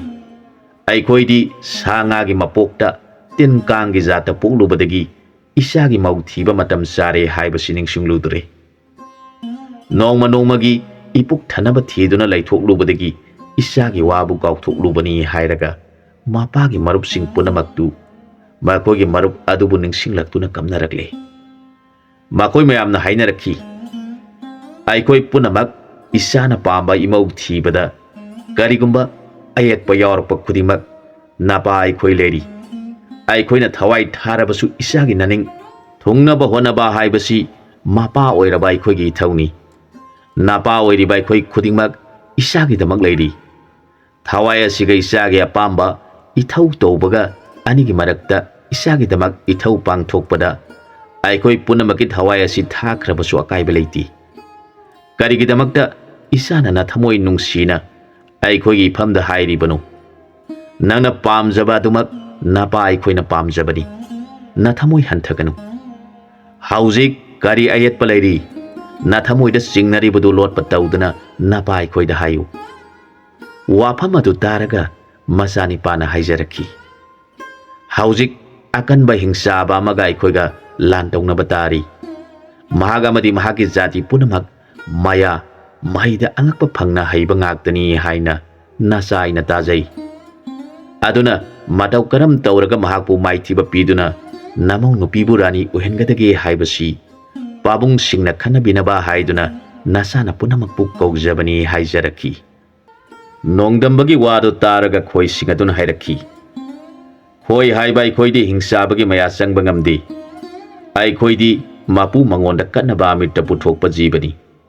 ꯑꯗꯨꯅ ꯃꯄꯨꯅ ꯑꯩꯈꯣꯏꯒꯤ ꯏꯐꯝꯗ ꯃꯌꯥ ꯃꯍꯩ ꯆꯪꯕ ꯉꯝꯒꯅꯨ ꯍꯥꯏꯗꯨꯅ ꯕꯣꯔ ꯄꯤꯕꯤꯈ꯭ꯔꯕꯅꯤ ꯑꯁꯨꯝ ꯍꯥꯏꯗꯨꯅ ꯑꯩꯈꯣꯏꯒꯤ ꯖꯥꯠ ꯈꯨꯗꯤꯡꯃꯛ ꯆꯤꯠꯊꯕ ꯂꯩꯇꯅ ꯂꯥꯛꯄꯤꯅꯅꯕ ꯈꯣꯏꯕꯨ ꯅꯤꯡꯊꯧꯅ ꯌꯥꯊꯪ ꯄꯤꯔꯕꯗ ꯈꯣꯏ ꯖꯥꯠ ꯈꯨꯗꯤꯡꯃꯛ ꯊꯨꯡꯂꯔꯕꯗ ꯃꯌꯥꯝ ꯑꯗꯨꯅ ꯂꯥꯟꯒꯤꯗꯃꯛ ꯉꯥꯡꯅꯔꯤꯉꯩ ꯇꯟꯖꯥꯗꯨꯗ ꯙꯔꯃꯄꯨꯔꯤ ꯂꯩꯕꯥꯛꯇꯒꯤ ꯂꯥꯟꯃꯤ ꯈꯔ ꯁꯒꯣꯜ ꯇꯣꯡꯗꯨꯅ ꯂꯥꯛꯂꯒ ꯅꯤꯡꯊꯧ ꯑꯁꯤꯕꯨ ꯊꯤꯔꯛꯈꯤ ꯅꯤꯡꯊꯧꯒ ꯊꯦꯡꯅꯔꯕ ꯃꯇꯝ ꯑꯗꯨꯗ ꯂꯥꯟꯃꯤꯁꯤꯡ ꯑꯗꯨꯅ ꯍꯥꯏꯖꯔꯛꯈꯤ ꯏꯅꯤꯡꯊꯧ ꯏꯕꯨꯡꯉꯣ ꯑꯩꯈꯣꯏꯒꯤ ꯂꯩꯕꯥꯛꯀꯤ ꯔꯥꯖꯀꯨꯃꯥꯔꯤ ꯏꯔꯨꯖꯕ ꯆꯠꯄꯗ ꯄꯇꯥ ꯂꯩꯕꯥꯛꯀꯤ ꯙꯔꯤ ꯍꯥꯏꯕ ꯍꯤꯡꯆꯥꯕ ꯑꯗꯨꯅ ꯃꯈꯣꯏꯒ ꯑꯩꯈꯣꯏꯒ ꯐꯥꯎꯅꯕ ꯁꯨꯔꯨꯡ ꯑꯗꯨ ꯁꯥꯙꯨ ꯂꯝꯕꯣꯏꯕ ꯑꯃꯅ ꯊꯤꯡꯗꯨꯅ ꯊꯝꯕꯤꯔꯝꯕꯅꯤ ꯑꯗꯨꯕꯨ ꯉꯁꯤ ꯑꯌꯨꯛ ꯑꯁꯤꯗ ꯃꯥꯅ ꯄꯇꯥ ꯂꯩꯕꯥꯛꯇꯒꯤ ꯍꯤꯡꯆꯥꯕ ꯀꯌꯥ ꯄꯨꯔꯗꯨꯅ ꯏꯕꯦꯝꯃꯅ ꯏꯔꯨꯖꯗꯨꯅ ꯂꯩꯔꯤꯉꯩꯗ ꯃꯍꯥꯛꯅ ꯐꯥꯗꯨꯅ ꯄꯨꯈ꯭ꯔꯦ ꯏꯕꯦꯝ ꯑꯗꯨ ꯃꯊ꯭ꯋꯥꯏ ꯌꯥꯝꯅ ꯋꯥꯖꯈ꯭ꯔꯦ ꯑꯩꯈꯣꯏꯒꯤ ꯂꯩꯕꯥꯛꯀꯤ ꯃꯍꯥꯔꯥꯖꯗ ꯍꯪꯒꯠꯂꯕꯗ ꯃꯍꯥꯔꯥꯖꯅ ꯇꯧꯐꯝ ꯈꯪꯗꯅ ꯂꯩꯕꯗꯨ ꯎꯔꯒ ꯀꯩꯅꯥꯁꯤꯡ ꯑꯗꯨꯅ ꯅꯤꯡꯊꯧꯗ ꯏꯕꯦꯝꯃꯒꯤꯗꯃꯛꯇꯗꯤ ꯏꯕꯨꯡꯉꯣ ꯅꯤꯡꯊꯧ ꯂꯩꯔꯤ ꯍꯥꯏꯅ ꯍꯪꯒꯠꯂꯕꯗ ꯑꯩꯈꯣꯏꯒꯤ ꯅꯤꯡꯊꯧ ꯑꯗꯨꯅ ꯏꯅꯤꯡꯊꯧꯕꯨ ꯀꯧꯔꯨꯅꯕ ꯅꯅꯥꯏ ꯑꯩꯈꯣꯏꯕꯨ ꯊꯥꯕꯤꯔꯛꯄꯅꯤ ꯂꯥꯟꯃꯤꯁꯤꯡꯒꯤ ꯋꯥꯗꯨ ꯇꯥꯔꯒ ꯅꯣꯡꯗꯝꯕ ꯇꯣꯝꯄꯣꯛꯀꯤ ꯂꯩꯔꯤꯕ ꯇꯦꯡꯒꯣꯜꯁꯤꯡ ꯑꯗꯨꯅ ꯏꯕꯨꯡꯉꯣ ꯅꯍꯥꯛ ꯀꯣꯟꯅ ꯂꯥꯛꯎ ꯑꯩꯈꯣꯏ ꯍꯧꯖꯤꯛꯃꯛ ꯁꯨꯔꯨꯡ ꯆꯪꯗꯨꯅ ꯏꯕꯦꯝꯃꯕꯨ ꯀꯟꯗꯕ ꯌꯥꯗꯦ ꯍꯥꯏꯔꯝꯂꯒ ꯈꯣꯏꯒꯤ ꯖꯥꯠ ꯈꯨꯗꯤꯡꯃꯛ ꯄꯥꯏꯗꯨꯅ ꯆꯠꯈ꯭ꯔꯦ ꯃꯈꯣꯏꯅ ꯁꯨꯔꯨꯡ ꯑꯗꯨ ꯌꯧꯔꯕꯗ ꯃꯅꯝ ꯅꯝꯗꯨꯅ ꯃꯤ ꯆꯠꯈꯤꯕꯒꯤ ꯂꯧꯗꯨꯅ ꯌꯦꯡꯕꯗ ꯃꯤꯒꯤ ꯃꯅꯝ ꯐꯪꯂꯕꯗ ꯈꯣꯏ ꯄꯨꯝꯅꯃꯛ ꯁꯨꯔꯨꯡꯒꯤ ꯂꯝꯕꯤꯗ ꯄꯥꯏꯗꯨꯅ ꯆꯠꯅꯈ꯭ꯔꯦ ꯅꯣꯡꯗꯝꯕ ꯇꯣꯝꯄꯣꯛꯁꯨ ꯈꯨꯠꯁꯨ ꯈꯨꯠꯂꯥꯏ ꯊꯥꯡ ꯇꯥ ꯌꯥꯟꯁꯤꯟꯗꯨꯅ ꯁꯒꯣꯜ ꯇꯣꯡꯗꯨꯅ ꯃꯐꯝ ꯑꯗꯨ ꯇꯥꯅ ꯆꯠꯈ꯭ꯔꯦ ꯃꯥꯒꯤ ꯃꯇꯨꯡꯗ ꯂꯝꯍꯨꯏꯒꯤ ꯖꯥꯠ ꯌꯣꯡꯒꯤ ꯖꯥꯠ ꯍꯪꯉꯣꯏ ꯀꯥꯡꯕꯨ ꯂꯤꯟꯒꯤ ꯀꯥꯡꯕꯨ ꯄꯨꯝꯅꯃꯛ ꯁꯨꯅ ꯆꯠꯈ꯭ꯔꯦ ꯅꯤꯡꯊꯧ ꯃꯆꯥ ꯑꯁꯤꯅ ꯃꯐꯝ ꯑꯗꯨꯗ ꯊꯨꯡꯂꯔꯕꯗ ꯙꯔꯃꯄꯨꯔꯤꯒꯤ ꯅꯤꯡꯊꯧ ꯑꯗꯨꯅ ꯃꯥꯒꯤ ꯃꯐꯝꯗ ꯍꯥꯏꯔꯛꯈꯤ ꯏꯕꯨꯡꯉꯣ ꯅꯍꯥꯛꯅ ꯃꯇꯧ ꯀꯔꯝꯅ ꯃꯌꯥ ꯍꯩꯕ ꯍꯤꯡꯆꯥꯕꯁꯤꯡ ꯑꯗꯨꯒ ꯂꯝꯕꯥ ꯇꯧꯅꯒꯗꯣꯔꯤꯕꯅꯣ ꯅꯤꯡꯊꯧ ꯃꯆꯥ ꯑꯗꯨꯅ ꯍꯥꯏꯖꯔꯛꯈꯤ ꯄꯥꯕꯨꯡ ꯃꯍꯥꯔꯥꯖ ꯃꯗꯨꯒꯤꯗꯃꯛꯇꯗꯤ ꯊꯣꯏꯅ ꯋꯥꯕꯤꯔꯨꯒꯅꯨ ꯅꯨꯡꯉꯥꯏꯅ ꯀꯣꯅꯨꯡꯗ ꯂꯩꯕꯤꯔꯝꯃꯨ ꯑꯩꯍꯥꯛ ꯆꯠꯇꯨꯅ ꯍꯤꯡꯆꯥꯕ ꯇꯦꯡꯒꯣꯜ ꯑꯗꯨꯕꯨ ꯍꯥꯠꯄ ꯂꯣꯏꯗ꯭ꯔꯤꯕ ꯐꯥꯎꯕ ꯅꯆꯥ ꯍꯟꯖꯔꯛꯈꯤꯔꯣꯏ ꯑꯁꯨꯝꯅ ꯍꯥꯏꯔꯒ ꯅꯤꯡꯊꯧ ꯃꯆꯥꯗꯨ ꯁꯨꯔꯨꯡ ꯃꯄꯥꯟꯗ ꯁꯒꯣꯜ ꯊꯅꯝꯂꯒ ꯆꯪꯈ꯭ꯔꯦ ꯃꯥꯒꯤ ꯃꯇꯨꯡꯗ ꯃꯥꯒꯤ ꯂꯥꯟꯃꯤ ꯌꯣꯡꯒꯤ ꯇꯦꯡꯒꯣꯜ ꯂꯝꯍꯨꯏꯒꯤ ꯇꯦꯡꯒꯣꯜ ꯂꯤꯟꯒꯤ ꯊꯤꯉꯝꯗ꯭ꯔꯕ ꯇꯦꯡꯒꯣꯜ ꯃꯌꯥꯝꯗꯨ ꯅꯤꯡꯊꯧ ꯑꯗꯨꯅ ꯉꯛꯅ ꯌꯦꯡꯗꯨꯅ ꯂꯩꯈ꯭ꯔꯦ ꯍꯥꯟꯅ ꯄꯥꯏꯈꯤꯕ ꯈꯣꯏꯁꯤꯡ ꯑꯗꯨꯅ ꯃꯃꯧ ꯅꯨꯄꯤꯒꯤ ꯂꯩꯐꯝ ꯊꯤꯔꯛꯂꯦ ꯈꯣꯏ ꯈꯔꯅ ꯔꯥꯖꯀꯨꯃꯥꯔꯤꯕꯨ ꯊꯣꯡ ꯂꯣꯟꯁꯤꯟꯗꯨꯅ ꯊꯝꯂꯤꯕ ꯃꯐꯝ ꯑꯗꯨ ꯊꯦꯡꯅꯔꯕꯗ ꯈꯣꯏꯁꯤꯡ ꯑꯗꯨꯅ ꯍꯥꯏꯔꯛꯈꯤ ꯏꯕꯦꯝꯃ ꯍꯧꯖꯤꯛꯇꯤ ꯑꯋꯥꯕ ꯋꯥꯈꯜ ꯊꯥꯗꯣꯛꯂꯣ ꯊꯨꯅ ꯅꯕꯨꯡꯉꯣꯁꯨ ꯊꯨꯡꯂꯔꯒꯅꯤ ꯍꯥꯏꯗꯨꯅ ꯏꯕꯦꯝꯃꯒꯤ ꯅꯥꯀꯣꯡ ꯃꯅꯥꯛꯇ ꯄꯥꯏꯁꯤꯜꯂꯛꯇꯨꯅ ꯍꯥꯏꯔꯔꯦ ꯔꯥꯖ ꯀꯩꯅꯥꯗꯨ ꯃꯕꯨꯡꯉꯣ ꯂꯥꯛꯂꯒꯅꯤ ꯍꯥꯏꯕꯗꯨ ꯇꯥꯖꯕꯗ ꯃꯄꯨꯛꯅꯤꯡꯗꯨ ꯈꯔ ꯃꯈꯩꯗꯤ ꯋꯥꯖꯕ ꯀꯣꯛꯆꯩ ꯃꯥꯅ ꯍꯤꯡꯆꯥꯕ ꯑꯗꯨꯕꯨ ꯌꯥꯅꯤꯡꯗꯕ ꯑꯃꯗꯤ ꯍꯥꯟꯅ ꯍꯤꯡꯆꯥꯕꯁꯤꯡꯒꯤ ꯃꯊꯛꯇ ꯃꯁꯥꯅ ꯌꯥꯗꯅ ꯅꯨꯄꯤ ꯐꯥꯗꯨꯅ ꯂꯧꯕ ꯊꯣꯛꯂꯕꯗꯤ ꯂꯧꯔꯤꯕ ꯃꯁꯥ ꯑꯗꯨꯗ ꯅꯠꯇꯅ ꯁꯥꯒꯩ ꯖꯥꯇꯤ ꯄꯨꯝꯅꯃꯛ ꯁꯤꯕ ꯑꯣꯏꯌꯨ ꯍꯥꯏꯕ ꯔꯥꯅꯤ ꯄꯗꯃꯥꯒꯤ ꯁꯥꯞ ꯑꯗꯨꯒꯤ ꯃꯄꯥꯟꯅ ꯃꯍꯥꯛ ꯀꯥ ꯑꯃꯗ ꯊꯝꯂꯤꯕꯅꯤ ꯅꯣꯡꯗꯝꯕ ꯇꯣꯝꯄꯣꯛꯅ ꯃꯥꯒꯤ ꯈꯣꯡꯃꯤ ꯂꯥꯟꯃꯤ ꯄꯨꯝꯅꯃꯛꯀ ꯂꯣꯏꯅꯅ ꯁꯨꯔꯨꯡꯒꯤ ꯂꯝꯕꯤꯗ ꯂꯥꯛꯇꯨꯅ ꯃꯐꯝ ꯑꯗꯨꯗ ꯊꯨꯡꯂꯔꯕꯗ ꯃꯍꯥꯛꯅ ꯍꯥꯏꯔꯛꯈꯤ ꯏꯄꯥ ꯁꯛꯂꯕ ꯌꯣꯡꯁꯤꯡ ꯑꯃꯗꯤ ꯂꯝꯍꯨꯏꯁꯤꯡ ꯄꯨꯝꯅꯃꯛꯇꯤ ꯑꯔꯣꯟꯕ ꯂꯥꯟ ꯅꯠꯇ꯭ꯔꯕꯗꯤ ꯃꯈꯣꯏꯒ ꯐꯣꯡꯅ ꯁꯣꯛꯅꯕ ꯇꯥꯔꯕꯗꯤ ꯍꯤꯡꯆꯥꯕꯒꯤ ꯃꯌꯥꯒꯤ ꯃꯍꯩꯅ ꯅꯈꯣꯏ ꯈꯨꯗꯤꯡꯃꯛ ꯈꯨꯗꯣꯡꯊꯤꯕ ꯊꯣꯛꯀꯅꯤ ꯑꯗꯨꯅ ꯑꯍꯥꯟꯕ ꯂꯥꯟꯁꯤ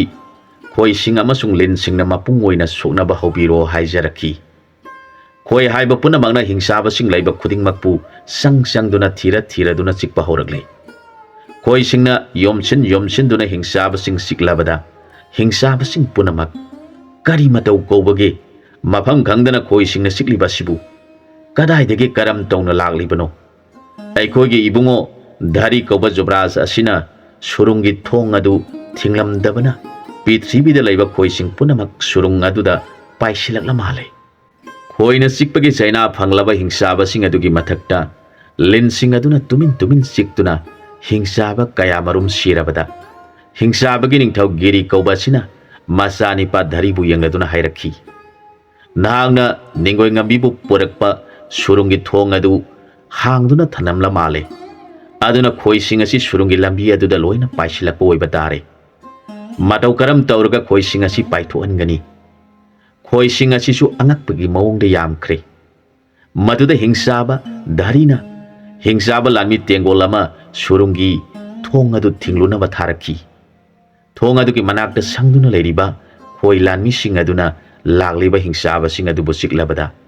ꯍꯤꯡꯆꯥꯕꯁꯤꯡ ꯈꯣꯏꯒꯤ ꯃꯍꯨꯒꯤ ꯆꯩꯅꯥꯅ ꯈꯥꯡꯕ ꯉꯝꯗꯗꯨꯅ ꯊꯔꯣ ꯊꯔꯣ ꯑꯣꯟꯗꯨꯅ ꯇꯨꯗꯨꯅ ꯂꯩꯔꯤꯉꯩꯗ ꯌꯣꯡꯒꯤ ꯂꯥꯟꯃꯤꯁꯤꯡ ꯑꯗꯨꯅ ꯃꯈꯨꯠꯇ ꯆꯩꯇꯨꯞ ꯄꯥꯏꯗꯨꯅ ꯇꯧꯐꯝ ꯈꯪꯗꯅ ꯂꯩꯔꯤꯕ ꯍꯤꯡꯆꯥꯕꯁꯤꯡ ꯑꯗꯨꯕꯨ ꯆꯩꯇꯨꯞꯅ ꯊꯥꯗꯨꯅ ꯍꯥꯠꯈꯤ꯫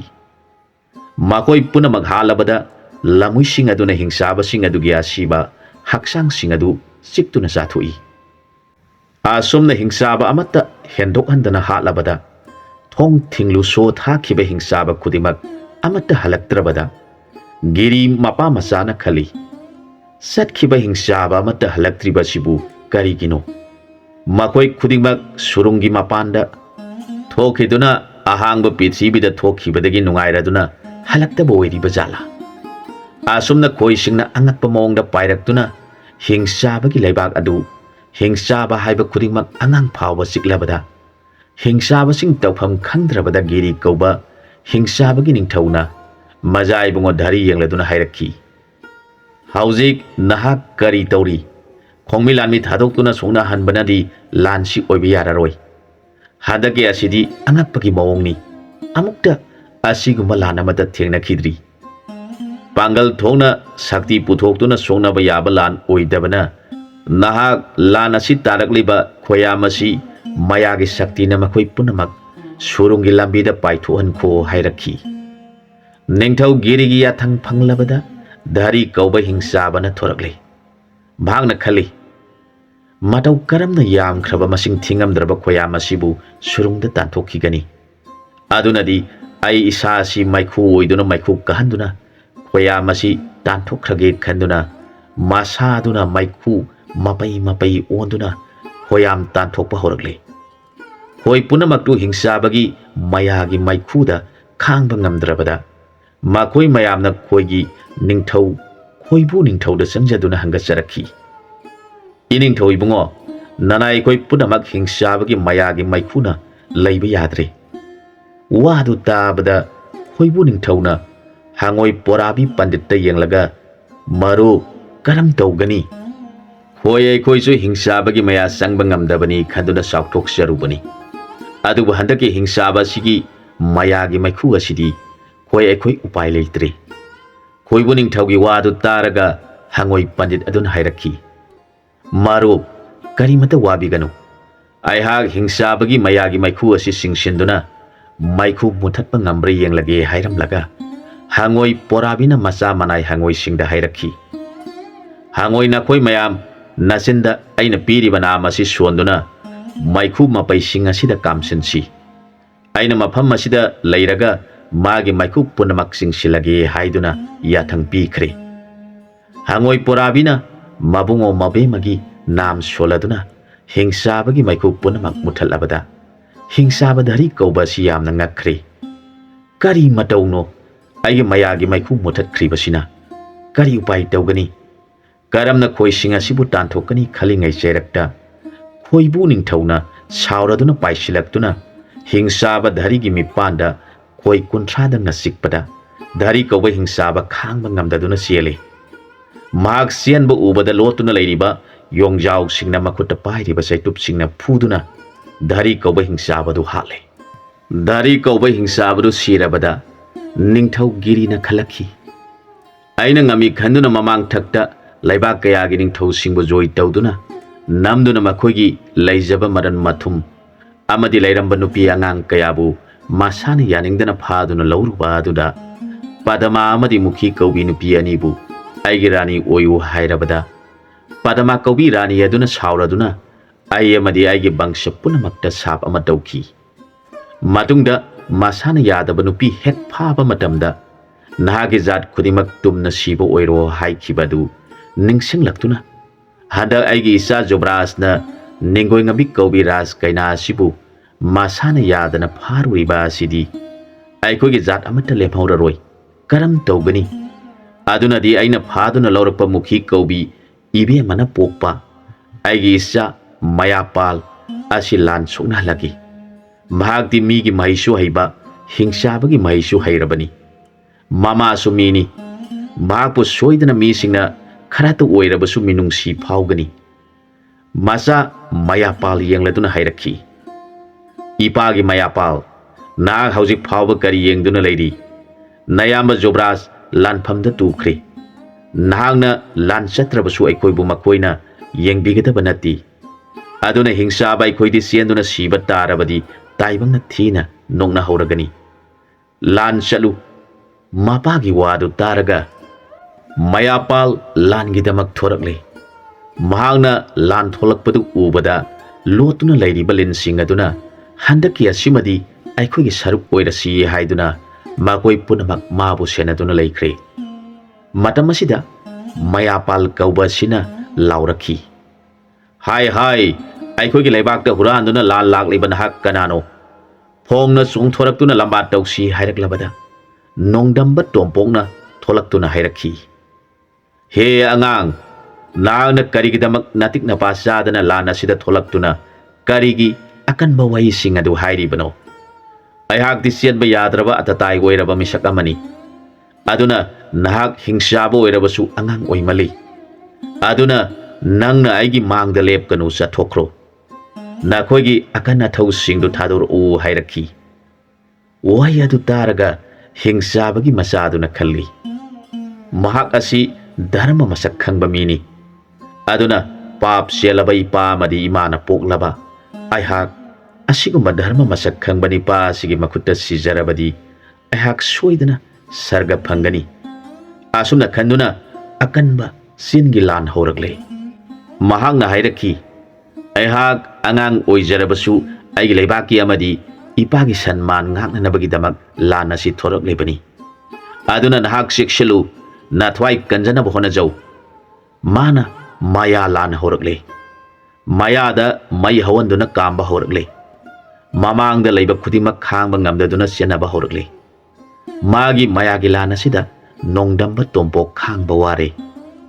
ꯃꯆꯥꯒꯤ ꯑꯋꯥꯕ ꯃꯇꯧ ꯑꯗꯨꯕꯨ ꯃꯃꯥ ꯏꯕꯦꯝꯃ ꯅꯣꯡꯒꯥꯈ꯭ꯔꯕꯤ ꯇꯔꯪ ꯂꯩꯃ ꯀꯧꯕꯤ ꯑꯗꯨꯅ ꯎꯔꯗꯨꯅ ꯃꯆꯥꯒꯤ ꯃꯊ꯭ꯋꯥꯏ ꯃꯥꯡꯕ ꯇꯥꯔꯦ ꯈꯟꯗꯨꯅ ꯃꯆꯥꯒꯤ ꯇꯦꯟꯗꯣꯡꯗ ꯆꯪꯗꯨꯅ ꯂꯩꯈ꯭ꯔꯦ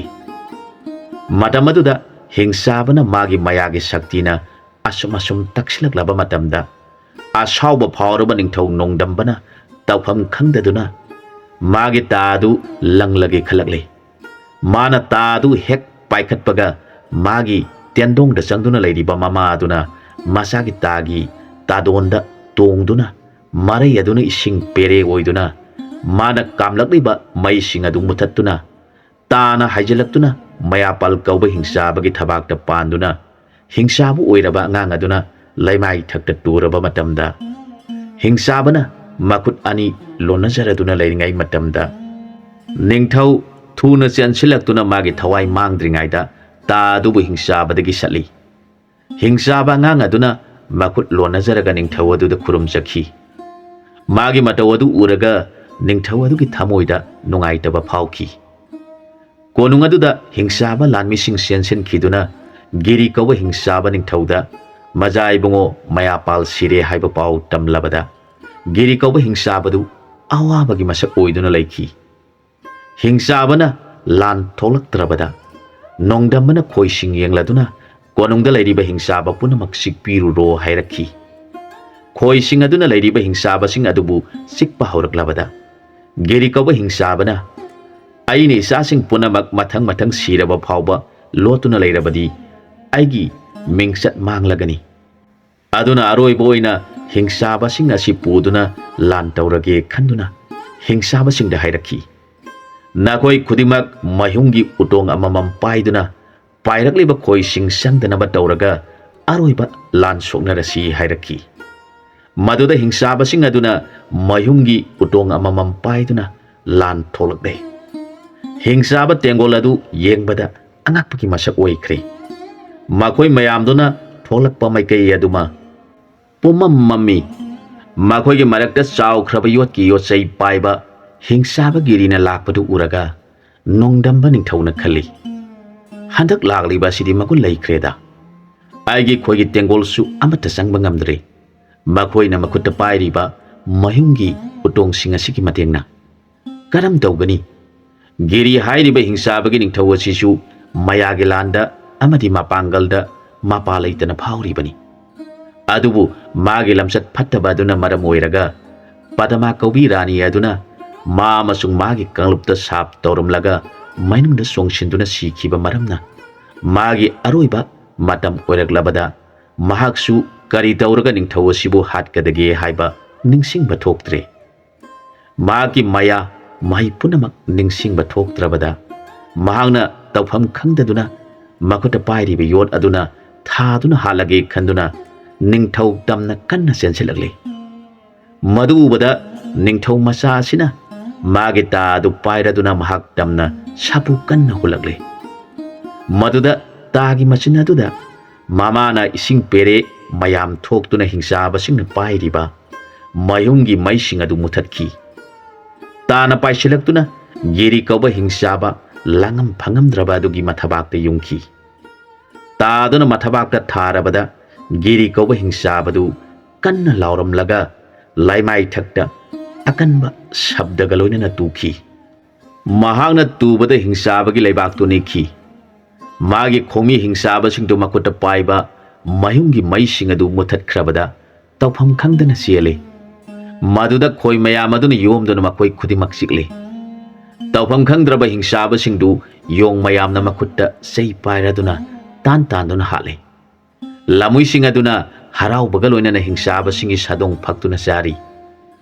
ꯃꯈꯣꯏꯒꯤ ꯅꯤꯡꯊꯧ ꯑꯃꯗꯤ ꯃꯥꯒꯤ ꯂꯥꯟꯃꯤ ꯍꯤꯡꯆꯥꯕꯁꯤꯡ ꯂꯣꯏꯅ ꯍꯥꯠꯂꯕꯗ ꯍꯤꯡꯆꯥꯕ ꯅꯤꯡꯊꯧꯅ ꯂꯧꯔꯝꯕꯤ ꯃꯨꯈꯤ ꯀꯧꯕꯤ ꯑꯗꯨꯅ ꯅꯤꯡꯒꯣꯏ ꯉꯝꯕꯤ ꯄꯨꯊꯣꯔꯛꯇꯨꯅ ꯅꯣꯡꯗꯝꯕ ꯇꯣꯝꯄꯣꯛꯇ ꯀꯠꯆꯈꯤ꯫ ꯅꯤꯡꯒꯣꯏ ꯉꯝꯕꯤ ꯏꯕꯦꯝꯃ ꯑꯗꯨꯅ ꯃꯕꯨꯡꯉꯣꯕꯨ ꯎꯖꯕ ꯐꯪꯂꯕꯗ ꯅꯨꯡꯉꯥꯏꯕꯅ ꯁꯔꯒ ꯃꯈꯨꯠꯅ ꯂꯥꯝꯕ ꯐꯪꯕꯒꯨꯝ ꯍꯔꯥꯎꯖꯈꯤ꯫ ꯅꯣꯡꯗꯝꯕ ꯅꯤꯡꯊꯧꯅ ꯍꯤꯡꯆꯥꯕꯒꯤ ꯀꯣꯅꯨꯡ ꯆꯪꯗꯨꯅ ꯂꯩꯕꯥꯛ ꯑꯁꯤꯗ ꯂꯩꯍꯧꯔꯤꯕ ꯍꯤꯡꯆꯥꯕ ꯄꯨꯝꯅꯃꯛ ꯑꯉꯥꯡ ꯑꯣꯏꯕ ꯐꯥꯎꯕ ꯑꯃꯠꯇ ꯆꯤꯠꯊꯗꯅ ꯀꯣꯅꯨꯡ ꯀꯥꯔꯛꯀꯗꯕꯅꯤ, ꯀꯔꯤꯒꯨꯝꯕ ꯂꯣꯠꯇꯨꯅ ꯂꯩꯍꯧꯕ ꯌꯥꯎꯔꯕꯗꯤ ꯈꯨꯗꯛꯇ ꯑꯉꯥꯡ ꯑꯣꯟꯒꯅꯤ ꯍꯥꯏꯅ ꯂꯥꯎꯊꯣꯛꯂꯕꯗ ꯂꯩꯕꯥꯛ ꯑꯗꯨꯒꯤ प्रꯖꯥꯁꯤꯡ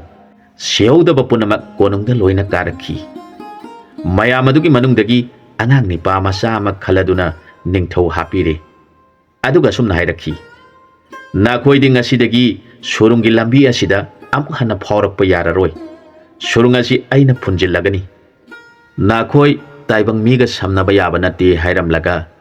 ꯅꯤꯡꯊꯧ ꯍꯥꯞꯂꯕ ꯑꯉꯥꯡ ꯑꯗꯨꯗ ꯅꯍꯥꯛꯇꯤ ꯑꯩꯅ ꯅꯤꯡꯊꯧ ꯍꯥꯞꯂꯕꯅꯤꯅ ꯅꯍꯥꯛ ꯅꯈꯣꯏꯒꯤ ꯅꯤꯡꯊꯧꯒꯨꯝ ꯐꯠꯇꯕ ꯊꯕꯛ ꯇꯧꯕ ꯌꯥꯗꯦ꯫ ꯀꯔꯤꯒꯨꯝꯕ ꯅꯍꯥꯛꯅ ꯐꯠꯇꯕ ꯊꯕꯛ ꯇꯧꯔꯛꯂꯕꯗꯤ ꯅꯈꯣꯏꯒꯤ ꯅꯤꯡꯊꯧ ꯑꯁꯤꯅ ꯇꯥꯈ꯭ꯔꯤꯕ ꯗꯁꯥ ꯑꯁꯤ ꯁꯣꯏꯗꯅ ꯐꯪꯒꯅꯤ ꯍꯥꯏꯔꯛꯈꯤ꯫ ꯅꯤꯡꯊꯧ ꯑꯗꯨꯒꯤ ꯋꯥꯗꯨ ꯇꯥꯔꯒ ꯃꯨꯈꯤ ꯀꯧꯕꯤ ꯍꯤꯡꯆꯥꯕ ꯅꯤꯡꯊꯧ ꯑꯗꯨꯅ ꯐꯥꯗꯨꯅ ꯂꯧꯈꯤꯕꯤ ꯁꯤꯕ ꯀꯤꯕꯗꯒꯤ ꯍꯤꯡꯆꯥꯕꯒꯤ ꯔꯥꯅꯤ ꯑꯣꯏꯌꯨ ꯍꯥꯏꯕꯗ ꯌꯥꯈꯤꯕꯤ ꯑꯗꯨꯅ ꯅꯤꯡꯊꯧ ꯑꯗꯨꯕꯨ ꯌꯦꯡꯖꯔꯒ ꯍꯥꯏꯖꯔꯛꯈꯤ, ꯏꯅꯤꯡꯊꯧ ꯏꯕꯨꯡꯉꯣ, ꯅꯅꯥꯏ ꯑꯩꯍꯥꯛꯄꯨ ꯇꯥꯏꯕꯪ ꯃꯤꯔꯛꯇ ꯆꯠꯆꯕ ꯌꯥꯒꯗ꯭ꯔꯥ? ꯅꯅꯥꯏꯁꯨ ꯇꯥꯏꯕꯪ ꯃꯤꯔꯛꯇ ꯇꯤꯟꯖꯅꯤꯡꯉꯤ꯫ ꯃꯥꯒꯤ ꯋꯥꯗꯨ ꯇꯥꯔꯒ ꯅꯤꯡꯊꯧꯅ ꯍꯥꯏꯔꯛꯈꯤ, ꯏꯃꯥꯒꯤ ꯃꯇꯝ ꯃꯥꯟꯕꯤ, ꯅꯍꯥꯛꯇꯤ ꯇꯥꯏꯕꯪ ꯃꯤꯒ ꯑꯃꯨꯛ ꯂꯩꯃꯤꯟꯅꯕ ꯌꯥꯔꯔꯣꯏ꯫ ꯑꯗꯨꯅ ꯅꯍꯥꯛ ꯑꯩꯅ ꯅꯤꯡꯊꯧ ꯍꯥꯞꯂꯤꯕ ꯑꯉꯥꯡ ꯑꯁꯤꯒꯤ ꯃꯃꯥ ꯏꯕꯦꯝꯃ ꯑꯣꯏꯗꯨꯅ ꯀꯣꯅꯨꯡ ꯑꯁꯤꯗ ꯅꯨꯡꯉꯥꯏꯅ ꯂꯩꯍꯧꯔꯣ꯫ ꯅꯍꯥꯛꯅ ꯁꯤꯕ ꯀꯤꯗꯨꯅ ꯍꯤꯡꯆꯥꯕꯒ ꯂꯩꯃꯤꯟꯅꯔꯨꯕꯅ ꯅꯍꯥꯛꯀꯤ ꯊꯃꯣꯏ ꯑꯗꯨ ꯀꯌꯥ ꯌꯥꯝꯅ ꯁꯦꯡꯂꯝꯒꯗꯒꯦ ꯈꯪꯗ꯭ꯔꯤ꯫ ꯋꯥꯔꯧꯕꯤꯔꯒꯅꯨ꯫ ꯑꯁꯨꯝꯅ ꯍꯥꯏꯔꯒ ꯅꯤꯡꯊꯧ ꯑꯗꯨꯅ ꯃꯥꯒꯤ ꯅꯨꯡꯁꯤꯖꯔꯕꯤ ꯅꯤꯡꯒꯣꯏ ꯉꯝꯕꯤꯕꯨ ꯄꯨꯔꯗꯨꯅ ꯇꯦꯡꯒꯣꯜ ꯃꯌꯥꯝꯒ ꯂꯣꯏꯅꯅ ꯁꯨꯔꯨꯡꯒꯤ ꯂꯝꯕꯤꯗ ꯐꯥꯎꯒꯠꯂꯛꯂꯦ꯫ ꯃꯈꯣꯏ ꯄꯨꯝꯅꯃꯛ ꯆꯤꯠꯊꯕ ꯌꯥꯎꯗꯅ ꯂꯥꯛꯂꯕꯗ ꯃꯍꯥꯛꯅ ꯃꯅꯥꯏꯁꯤꯡ ꯊꯥꯗꯣꯛꯇꯨꯅ ꯁꯨꯔꯨꯡ ꯑꯗꯨꯕꯨ ꯃꯇꯝ ꯄꯨꯝꯅꯃꯛꯀꯤ ꯑꯣꯏꯅ ꯊꯤꯡꯖꯤꯟꯈꯤ꯫ ꯙꯔꯃꯄꯨꯔꯤꯒꯤ ꯅꯤꯡꯊꯧ ꯑꯗꯨꯅ ꯄꯦꯟꯈ꯭ꯔꯗꯨꯅ ꯃꯖꯥ ꯏꯕꯦꯝꯃꯕꯨ ꯅꯣꯡꯗꯝꯕ ꯅꯤꯡꯊꯧꯒꯤ ꯃꯐꯝꯗ ꯀꯠꯆꯔꯗꯨꯅ ꯅꯍꯥꯛꯅ ꯏꯄꯥꯒꯤ ꯂꯩꯕꯥꯛ ꯑꯁꯤꯗ ꯅꯤꯡꯊꯧ ꯑꯣꯏꯗꯨꯅ ꯄꯥꯜꯂꯣ ꯍꯥꯏꯔꯛꯂꯕꯗ ꯅꯤꯡꯊꯧ ꯅꯣꯡꯗꯝꯕꯅ ꯃꯀꯨ ꯅꯤꯡꯊꯧꯒꯤ ꯃꯐꯝꯗ ꯍꯥꯏꯖꯔꯛꯈꯤ, ꯏꯅꯤꯡꯊꯧ ꯏꯕꯨꯡꯉꯣ, ꯅꯅꯥꯏꯒꯤ ꯏꯄꯥꯅ ꯊꯝꯕꯤꯔꯝꯕ ꯂꯩꯕꯥꯛ ꯂꯩꯖꯔꯤ꯫ ꯃꯐꯝ ꯑꯗꯨꯗ ꯅꯅꯥꯏ ꯑꯩꯍꯥꯛ ꯂꯩꯕꯥꯛ ꯉꯥꯛꯇꯨꯅ ꯑꯩꯒꯤ ꯅꯨꯡꯁꯤꯖꯔꯕ ꯏꯄꯥꯒꯤ ꯃꯔꯨꯞꯁꯤꯡ ꯑꯁꯤꯒ ꯂꯣꯏꯅꯅ ꯄꯥꯟꯃꯤꯟꯅꯖꯔꯨꯒꯦ꯫ ꯃꯈꯣꯏ ꯃꯌꯥꯝ ꯑꯁꯤ ꯌꯥꯎꯗ꯭ꯔꯕꯗꯤ ꯑꯩꯒꯤꯅꯤ ꯍꯥꯏꯕꯗ ꯀꯅꯥꯁꯨ ꯂꯩꯖꯗꯦ꯫ ꯑꯗꯨꯅ ꯃꯈꯣꯏ ꯄꯨꯝꯅꯃꯛꯀ ꯂꯣꯏꯅꯅ ꯅꯅꯥꯏꯒꯤ ꯂꯩꯕꯥꯛꯇ ꯄꯥꯟꯃꯤꯟꯅꯖꯔꯨꯒꯦ꯫ ꯀꯔꯤꯒꯨꯝꯕ ꯏꯀꯨ ꯅꯤꯡꯊꯧꯅ ꯑꯋꯥꯕ ꯇꯥꯔꯛꯄ ꯊꯣꯛꯂꯕꯁꯨ ꯅꯅꯥꯏꯕꯨ ꯅꯤꯡꯁꯤꯡꯕꯤꯔꯛꯎ ꯍꯥꯏꯔꯒ ꯈꯨꯔꯨꯝꯖꯈꯤ꯫ ꯃꯍꯥꯛꯀꯤ ꯋꯥꯗꯨ ꯇꯥꯔꯒ ꯃꯀꯨ ꯅꯤꯡꯊꯧꯅ ꯃꯆꯥꯅꯨꯄꯤꯕꯨ ꯃꯈꯣꯏꯒꯤ ꯄ꯭ꯔꯖꯥ ꯄꯨꯝꯅꯃꯛꯀ ꯂꯣꯏꯅꯅ ꯅꯤꯄꯥ ꯃꯌꯨꯝꯗ ꯊꯤꯟꯕꯤꯈꯤ꯫ ꯃꯟꯇ꯭ꯔꯤ ꯑꯍꯟ ꯑꯗꯨꯅ ꯃꯅꯥꯏ 10 ꯑꯗꯨꯗ ꯊꯧꯗꯥꯔꯗꯨꯅ ꯄ꯭ꯔꯖꯥ ꯃꯤꯄꯨꯝ ꯈꯨꯗꯤꯡꯃꯛꯄꯨ ꯀꯣꯅꯨꯡꯗ ꯀꯥꯍꯟꯗꯨꯅ ꯔꯥꯅꯤ ꯑꯣꯛꯄ ꯌꯥꯎꯍꯟꯈꯤ꯫ ꯃꯌꯥꯝ ꯄꯨꯝꯅꯃꯛ ꯍꯔꯥꯎꯗꯨꯅ ꯃꯈꯣꯏꯒꯤ ꯔꯥꯅꯤ ꯑꯣꯛꯂꯗꯨꯅ ꯅꯨꯡꯉꯥꯏꯅ ꯂꯩꯔꯤꯉꯩ ꯃꯇꯝ ꯑꯗꯨꯃꯛꯇꯗ ꯙꯔꯤ ꯀꯧꯕ ꯍꯤꯡꯆꯥꯕꯗꯨꯅ ꯅꯤꯡꯒꯣꯏ ꯉꯝꯕꯤ ꯏꯕꯦꯝꯃ ꯐꯥꯕꯗ ꯌꯥꯎꯔꯛꯈꯤꯕ ꯍꯤꯡꯆꯥꯕ ꯅꯤꯁꯥꯗꯥꯟ ꯀꯧꯕ ꯑꯃ ꯁꯨꯔꯨꯡ ꯆꯪꯗꯗꯨꯅ ꯆꯤꯊꯗꯨꯅ ꯂꯩꯍꯧꯕ ꯑꯃ ꯂꯥꯂꯣꯏꯔꯗꯨꯅ ꯅꯤꯡꯊꯧꯅ ꯃꯥꯒꯤ ꯔꯥꯅꯤ ꯑꯃꯗꯤ ꯈꯣꯡꯃꯤ ꯂꯥꯟꯃꯤ ꯄꯨꯝꯅꯃꯛ ꯊꯣꯛꯄ ꯂꯣꯏꯔꯗꯨꯅ ꯁꯨꯔꯨꯡ ꯑꯗꯨꯕꯨ ꯃꯇꯝ ꯄꯨꯝꯅꯃꯛꯀꯤ ꯑꯣꯏꯅ ꯊꯤꯡꯈ꯭ꯔꯕꯗ ꯆꯪꯐꯝ ꯈꯪꯗꯗꯨꯅ ꯅꯤꯡꯊꯧ ꯃꯆꯥꯅꯨꯄꯤ ꯊꯤꯟꯕ ꯄ꯭ꯔꯖꯥ ꯃꯌꯥꯝ ꯑꯗꯨꯒꯤ ꯃꯔꯛꯇ ꯃꯤ ꯑꯣꯜꯂꯗꯨꯅ ꯌꯥꯎꯔꯛꯈꯤ꯫ ꯃꯍꯥꯛꯅ ꯇꯥꯟꯖꯥ ꯌꯦꯡꯂꯗꯨꯅ ꯔꯥꯖ ꯀꯩꯅꯥꯕꯨ ꯔꯥꯅꯤꯁꯤꯡꯅ ꯃꯃꯧ ꯑꯣꯜꯂꯗꯨꯅ ꯄꯨꯁꯤꯟꯈꯤꯕꯗ ꯃꯍꯥꯛꯁꯨ ꯃꯈꯣꯏꯒꯤ ꯃꯇꯨꯡ ꯏꯟꯗꯨꯅ ꯀꯣꯅꯨꯡ ꯃꯅꯨꯡ ꯆꯪꯃꯤꯟꯅꯈꯤ꯫ ꯃꯌꯥꯝꯅ ꯂꯥꯡꯅꯔꯤꯉꯩ ꯇꯥꯟꯖꯥ ꯑꯗꯨꯗ ꯃꯍꯥꯛꯀꯤ ꯃꯌꯥꯅ ꯔꯥꯖ ꯀꯩꯅꯥ ꯑꯗꯨ ꯑꯅꯤ ꯁꯨꯈ꯭ꯔꯦ꯫ ꯃꯁꯛ ꯃꯆꯨ ꯐꯤꯕꯝ ꯃꯨꯔꯇꯤ ꯆꯞ ꯃꯥꯟꯅꯩ꯫ ꯃꯇꯝ ꯑꯗꯨꯗ ꯇꯤꯜꯂꯤꯕ ꯄꯨꯝꯅꯃꯛꯅ ꯀꯔꯤ ꯃꯇꯧꯅꯣ ꯑꯩꯈꯣꯏꯒꯤ ꯏꯕꯦꯝꯃ ꯑꯁꯤ ꯑꯅꯤ ꯁꯨꯈ꯭ꯔꯦ, ꯀꯔꯝꯕꯅ ꯑꯁꯦꯡꯕꯅꯣ ꯈꯪꯈꯤꯗ꯭ꯔꯦ꯫ ꯙꯔꯃꯄꯨꯔꯤꯒꯤ ꯅꯤꯡꯊꯧ ꯑꯁꯤꯁꯨ ꯃꯆꯥꯅꯨꯄꯤ ꯑꯅꯤ ꯁꯨꯔꯕꯗꯨꯗ ꯇꯧꯐꯝ ꯈꯪꯗꯅ ꯑꯋꯥꯕ ꯑꯣꯏꯗꯨꯅ ꯂꯩꯔꯦ꯫ ꯑꯃꯅꯁꯨ ꯄꯥꯕꯨꯡ ꯃꯍꯥꯔꯥꯖ ꯑꯩꯅ ꯑꯁꯦꯡꯕꯅꯤ ꯍꯥꯏ, ꯑꯃꯅꯁꯨ ꯑꯩꯅ ꯑꯁꯦꯡꯕꯅꯤ ꯍꯥꯏ꯫ ꯄꯨꯝꯅꯃꯛ ꯉꯛꯅꯗꯨꯅ ꯂꯩꯔꯤꯉꯩ ꯃꯇꯝ ꯑꯗꯨꯗ ꯈꯣꯏꯁꯤꯡ ꯑꯗꯨꯅ ꯄꯥꯏꯁꯤꯜꯂꯛꯇꯨꯅ ꯃꯈꯣꯏꯒꯤ ꯃꯃꯧ ꯅꯨꯄꯤꯒꯤ ꯑꯁꯦꯡꯕ ꯃꯅꯝ ꯂꯧꯕ ꯍꯧꯔꯛꯂꯦ꯫ ꯃꯈꯣꯏꯅ ꯅꯍꯥꯟ ꯄꯇꯥ ꯂꯩꯕꯥꯛꯇ ꯍꯤꯡꯆꯥꯕꯅ ꯐꯥꯗꯨꯅ ꯊꯝꯈꯤꯕꯗ ꯃꯃꯧꯒꯤ ꯅꯥꯛꯇ ꯆꯪꯁꯤꯟꯗꯨꯅ ꯑꯩꯈꯣꯏ ꯂꯥꯛꯂꯦ ꯋꯥꯔꯨꯒꯅꯨ ꯍꯥꯏꯗꯨꯅ ꯔꯥꯖ ꯀꯩꯅꯥꯒꯤ ꯃꯅꯥꯀꯣꯡ ꯃꯅꯥꯛꯇ ꯄꯥꯏꯁꯤꯟꯗꯨꯅ ꯍꯥꯏꯔꯝꯕꯗꯨꯗ ꯅꯝꯈꯤꯕ ꯃꯃꯧꯒꯤ ꯃꯅꯝ ꯂꯧꯕ ꯍꯧꯔꯛꯂꯦ꯫ ꯃꯅꯝ ꯑꯅꯤ ꯑꯗꯨ ꯈꯣꯏꯁꯤꯡ ꯑꯗꯨꯅ ꯈꯪꯂꯦ꯫ ꯍꯤꯡꯆꯥꯕꯅ ꯑꯣꯟꯕ ꯀꯩꯅꯥ ꯑꯗꯨꯒꯤ ꯃꯅꯝꯒ ꯃꯃꯧꯒꯤ ꯃꯅꯝꯒ ꯃꯥꯟꯅꯗ꯭ꯔꯕꯗꯨꯗ ꯃꯍꯨ ꯀꯟꯕ ꯈꯣꯏꯁꯤꯡꯅ ꯍꯤꯡꯆꯥꯕꯅ ꯑꯣꯟꯕꯤ ꯔꯥꯖ ꯀꯩꯅꯥ ꯑꯗꯨꯒꯤ ꯃꯁꯥ ꯄꯨꯝꯅꯃꯛ ꯌꯣꯝꯗꯨꯅ ꯆꯤꯛꯂꯦ꯫ ꯍꯤꯡꯆꯥꯕꯅ ꯑꯣꯟꯕ ꯀꯩꯅꯥ ꯑꯗꯨ ꯈꯥꯡꯕ ꯉꯝꯗꯗꯨꯅ ꯀꯣꯅꯨꯡꯒꯤ ꯃꯄꯥꯟꯗ ꯆꯦꯟꯊꯣꯔꯛꯂꯤ꯫ ꯃꯍꯥꯛ ꯃꯌꯥꯒꯤ ꯀꯩꯅꯥꯒꯤ ꯁꯛꯇꯝ ꯊꯥꯗꯣꯛꯇꯨꯅ ꯆꯥꯎꯈ꯭ꯔꯕ ꯍꯤꯡꯆꯥꯕ ꯑꯃꯒꯤ ꯃꯨꯔꯇꯤꯗ ꯃꯈꯨꯠꯇ ꯆꯥꯎꯈ꯭ꯔꯕ ꯎꯖꯥꯎ ꯑꯃ ꯄꯥꯏꯔꯗꯨꯅ ꯀꯣꯅꯨꯡꯗ ꯂꯩꯔꯤꯕ ꯄ꯭ꯔꯖꯥꯁꯤꯡ ꯄꯨꯝꯅꯃꯛ ꯍꯥꯠꯂꯒꯦ ꯈꯟꯗꯨꯅ ꯂꯩꯈ꯭ꯔꯦ꯫ ꯃꯇꯝ ꯑꯁꯤꯗ ꯅꯣꯡꯗꯝꯕ ꯅꯤꯡꯊꯧꯅ ꯃꯈꯨꯠꯇ ꯇꯥ ꯑꯃ ꯄꯥꯏꯔꯗꯨꯅ ꯍꯤꯡꯆꯥꯕ ꯍꯥꯠꯅꯕ ꯊꯣꯔꯛꯂꯦ꯫ ꯃꯍꯥꯛꯅ ꯈꯜꯂꯤ, ꯃꯇꯧ ꯀꯔꯝꯅ ꯃꯍꯥꯛ ꯑꯁꯤ ꯃꯌꯥꯝꯒꯤ ꯃꯔꯛꯇ ꯌꯥꯎꯔꯛꯂꯤꯕꯅꯣ? ꯑꯁꯨꯝꯅ ꯈꯟꯗꯨꯅ ꯃꯍꯥꯛꯄꯨ ꯍꯥꯠꯇꯕ ꯌꯥꯗꯦ, ꯀꯌꯥꯗ ꯎꯁꯤꯠꯇꯅ ꯇꯧꯔꯤꯕꯅꯣ ꯍꯥꯏꯅ ꯑꯃꯅ ꯑꯃꯕꯨ ꯍꯥꯠꯅꯕ ꯃꯥꯌꯣꯛꯅꯈ꯭ꯔꯦ꯫ ꯍꯤꯡꯆꯥꯕꯅ ꯆꯥꯎꯈ꯭ꯔꯕ ꯎꯖꯥꯎ ꯑꯗꯨ ꯄꯥꯏꯗꯨꯅ ꯊꯨꯅ ꯌꯥꯡꯅ ꯅꯣꯡꯗꯝꯕ ꯅꯤꯡꯊꯧꯕꯨ ꯍꯥꯠꯀꯗꯕꯒꯤ ꯆꯦꯟꯁꯤꯜꯂꯛꯂꯦ꯫ ꯈꯨꯗꯛ ꯑꯗꯨꯗ ꯅꯤꯡꯊꯧꯅ ꯃꯥꯒꯤ ꯇꯥ ꯑꯗꯨ ꯈꯣꯡꯂꯩ ꯊꯨꯅ ꯂꯪꯂꯛꯂꯦ꯫ ꯃꯃꯥ ꯏꯕꯦꯝꯃꯅ ꯃꯆꯥꯒꯤ ꯇꯥꯒꯤ ꯃꯆꯤꯟꯗ ꯇꯣꯡꯂꯗꯨꯅ ꯍꯤꯡꯆꯥꯕꯒꯤ ꯊꯕꯥꯛꯇ ꯇꯥꯗꯨꯅ ꯄꯥꯟꯗꯨꯅ ꯍꯤꯡꯆꯥꯕ ꯁꯤꯔꯕꯗ ꯄ꯭ꯔꯖꯥꯁꯤꯡ ꯄꯨꯝꯅꯃꯛ ꯅꯨꯡꯉꯥꯏꯔꯗꯨꯅ ꯅꯣꯡꯗꯝꯕ ꯅꯤꯡꯊꯧꯅ ꯅꯤꯡꯒꯣꯏꯉꯝꯕꯤ ꯃꯍꯥꯔꯥꯅꯤꯅ ꯖꯣꯏ ꯑꯣꯏꯔꯦ ꯍꯥꯏꯅ ꯂꯥꯎꯅꯈꯤ꯫ ꯑꯁꯨꯝꯅ ꯃꯃꯥ ꯏꯕꯦꯝꯃ ꯑꯞꯁꯔꯥ ꯂꯥꯏ ꯅꯨꯄꯤꯅ ꯂꯥꯡꯑꯣꯟꯕꯤ ꯇꯔꯪ ꯂꯩꯃ ꯀꯧꯕꯤ ꯏꯕꯦꯝꯃꯒꯤ ꯁꯛꯇꯤꯅ ꯃꯆꯥꯅ ꯃꯪꯒꯣꯜ ꯑꯣꯏꯖꯈꯤ꯫ ꯃꯇꯥꯡ ꯑꯁ꯭ꯋꯥꯏꯗ ꯋꯥꯔꯤꯁꯤ ꯂꯣꯏꯁꯤꯟꯖꯔꯦ꯫ ꯑꯅꯧꯕ ꯋꯥꯔꯤ ꯑꯃꯗ ꯃꯌꯥꯝꯒ ꯄꯨꯟꯅ ꯑꯃꯨꯛ ꯊꯦꯡꯅꯃꯤꯟꯅꯔꯁꯤ꯫